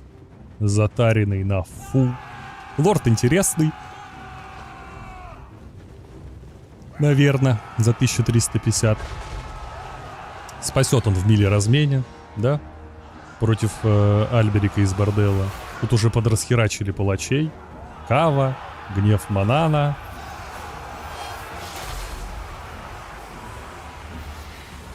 Задуло, испуганные, палачи обосрались, бретонцы просто с чаржа кабины разнесли. Зато здесь погоня. Резкий разворот. Резкий полицейский разворот, тут уже все. Уже судьба решилась.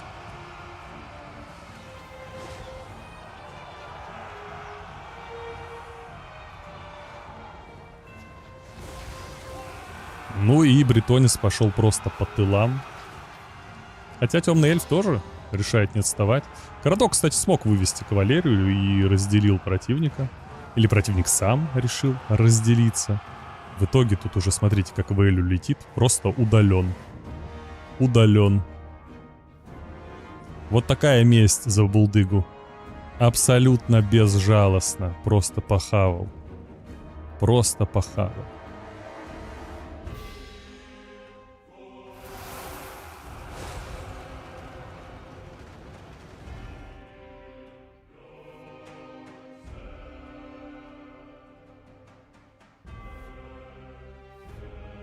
Задувка мимо. Возвращаются бретонцы с Кавы. Всех поубивали. Счет 2-1. Да, палачи почти выиграли бой. Но, к сожалению, были удалены. Данные удалены вместе с палачами.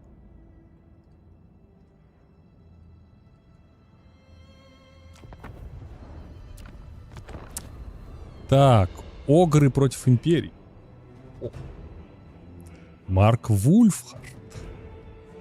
Тут вообще затар, я вижу, солидный. Прям под пушки.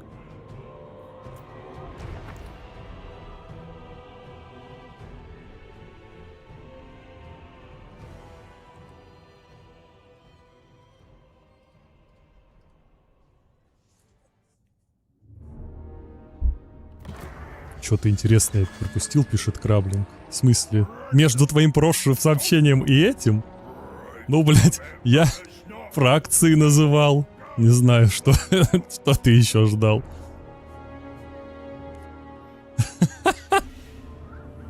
Ты моргнул. Думал, пропустил что-то. Да не псы, все нормально. Ничего не пропустил.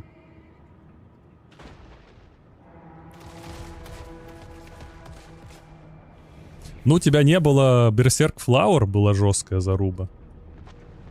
Вообще адская.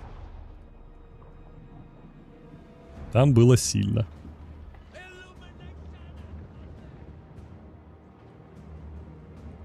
У нас инженер. Так, пушки набили всего 100, кстати говоря, слабенько. О, посмотрите, как больно. Уже 560. Бедные небоходы. Бедные небоходы.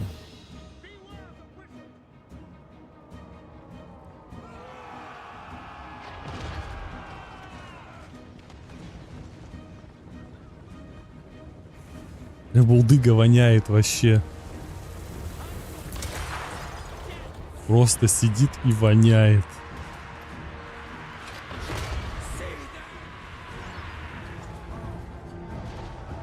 А сам зачем-то проиграл.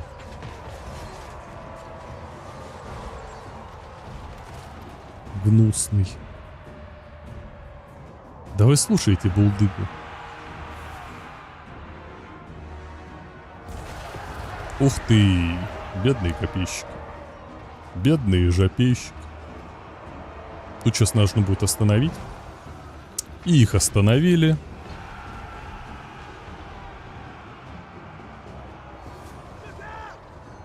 Близкая она вопреки вашему негативу. Да?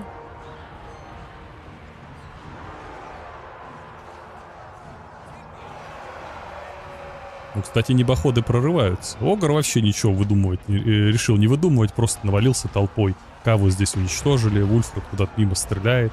Пушки кайфуют, уже 1900 вэлью набили, демики еще даже в бой не вступали.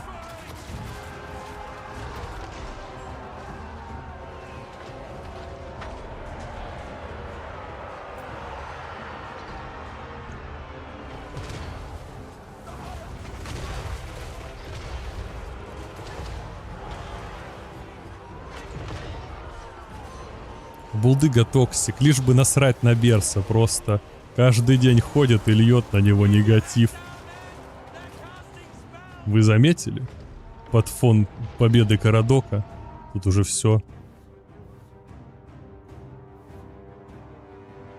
Лишь бы насрать на Берса. 0 позитива, сказал.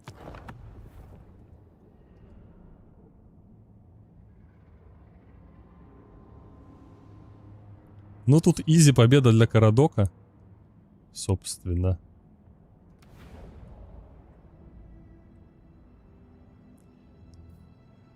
Действительно, во многом переиграл.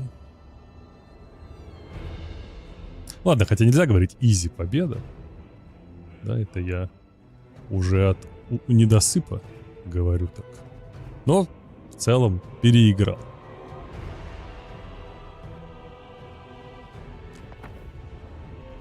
GG, well played, все сыграли, все молодцы. Карадок хорошо играет, а Кукинко красивый. Вот так. Что у нас дальше-то? Альфредина the Wold.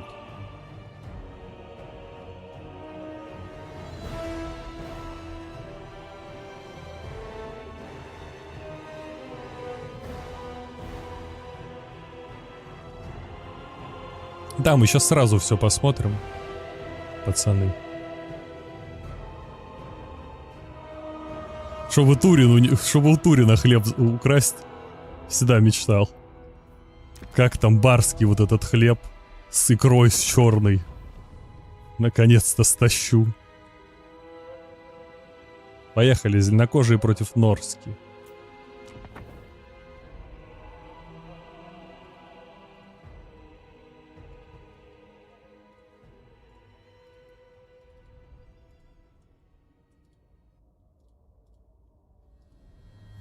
Так, Альфредина забанил демонов хаоса и вампирских контов. Чисто под Архан бан, отвечаю. Под корейского. Так, Вулт, Хайлевс и Империю. Понял.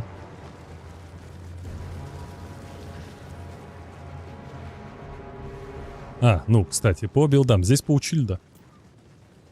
Паучильда с карающим блеском. Пацаны четкие дикие орки на вепрях. Четких пацанов взяли. Кучу хашки здесь. Трок. Что прикольно. С короной. Чтобы не убегать. О, кстати, спилыга. Ловят. Нифига себе.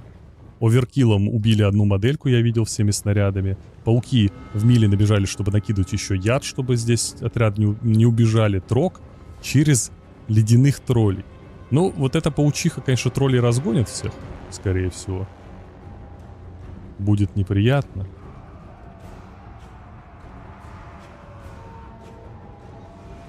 Сразу вцепился Альфредина в своего противника. Опачки, тролли зацепили. Есть обморожение.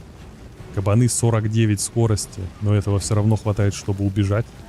Яда дополнительно нету.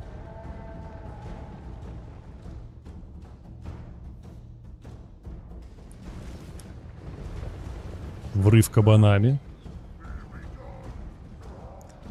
Кабаний врыв кабанами. Ну тут, конечно, в ловушку заходит Зевул. Ловушка, ловушка. Хашка отстала. Кабанов много, они рассредоточились. И паучиха дает контрчардж. Правда, здесь трог. Но она не боится.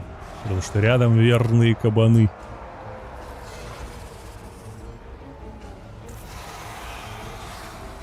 Зацепилась. Здесь еще сломанные бивни, которые передумали чаржить. Ох, как жестко бутерброднули. Пошла корона. Но троллей рядом мало, чтобы все реализовать. Несется маг. Маг с трансмуткой. Трансмутка уже накоплена, кстати. Сейчас будет брошена. Улучшенная. Происходит транш мутки. Будет больно. Трок еще накидывает. Тут как бы не откиснуть. Колдунский вэлью набивает. Здесь перехват хашки. На похер стоим. Питал солидно. Посмотрите, сколько набил. Тролли все равно обосрались. Это их никаким образом не спасло. Ильфредина продолжает контролить коней. Максимальный контроль коней. И сейчас лучники будут кайфовать. Сколько у троллей брони? 60. Ну, в целом нормально, конечно. Не полный расстрел, но будет все равно неприятно. Ядик там наливается, да, там же ядовитые стрелы, которые атаку ломают глобально. Включен вах. Теперь орки рады размениваться. Паук слишком долго, конечно, постоял в бою и поразменивался.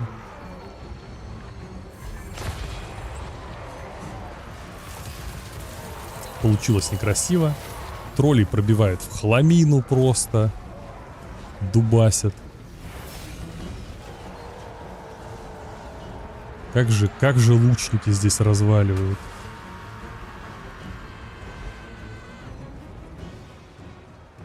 Как же они разваливают.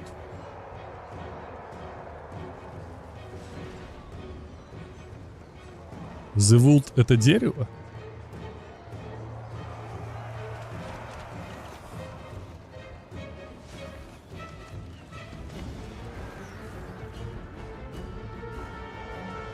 Почему он дерево?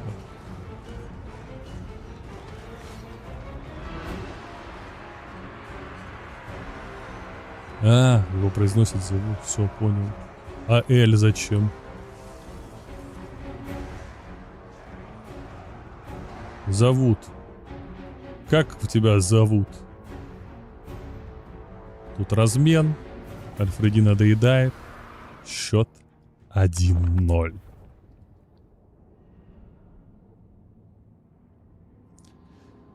Окей. Вот они, нормальные люди, играют 3-0, без всех вот этих ваших растяги. О боже, Килостра против зеленокожих. Маловато лучников. Нет?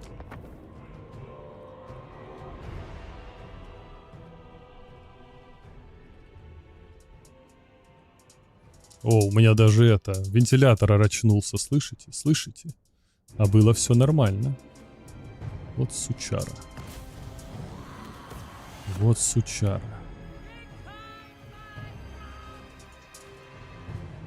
Аж захрюпал. Знаешь, спойлер про 3-0. Это я надеюсь на то, что будет 3-0. Итак, у нас 2 мортиры, есть коробка, есть удобная местность для коробки. У зеленокожего очень мало лучников.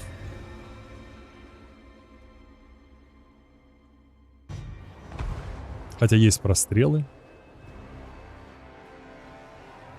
Порча от Турина, чтобы хлеб подобрать не мог. Ну, мортиры, кстати, пока что слабенько работают. Лучников никто не задувает. Снова прострел. Из леса просто ловят ночных гоблинов.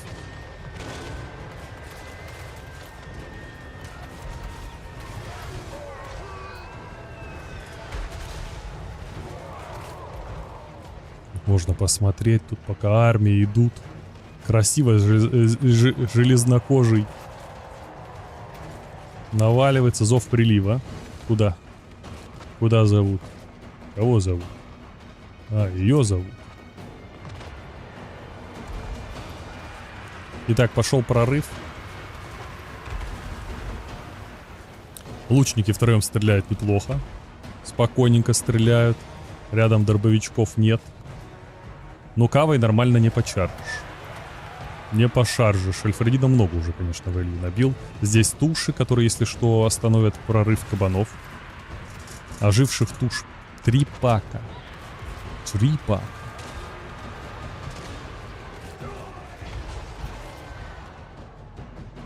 Щиты есть, а толку нет. Но щиты действительно слабые. Хотя зеленокожие... Ой, черные орки, конечно, сильно впитали, но очень больно. Капздец, какой-то фул позор происходит. У них влетают еще ожившие туши. Тут еще и прометейцы влетают, которые все распугивают. Сейчас вах будет, конечно. Великий гоблинский шаман стоит там позади, как бы кидал что-нибудь нормальное. Непонятно, кого фокусить. А, воздух фокусит.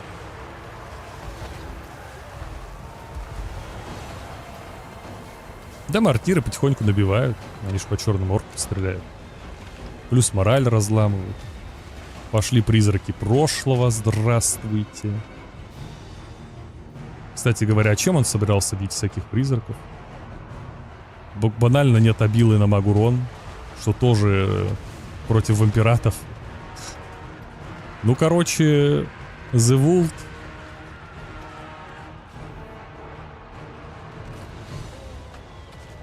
Не то чтобы сильно подготовился конкретно к вампиратам, как будто бы.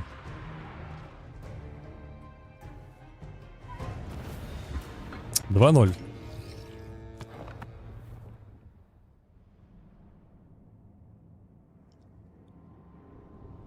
Пишет Драй Кодекс. Кто такой Драй Кодекс?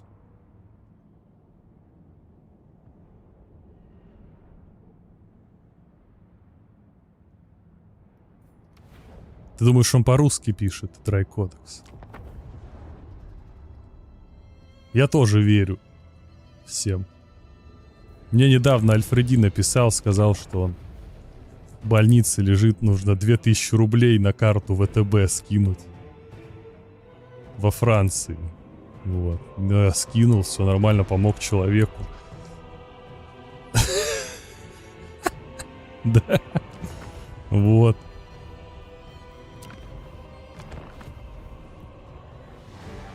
О, зеленый рыцарь. Конечно.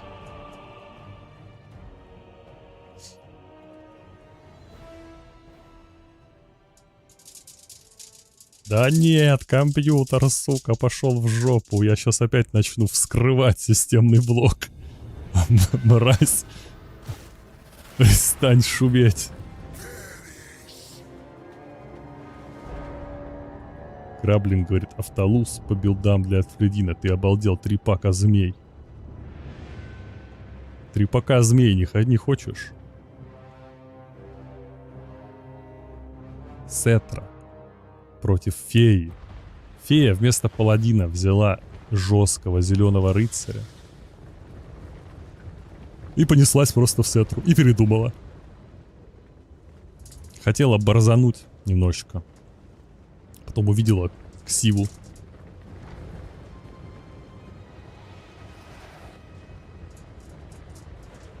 Я забываю, что бретонцы реально могут Готрика взять. Бретонец пока решает немного впитать кавой. У Шептий. Что там по магическим уронам? У змеек, по-моему, были. Да, вот только у змеек есть. Змейки должны драться с рыцарем. Его только застрелить могут, но как застрелить непонятно. Он в целом мог бы по-братски застрять в отряде скелетов и драться с ним. Что с полоской со старта? Потому что зеленый рыцарь авторитет. Тут много стрелков, а они не авторитеты. Подождите, 4 пока змей, да? Нет, я просто один спрятался. 3. Влетел в ушепте. Застрял в копейщиках. Вот там ему и место. Разделился, кстати, с феей. Немного.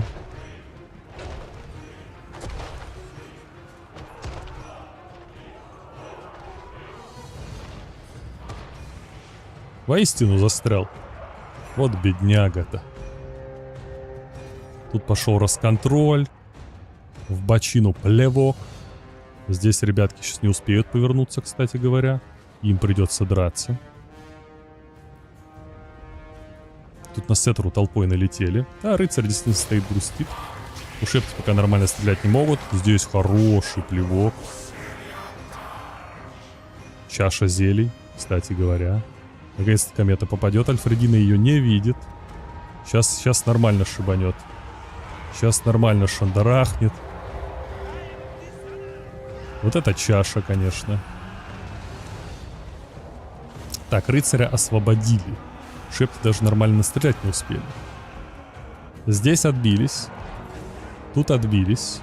Тут отбились. Уже кавалерия практически развалилась. А правда Сеттера еле живой. Где ХП? Так это ж фея. Она ему кабину размотала. Что там, то, что рыцари были, это так. Фея в Солянова просто раскидала. Пояснила ему. Сеттеру надо спасать.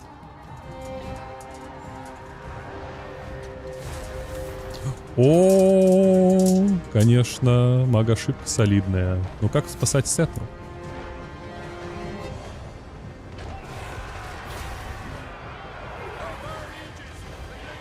Сеттера 2800 хитпоинтов. 2700 хитпоинтов. Змейки спасать не будут, да? Повезло, что есть возмездие. Сейчас Сеттеру прикончат, кстати говоря.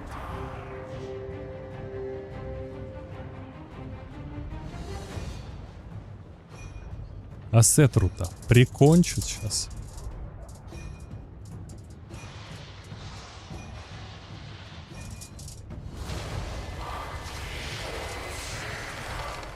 Что делать с тем, что гипосов застрелят? Ничем.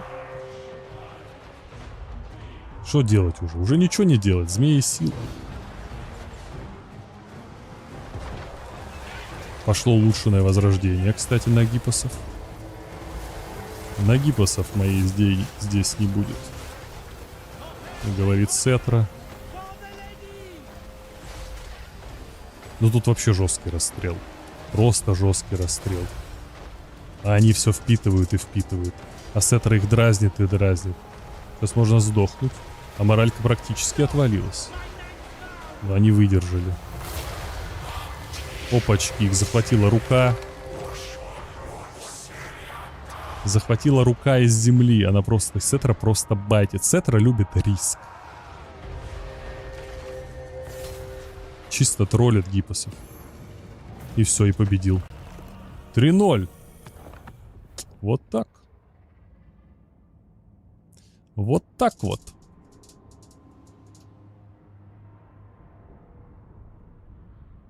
Альфредина. 3-0.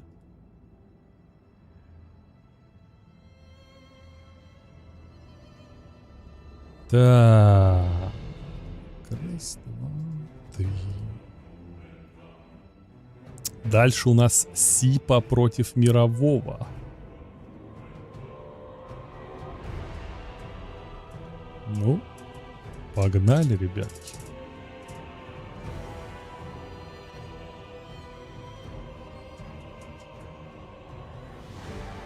Смотрим, смотрим.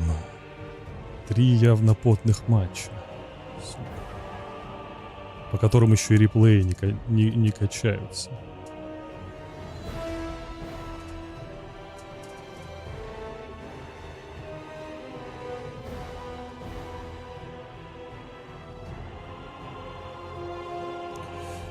Не, ну не знаю, стримы-то будут, наверное. Да тут дохера еще. У меня буквально есть еще шанс на 1 стрим, буквально, и то не факт. До выходных. То есть, если выходные начнут с полуфиналов, я не успею показать. Поехали. Норска против зеленокожих. Ну, на выходных-то будет рестрим. Я на выходных свободен только вечером. Все. Когда там будет Турин уже? Простите, тут уже драка пошла.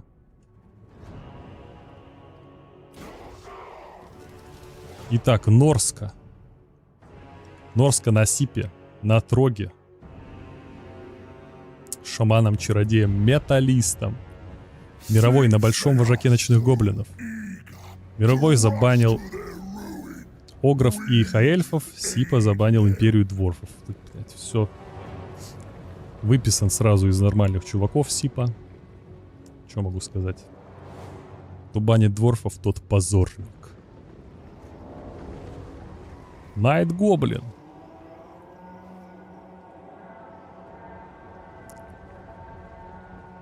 Чорков бафнули они повсюду. Ну, как сюрприз, выходят. Вдруг противник не возьмет бронебойку на пехоте. Как вот здесь, например.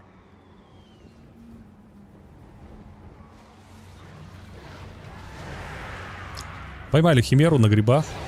В нее влетают сразу пацаны, вынуждают Нарскис действовать. Включается меч мучителей, обездвиживает химеру. Только что-то пацаны потратили грибы, короче, потратили меч мучителя и убежали. Вот этот план не очень хорошо сработал, к сожалению. Вот. Потому что Нарскиец, когда пришел с братвой. Собачки чувствуют себя неплохо. Тут злоба дурной луны работает. Правда, она против ульфхеднаров, больше не против собак. Но не очень выгодно для себя дерется мировой. Как будто бы в лесу пока что. В этом. Могут и наказать. Берсерки тут не особо хотят что-то делать. Хотя есть снятие брони. С чорков сейчас снимут броню, и берсерки хорошенько сработает. Правда, уже потрачена ржавая чума. Придется ждать какое-то время. Но в целом удары со спины нормально работают. Трог тут как тут. Пак кабанов съели. К сожалению, для мирового. Здесь кабаны дерутся без прикрытия. На них бросаются вот и мы. Окей. Правда, здесь и трог. Но дубасят они от души.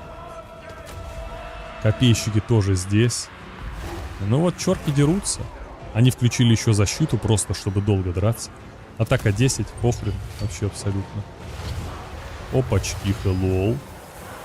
Свиток защиты, вах, ну уже успели напугать. Трог успел напугать противников.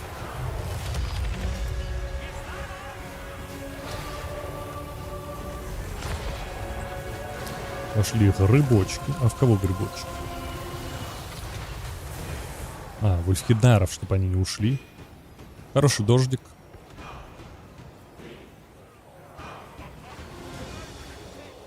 Чорки в меду, ну потратили время немного. Чорки в меду очень вкусно. Кабаны держатся до конца.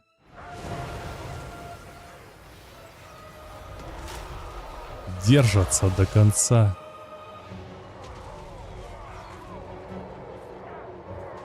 Супер безыдейный билд от орка, пишет Булдук. А что тебе Клауди говорит по этому поводу? Ну-ка. Он наоборот скажет, что билд оригинальный. И мне нравится, что у мирового какие-то хейтеры вообще жесткие появились из ниоткуда.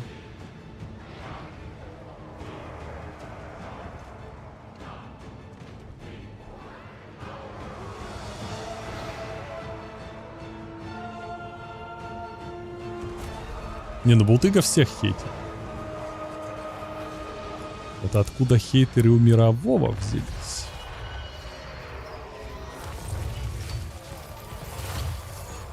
Это вопрос интересный. Но Сипа давит, еще регенится.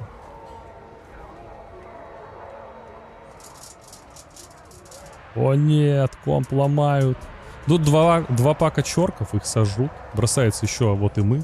Хотя, если сейчас удастся разменяться нормально. Вот атака. 56 на 90. Здравствуйте, мы наргримские железоломы. Правда, это не помогает никаким образом. Ну, как будто Сипа тут уже задавил. Задавил на авторитете. Да? Да, как будто все. Доедается. Потихонечку. Потихонечку доедается. Еще дождем присыпано. Уже разница более чем 2000. Нарскиец продавил.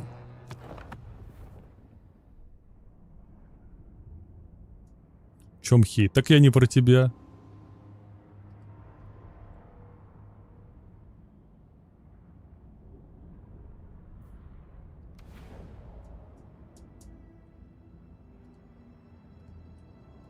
И откуда-то именно про мирового вылетает, что у него там скилл на уровне паба. 3 пака зоотов против Кислева. Интересно.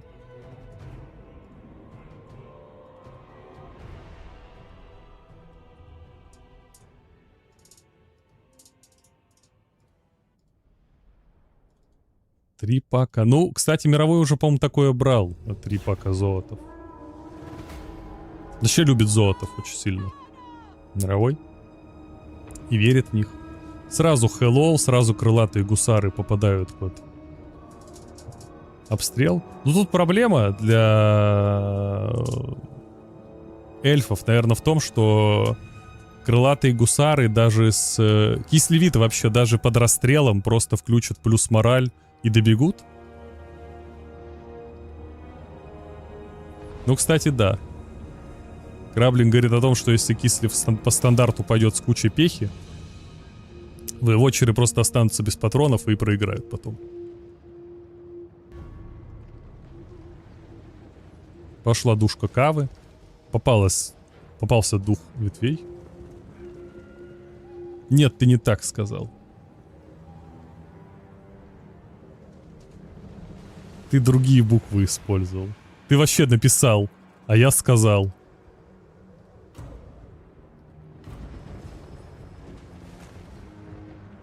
Давай, не рассказывай.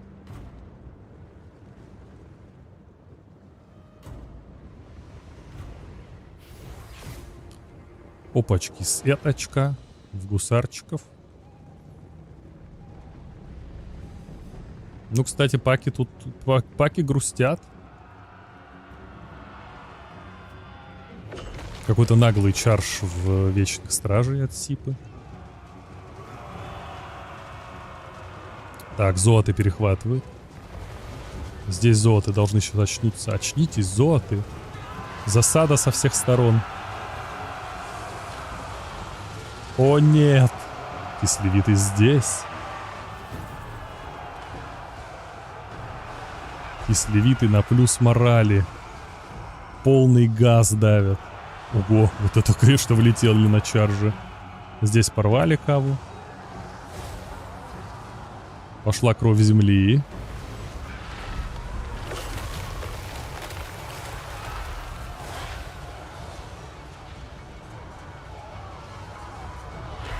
Каменная плоть вотчеров сильно спасает. И это правда.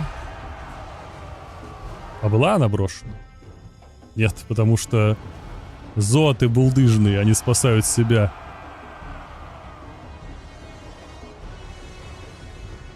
Режим полного булдыги.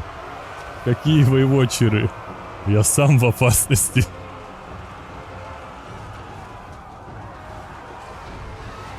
Ну, кстати, и воеводчеры, и зоотов-то били.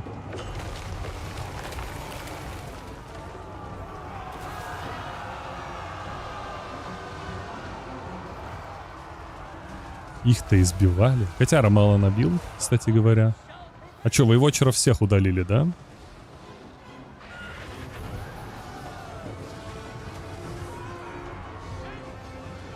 Куча мала. Так у Кислева выбора нет, кроме как переводить этот бой в кучу малу. Буквально, потому что его иначе перестреляют.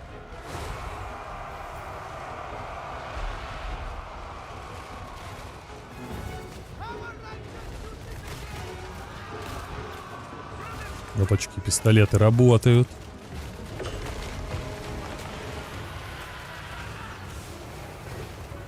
Дервиши косовиты просто на супер, на плюс морали тоже работают.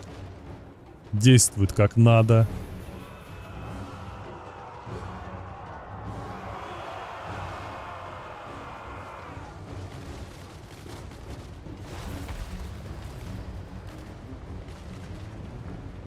Кислевицкая душныга с пистолетами, это, конечно, очень сильно.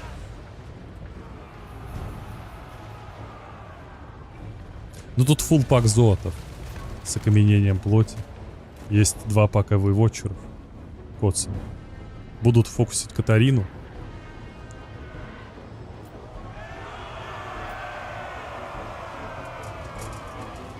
Брошено обморожение.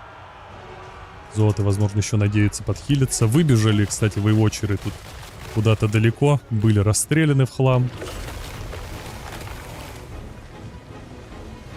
Плюха в Катариночку, которую поймала магичка ветвей.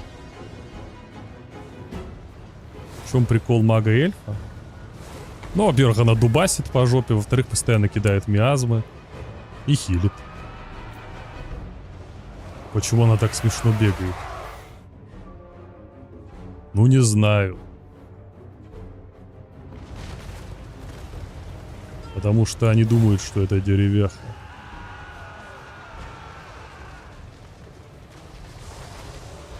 И садятся все в Катарину. Сейчас моралька улетит.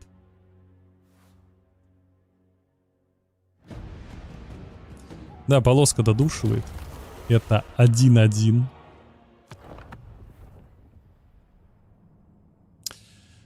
$2200 на мировом. Конечно, вейвотчеры немножечко взгрустнули 2 пака. Не успели нормально набить. Магичка успела наколупать. Солидно. Все равно был квантовый прорыв. Вейвотчеров не спасли. Так.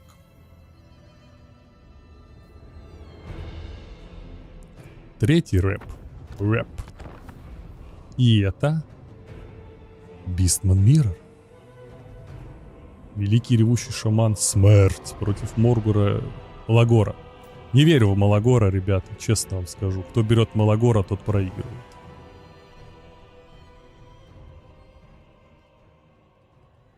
Надеюсь, мировой меня переубедит.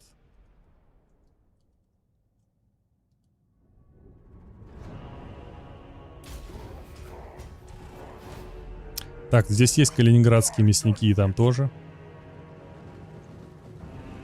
3 пака минотавров с тяжелым оружием у Сипы и мясники. Здесь 1 пак миносов.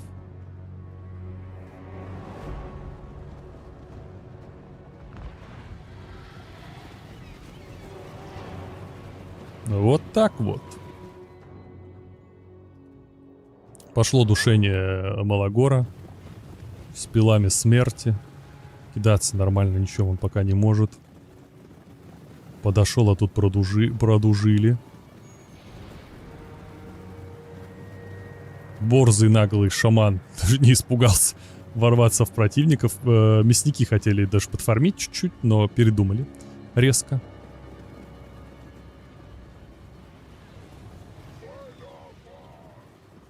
Слангоры всю пеху аннигилируют. Могут, да. Действительно могут. Возможно, так и сделают.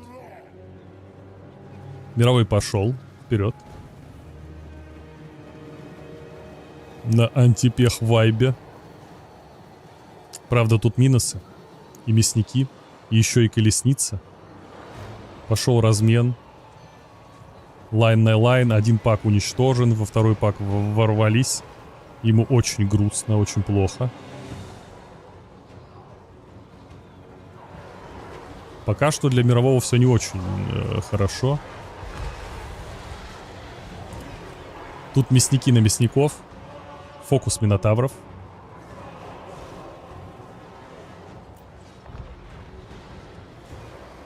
Прорыв слангорский.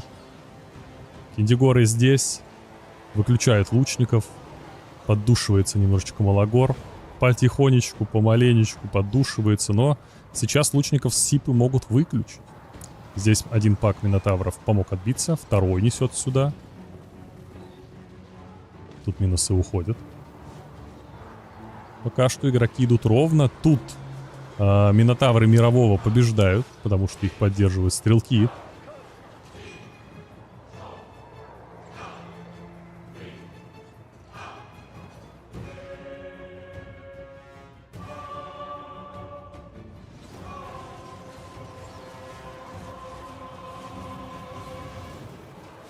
Настоящие калининградцы красные. Красные калининградцы. Снова врыв. Снова похищение души. Тут, конечно, еще долго закидывать придется. Малагора бедолагу. Бедокора бедолагу. Еще пак минусов идет на Зафит. Стрелковый. Сейчас лучники подформят. Хотя не так уж много они набили. Ну нормально. В целом. Я думал, тут уже будет по 500. Хотя вот этого есть 500. А минусы-то проседают. Здесь уходит регениться, ребята. Снова вернулись Кентигоры и снова врываются в лучников. Сипа потихонечку тает.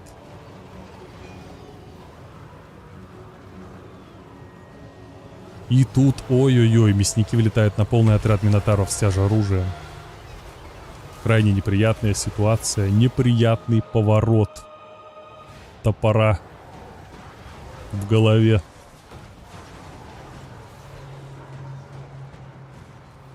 Итак, тут мясники тоже схаваны. Лучники расстреляли еще один пак Минотавров, но здесь Минотавры прорвались.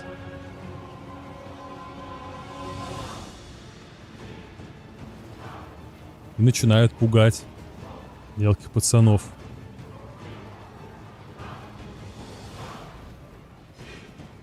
Так, мясники на регене. 4 модельки. Скоро может вернуться. Здесь 5 моделек. Тоже возможно вернуться.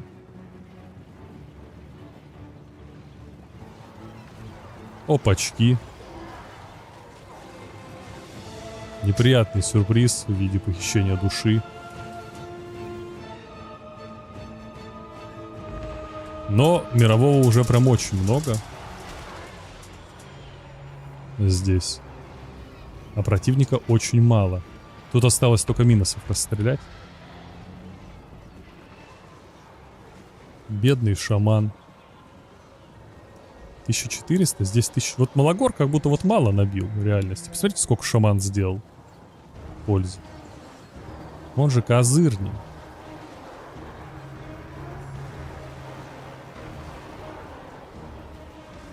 Хотя, с другой стороны, он просто вытягивал хп у Малагора, что как бы value не сильно решает.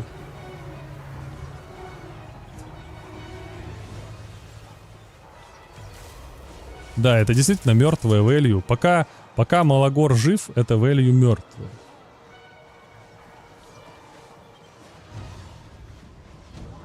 Сипа доразваливается уже. И это 2-1 в пользу мирового.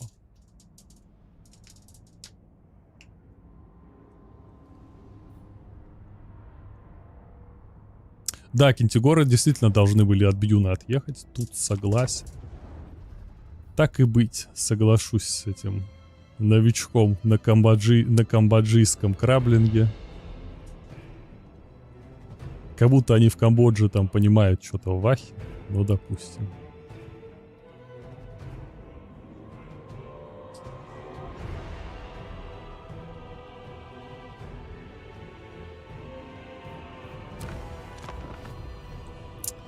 Так.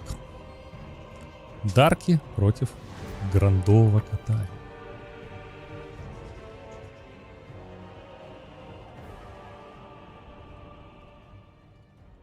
Грандовый Катай. 3 пака палачей, ребята. Фулл мили, штурм коробки. Вылетаем. Ну что, Булдыга? Готов кайфовать. Палачиги. Вперед. Мировой берет только имбу, но дворфов же здесь нет. Джао Мин, железный дракон, который броню не пробивает. Грустно для него. Но есть алхимик, который броню снимает. Магичка чисто на фаерболах, да. Что тебе еще надо? Катай подходит поближе. Пошла задувка. Задувка. Дзедувка. Кстати говоря, тут стрелять не очень удобно. Как будто бы. Будут они стрелять? Ну, по идее, должны. Сраная пустыня. Хотя Джао там на усилениях пытается работать. Даже Кава влетела нагло просто в морду Сипи. Опачки.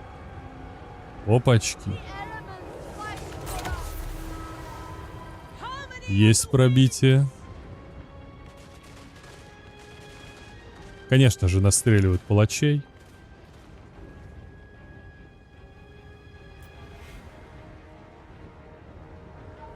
Очень больно. Грязные дробы. И пошел назад. Зачем подходил мировой, чтобы идти потом назад?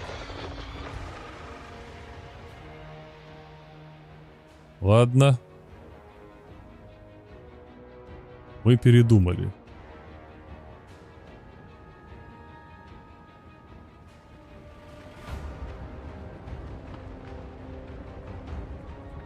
Палачей удаляют. Пошла еще одна огненная голова.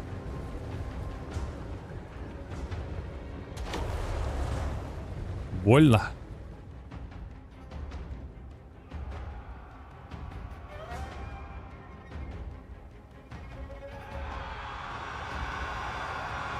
Так, тут хавают пиратов. Палачи доедены. Еще тени несутся. Тени вышли из инвиза.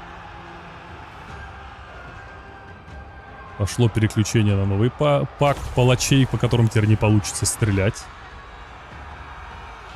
Ух ты. Ух ты. Ух ты, дэмэдж идет. Или что это? Что это за дэмэдж был бурстовый, резкий такой? От чаржа. И все. Пока стрелять не могут. Пошел прорыв темных эльфов со всех сторон. Скоро наберется удаль.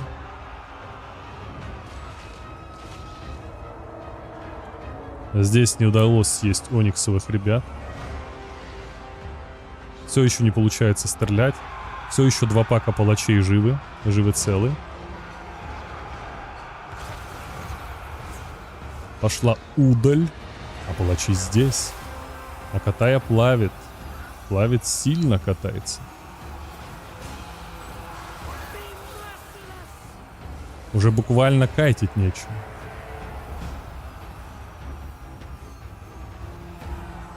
Ну, кстати, они могли, например, теней расстрелять или кого-то еще, пока по палачам не стреляли, наверное. Но не получилось. Эльфа уже не остановить. Да, стрелки не смогли пострелять. Ну так, конечно, тут и местность неудобная, и противник сразу навалился. А вы что думали?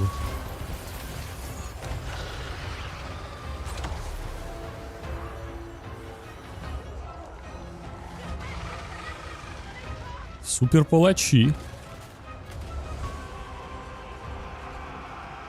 Посмотрите, как они расстреливают. Какая жесть. Как же они напихали.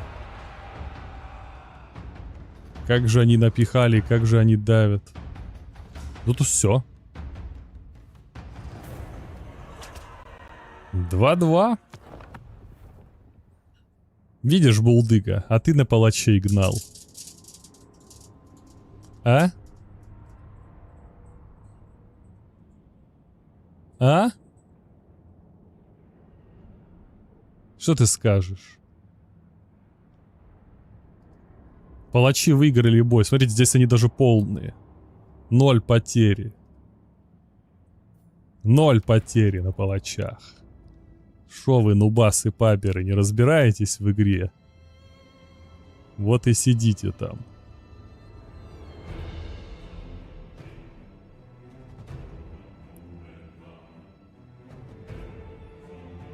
Ну, мировой сейчас на скавинах, наверное, выедет.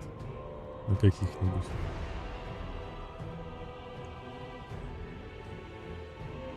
На ком ему еще выходить? Нет, на Кислеве. Кастальтин. Ульрика. Ну, вот это, конечно, биг-мувыга.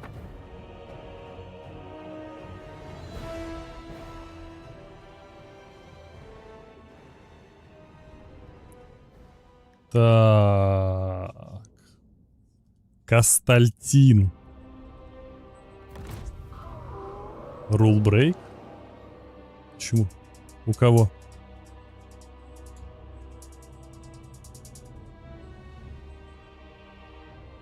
Кто на рулбрейке?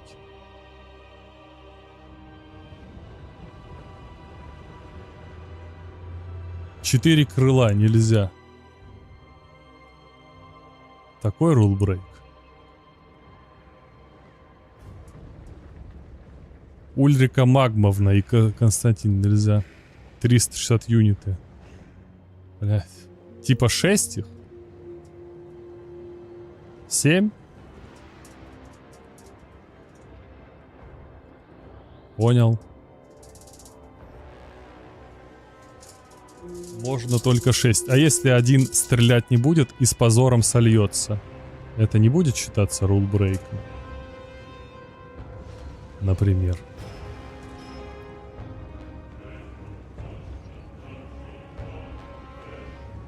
Ну немного не рассчитал. Шо вы сразу? Пошли миазмы. Миязмы. От Ульрики. Ульрика. Умрика. Пока что много, конечно, в щиты впитано.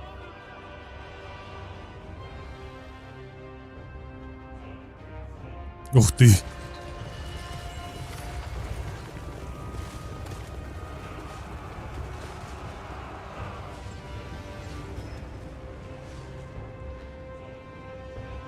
Мы закроем глаза на то, что это рулбрейк. Рулбрейк у мирового. У него 7 юнитов со стрельбой на 360 градусов. А максимум можно 6. По Фрутрузовской конвенции, которую они сами приняли и потом навязали ее всем остальным. Мировой пока ничего не просрал. Вы о чем? А, перебрал. Но Ульрика здесь подкатила. Сарта, смотрите, решает в патроны все впитать. А Сатре похер. Сатре похер, потому что он Сарта.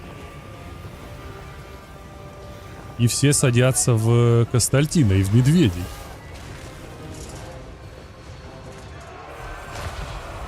О, как. Понял. Телеги пробиты.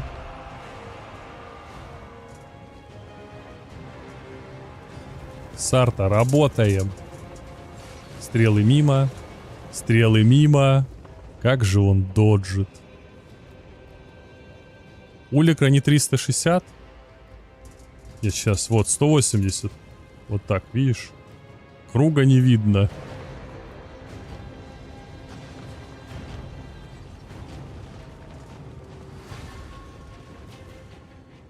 Еще и без блайнда. Она должна в блайнде. Она 359, да.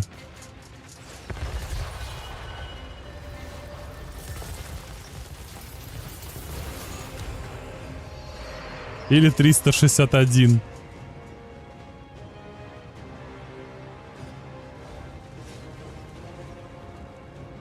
Три 122 градуса. Блять. Самый жесткий, конечно. А патроны реально кончаются.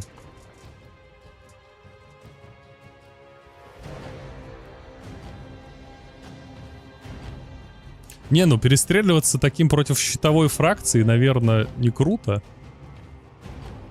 Нет?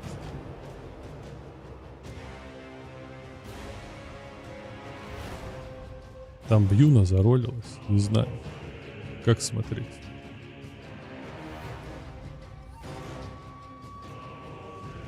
На ком? Где? Куда езжать? Что подписывать? А, на отряд, который убили, не знаю. Никто не смеялся.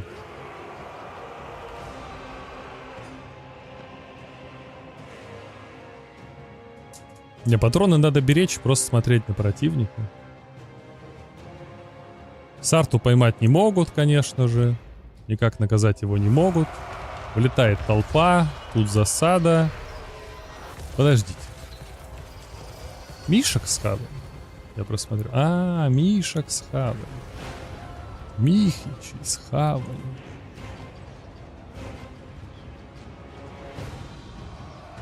Так, телеги пошли. Но это не тяжелые боевые сани, это легкие. Не очень получается пока что. Пока что на позоре. Двигаемся.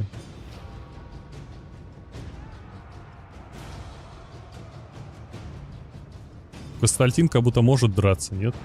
Чё ему убегать? Развернись, да телегам по башке надавай. Или он боится?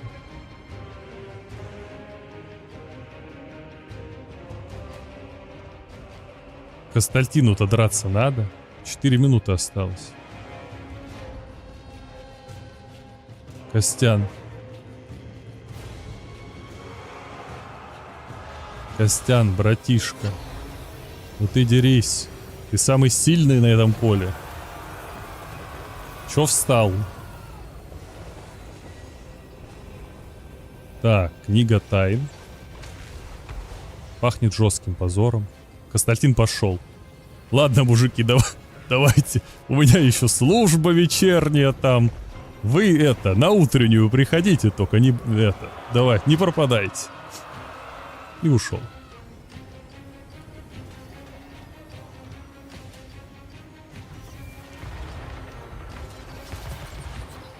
Ну и легион Грифона. Схаван.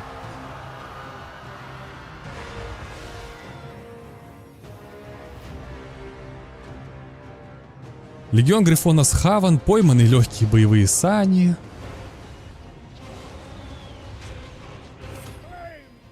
Точка захвачена.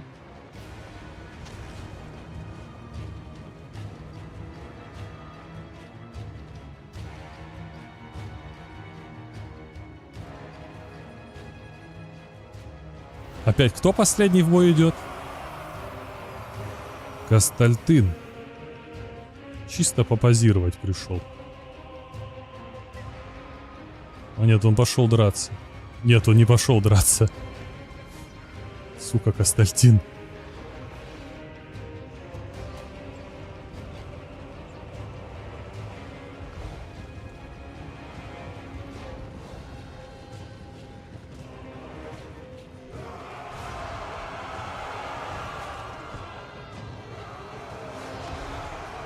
Это как вот во флоте есть правило, что капитан покидает свой корабль последний.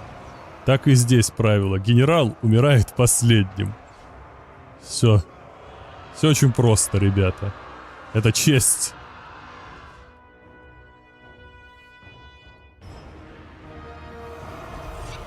Он реально смотрит, как там вообще муштру разваливают кабины. О, он пошел драться. Он пошел драться. 150 value. Ему кабину просто уже отрывают. Он здесь. Он включил боевой гимн Тора и на нем отступил.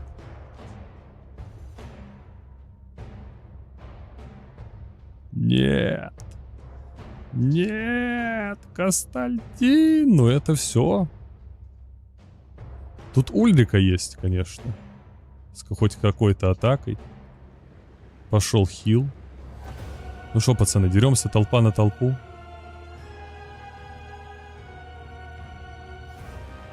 Все пришли сюда. Остается 2 минуты. Костальтин влетает. Те здесь просто уже квадратом стоят.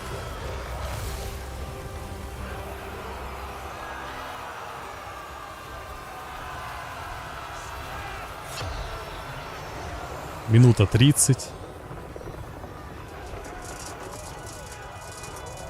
Минута 30. Демона сносят. Перекапить не получается. Веса очень много. Все в ужасе бегут.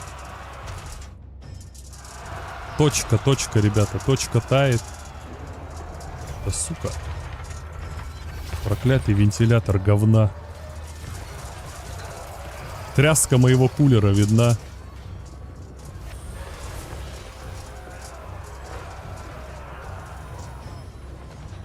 Ну, долго ждал мировой. Пришла ракета. 30 секунд. Костальтин, конечно, давит. И продолжает давить. Но его ничего не спасает.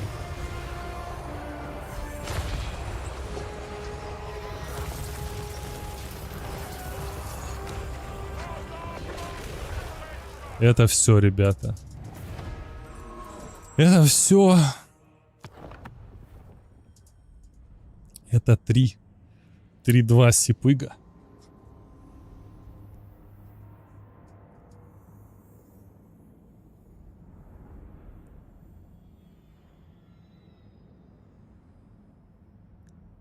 Ну вот так вот.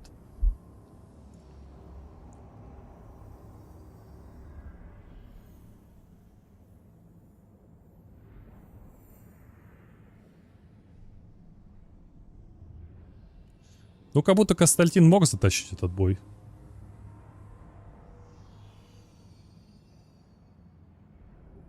Да, мировой специально слил. Сипа его подкупил. Это уже мощный заговор.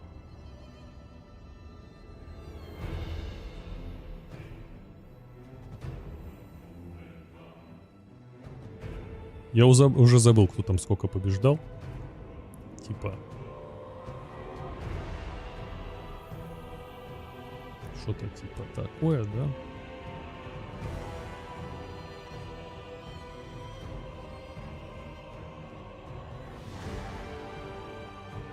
Да, 3-0 мировой. Так, у нас Акейн и Стратгейм.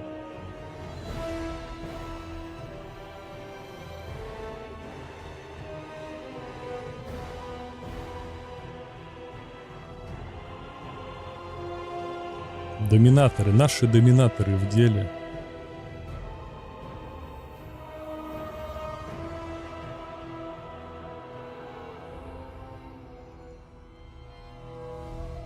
Да, ребята, я реально не могу, потому что мне нравится слушать, как дребезжит мой ебучий кулер, вонючий, падла, сука.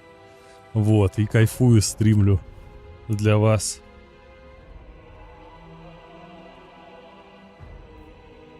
Самое то. Ну чё у нас? Акейн на воина хаоса против Норски. Тут опять это безумный дракон. Краблинг, видя этого дракона, сразу говорит «луз». Это я знаю.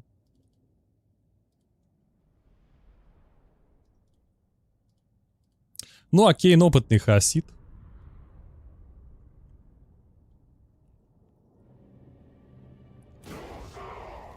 Пошел на чем-то интересном двигаться.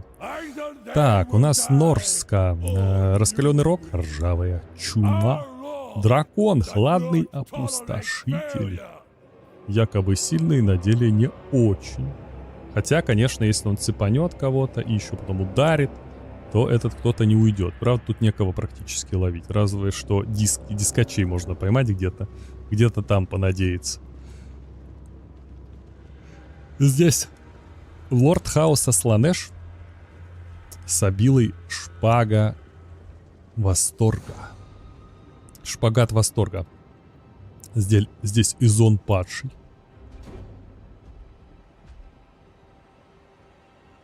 Какая задумка у Страта. Чисто развалить противника на красоте. Поймать его змеем. Поймать его жесткой аурой жесткого змея. Чтобы никто не ушел. В этом вся фишка. Итак, Акейн выходит на точку. Он даже вообще Акейн не ждет. А нет, прошу прощения, не Акейн, Стратгейм. Он просто с волчарами влетает в морду грабителям на фулл похер. Прилетает сюда дракон, готов драться с дисками. Вот это, конечно, битва хашек. Просто без вопросов кабину летим ломать. Ну, кстати, забайтил. И сам забайтился. Тут заклинания особо нет, кстати говоря. Подождите, здесь есть Нургл. С гостями еще, да, с избытком плоти.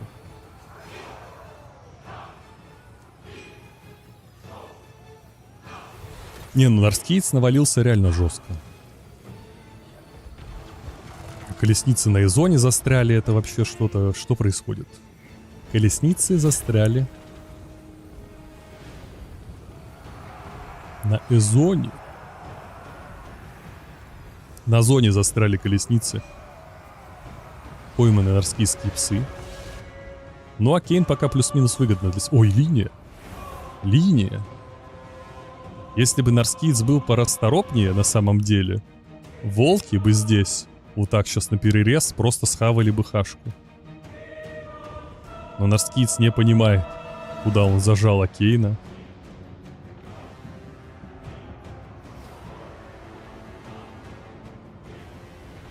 На самом деле очень круто прижал по итогу, но не смог использовать, потому что 4 хашки бы сейчас просто за линию ушли. Кабина была бы оторвана. Тут лорд сейчас еще не уйдет нахрен. Хашки отпущены пока что. Пошли зловонные гости. Перед смертью насрать. Да, дракон не отпускает. Дракон не отпускает. Он вцепился.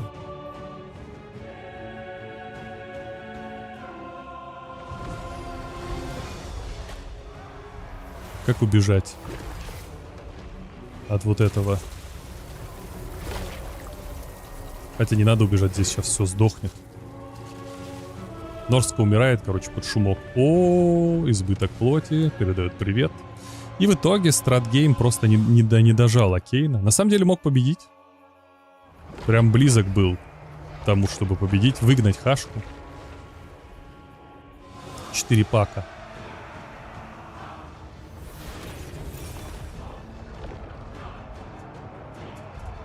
А зачем нужна ваша трансмутка? Она для слабых. Выбор сильных постепенно доит противника, чтобы он умер. Value давит. Разница в 2500. Практически уже пробит маг. Его добивают. Его дорезают. Дорезают берсерков. Эзон падший еще фуловый. Да, его просто застрелили. Дракончик решает разменяться с Эзоном, но тут уже все.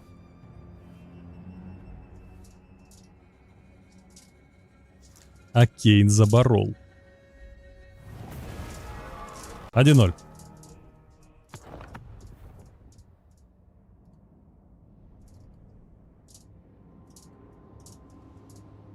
Так, что сейчас говорите? А Кейн будет слева. Эти пранкающие реплеи меня с ума сводят. Нет. А Кейн не слева. Хорн. Против папы Думбула.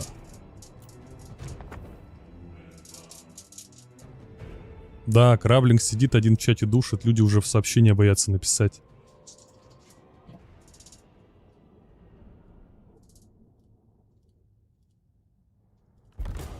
Буквально аура доминации. Папа Думбл здесь.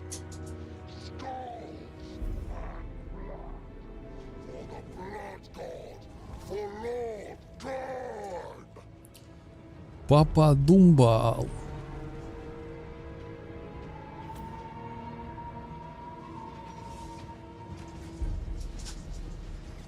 Итак, у нас раш. Раш в раш. Снова Стратгейм любит раш. Ведь стратегическая игра — это когда ты просто жмешь на газ, ребята. А вы что думали? Ну, кстати, и так попался Акейн. Ух ты! Конных грабителей порубили в салат.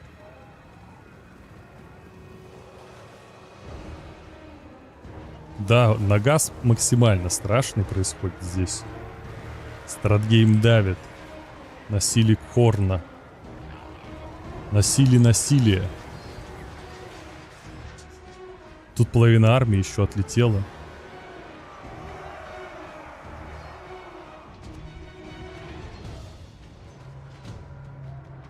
Одну игру Страт заберет, но не эту походу. Да кто знает, может сейчас на газ сработает. Там уже Папа Думбл, вон убежал как можно дальше. От этого движа. На самом деле он довольно неплохо идет. Стратгейм. Сейчас еще этих схавают. Тут доел. Не, Хорныга максимально мощный. Шутки не шутит вообще.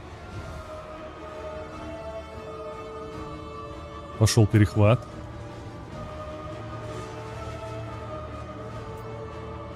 Хорну, конечно, грустно, что у его псов нету яда. Или любого другого замедления какого-нибудь. Догонять тяжело очень противников.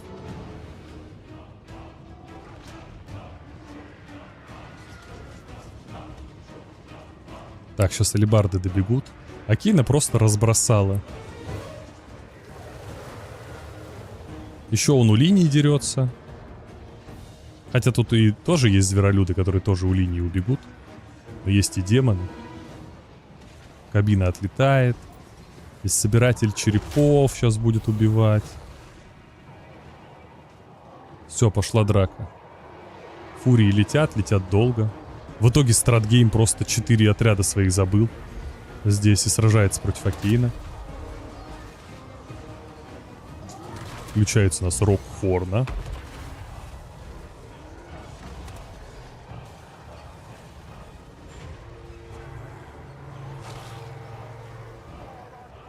Ну, помощь будет. Фри для Гаргона? Ну, не факт. Папу Думбла могут наказать. Рыцари, конечно, очень долго едут. Тут скорее фри-фарм для Хорнгоров. Да и Скултейкер не то чтобы фри вообще для кого-либо. Это серьезный дядя. Ух ты, как больно. А вот и фурики. Опачки, сразу отдыхать. Вон Папу Думбла избивают. Посмотрите, что с ним.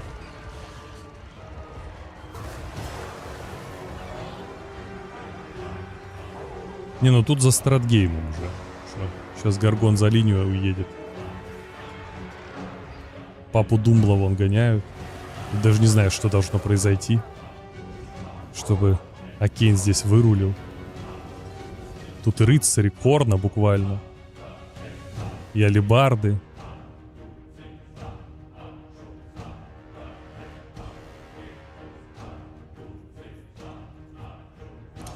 Не, конечно, давление мощное. Прешер. Снова отпустил. Смотрите, дает папе Думблу подфармить. Доедено. Тут доедено. Тут фуловый пак вообще. На алибардах. И это 1-1. К сожалению, 3-0 не будет. Ну, давление на скиллухе. Акейн растерялся, даже не понял, что происходит.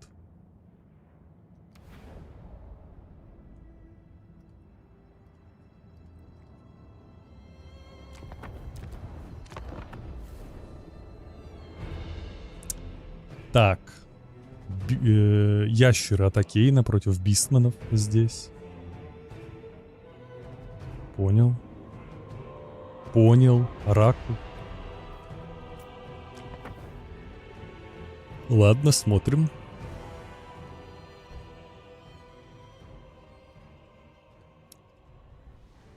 Оракул против хашек.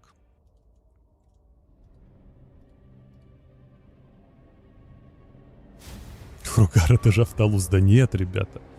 Фругар может быть нормальным пацаном. А может и не быть. Тут как повезет. Лорд у нас шаман дикости.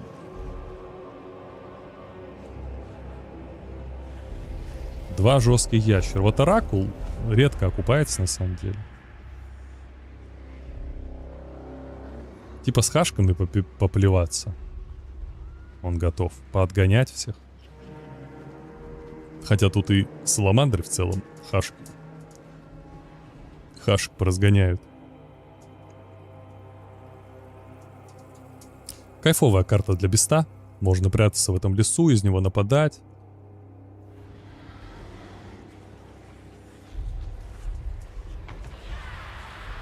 Шаманы, кстати, могут поймать кабину, ему немножечко пошатать. Поэтому он некоторое время рыпаться не будет, конечно же.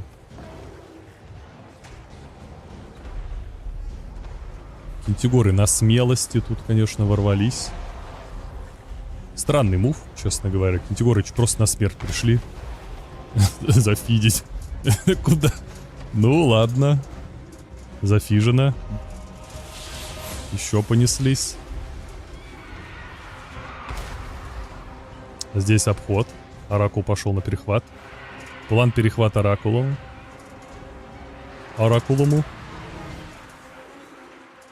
Много кто, кстати, берет вероломное племя сейчас.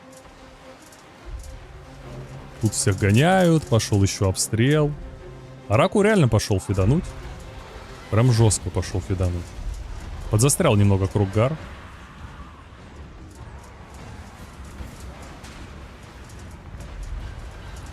Прям подзастрял. Ой, как больно. Как больно, бедолаги.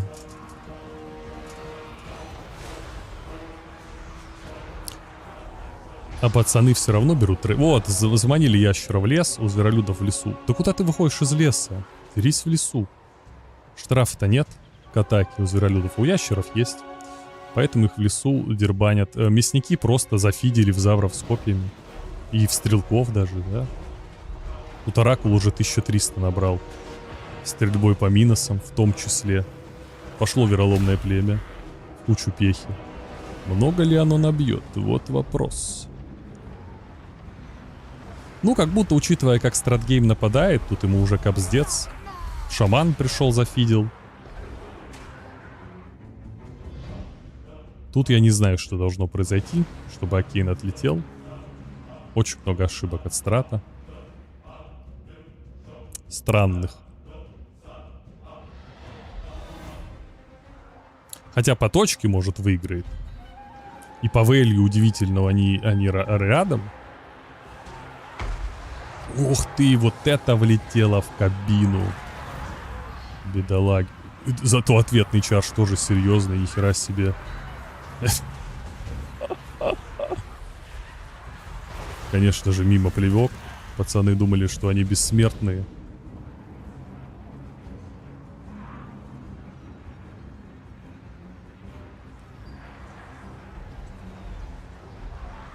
Кругар что-то бегает непонятно.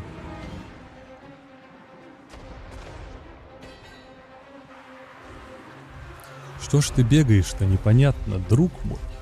Бегай понятно. Ну, кстати, лучники себя чувствуют довольно неплохо.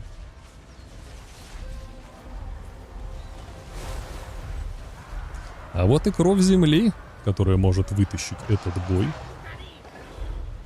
Роул земли. Потому что эти два Диныча, если они еще спасут охотничью стаю Саламандр здесь, то может быть неплохо довольно. Ну как же здесь накидывают, а? Этого просто так не поймать. Ну и ловить его, наверное, бесполезно. Плюс-минус. А стратгейм-то давит. А тут-то больно. Посмотрите.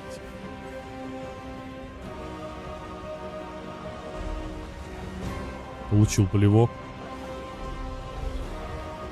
Минусы борзеют. Но тут нет в миле антиларджа. Вот здесь есть Крогарчик, который, конечно же, всех раскидает.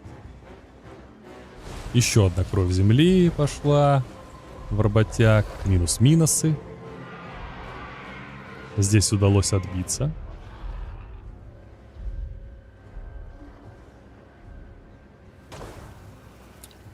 И полетело. Шаману в джепу, чтобы он еще и отступил. А он не отступает, кстати говоря. Отделался испугом.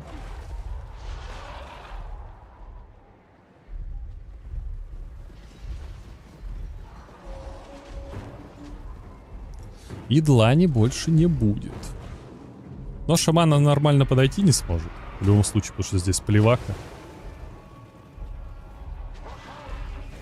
Плявака. Надо точку уже перехватывать. Окей, ну. Один хватает, другой пугает. Но получается медленно. Даже придется немножечко впитать. И там фулл-пак кентигоров. Неприятно. Контролит, контролит. Вышел. Кругар набегает. Продолжает капить точку.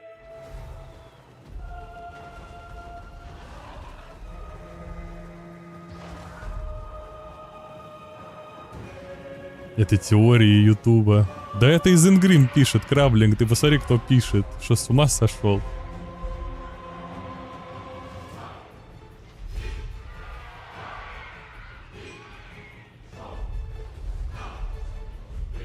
Да ё-моё, он точку до сих пор не захватил.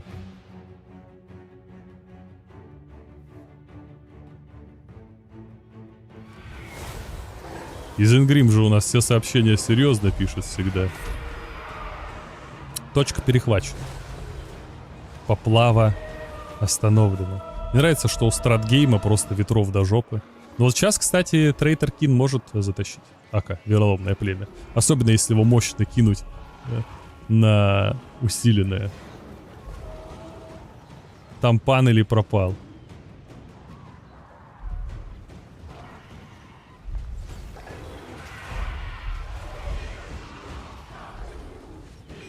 $600 урона.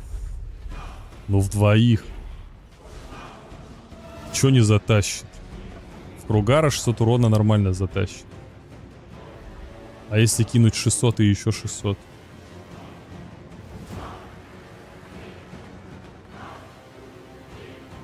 Надо кинуть, просто не умереть. Пацаны, ставим на Трейтер Кин.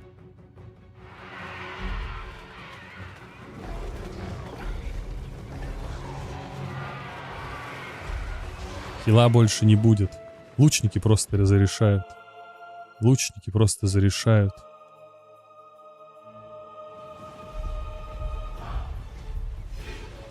Он пошел. Он пошел. Он пошел. Дает Трейтер Кин. И уходит.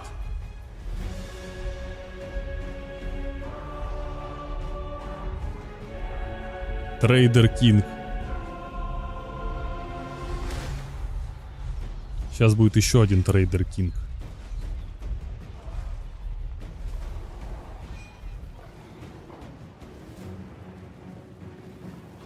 Спелл, на который ругался Краблинг, сейчас выиграет бой. Вот и слушайте Краблинга. Посмотрите, как он просадил Крогара и просто удалил его из игры. На Трейтер Кинычах.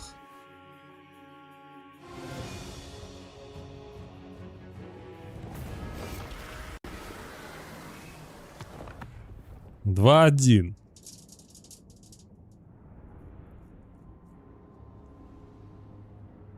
2-1. Все только благодаря Трейтер Кину, ребята. Не слушайте Краблинга. Фулл Трейтер Кин победа. Насилие победил. Потому что стратгейм.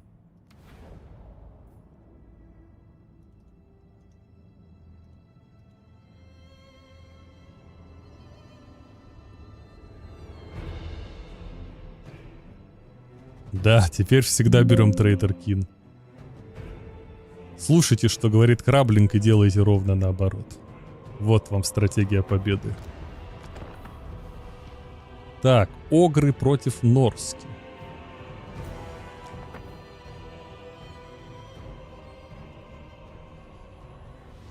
Блядь, что меня скамят этой смены игроков постоянно? Туда-сюда меняют. Вы что, пацаны? Что вы делаете? Я же старый. Мне плохо. Так, огры против Норски. Сколько у нас металлок? 2 всего.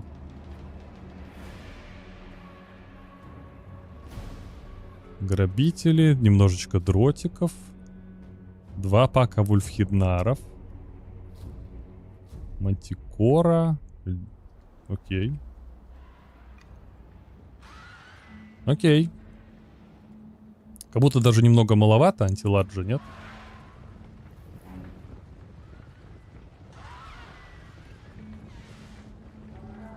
Почему никто не пытается зажаться в угол и отстреливаться артой? Потому что не осталось уже сильных игроков на текущей сцене. Мастер Корнер Кэмп не играет сейчас. Не, ну и понятно, что Норска, по идее, контра огров. Я думал, просто будет больше антиладжа, нет? Или не будет?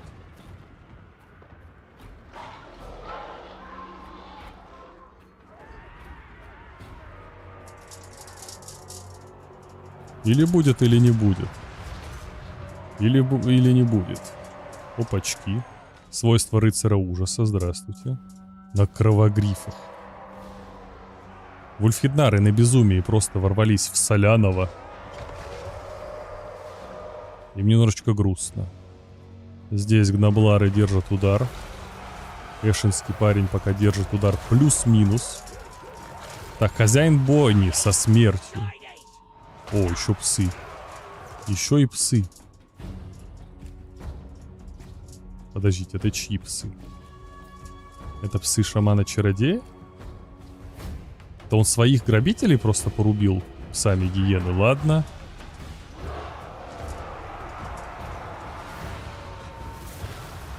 Бывает.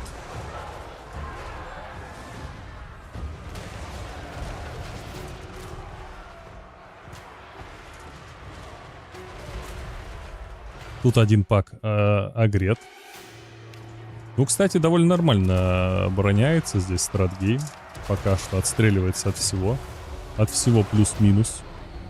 В некоторых местах минус, в некоторых местах плюс. Трог включают корону. И контрит сразу улучшенную рок и тьму.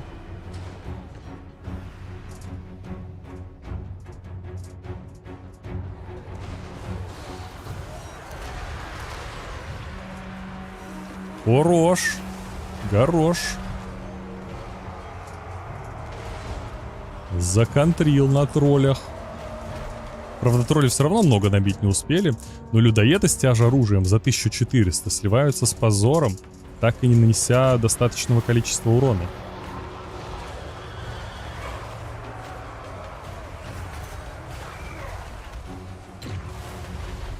Блять, Краблинг-то с ума сошел в чате. Я вообще даже не понимаю, что он пишет.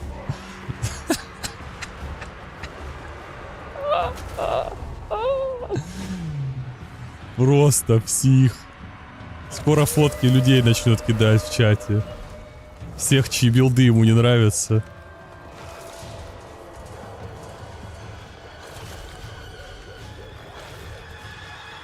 Дуэль интеллекта с собой. Ну, пока что Акейн давит. По чуть-чуть, но давит. Хотя тут пак людоедов еще жив с тяжоружием. Второй. Огры, возможно, вернутся.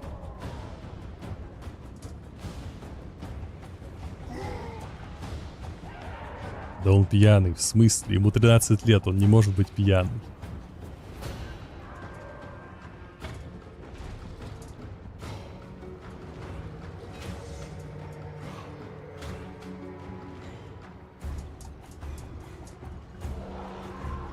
Не может.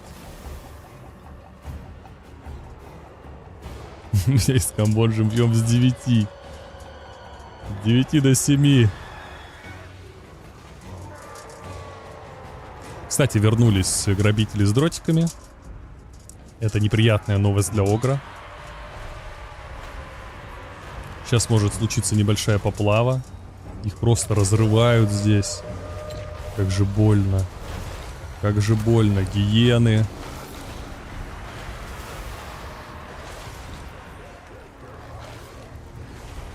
Снова улучшенный рок и тьма.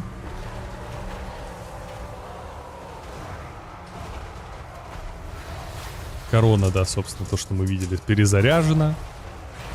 Корона готова. Псы гиены, возможно, был мисклик. Краблем. Всякое бывает. Всякое бывает в этой жизни. И мисклики в том числе. Опачки, вульхиднары зашли не в тот район. Ну да, перепутал на пол панели.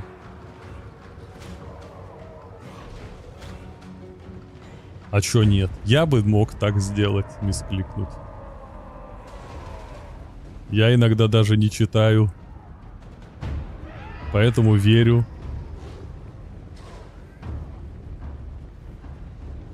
Так может там было снятие брони.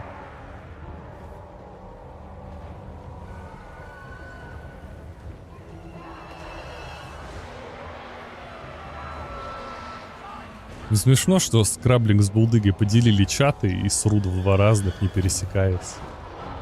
Такие, ладно, у нас это, раздел территории. Ты срешь здесь, я сру там, все. Бандитский передел.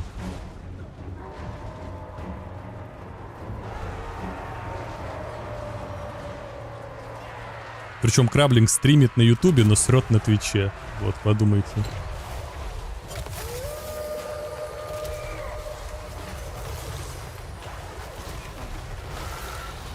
Сражайся или умри. Ну тут финальный врыв от Акейна. Еще и вульхиднары прибежали. Тут уже драться практически нечем. Хотя на хиле пытаются хозяин бойни вытащить. Отхилил мало. Нормально, но мало. Все. А тут еще и мантикоры летят. Я бы предложил Булдыге оккупировать ВК-видео.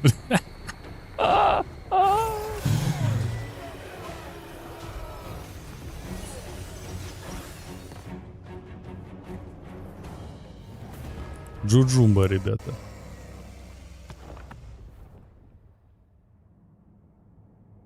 Так, это 2-2 счет, правильно? Счет 2-2. Нас ждет финальная игра.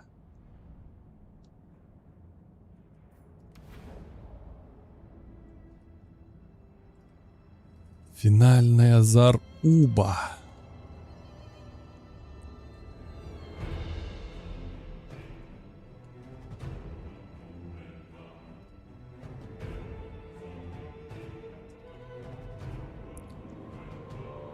Так. Акейн выходит на мейне. Нургл против Бретонии.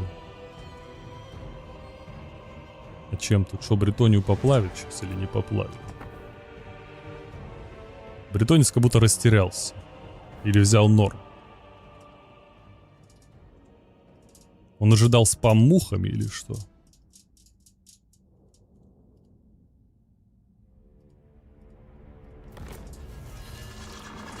Так, леонкуровские пегасы.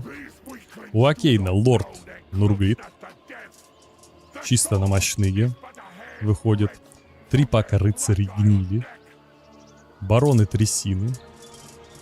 Рулбрейка нет. В качестве мага смерть. С бьюной.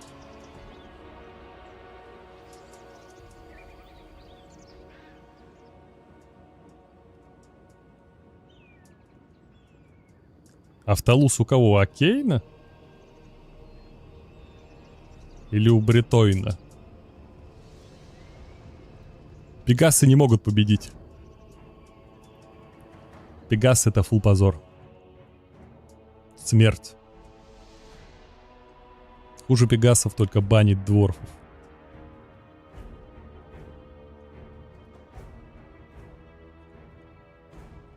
Это лесные нурглиты. Сошел снег, в лесу нурглиты. Повыскочили. Кстати, магичка жизни разумно стоит максимально далеко от движа, чтобы, если понадобилось хил, ее не было. Вот. Пошел врыв, стратгейм Харнат не выдерживает. Нервишки шалят.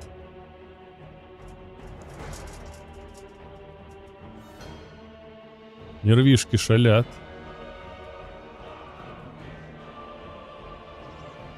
Все еще прячутся. На движ не идем. Так, пегасы сели в лес на нурглингов, правильно? Реально чаржит. Вот это сумасшедший. Стратгейм — это лютый Харнат, отвечаю.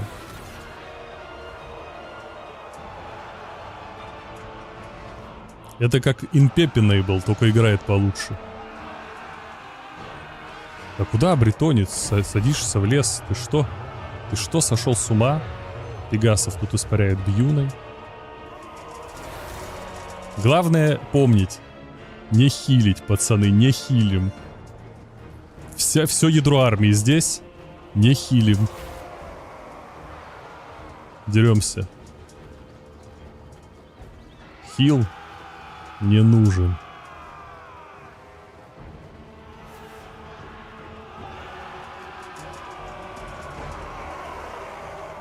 Кому нужен хил?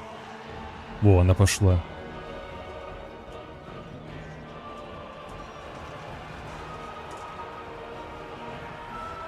У тебя весь град системный блок разнес. Все нормально, пацаны.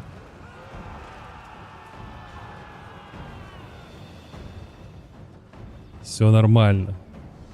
Вентилятор, может быть, успею отключить к следующему стриму, хотя мне не дают времени. Буквально мне только работа, блядь, стрим, работа, дела, стрим. Кстати, там тоже какая-то поплава случилась. Куда-то делась кава. Непонятно куда. Бью надоело еще одну.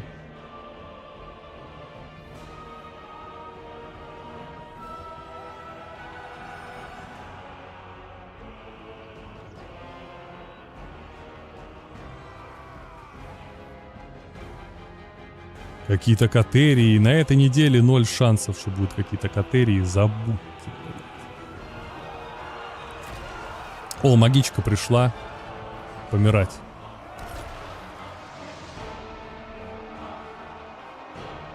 Ну, кстати, бретонец там что-то набивает, смотрите.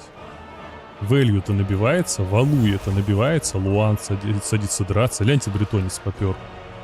Попер, на лучниках тут попер.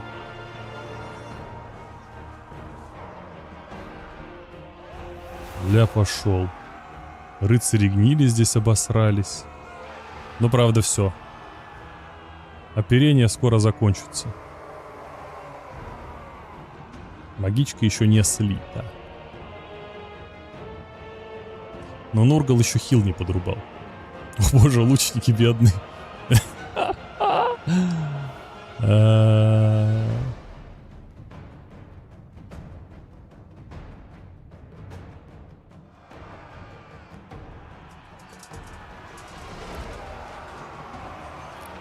Понял вас. Ну все, это победа Кейна, с чем его и поздравляем.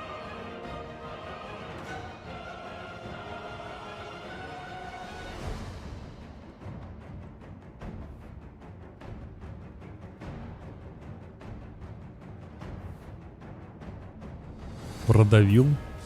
Непонятно, зачем стратгейм лез в лес. В лес. Но вот так.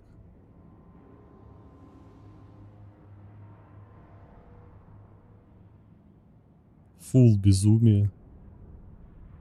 Он реально вылетел толпой в лес. Еще кто-то Вэлью успел набить. Эти чисто статисты смотрели. Смотрели, как их армия дерется. Потом нурглиты вышли из леса, просто всех переехали. И все.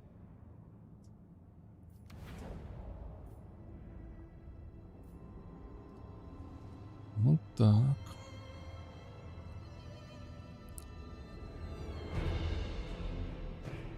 Так, что там было? 1, 1, 1. Ну, допустим, так, я уже забыл. Все. Так, ладно, пацаны, я на сегодня закончился.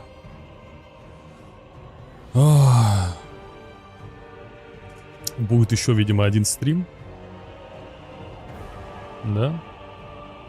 За этот стримчик мы успеем посмотреть. Тут 1, 2, 3, 4, 5 игр. Надеюсь, все они 3-0.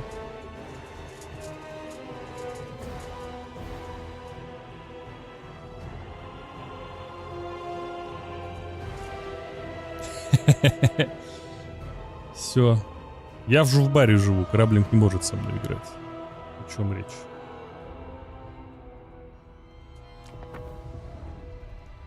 К сожалению, Скавинов сюда не пускают.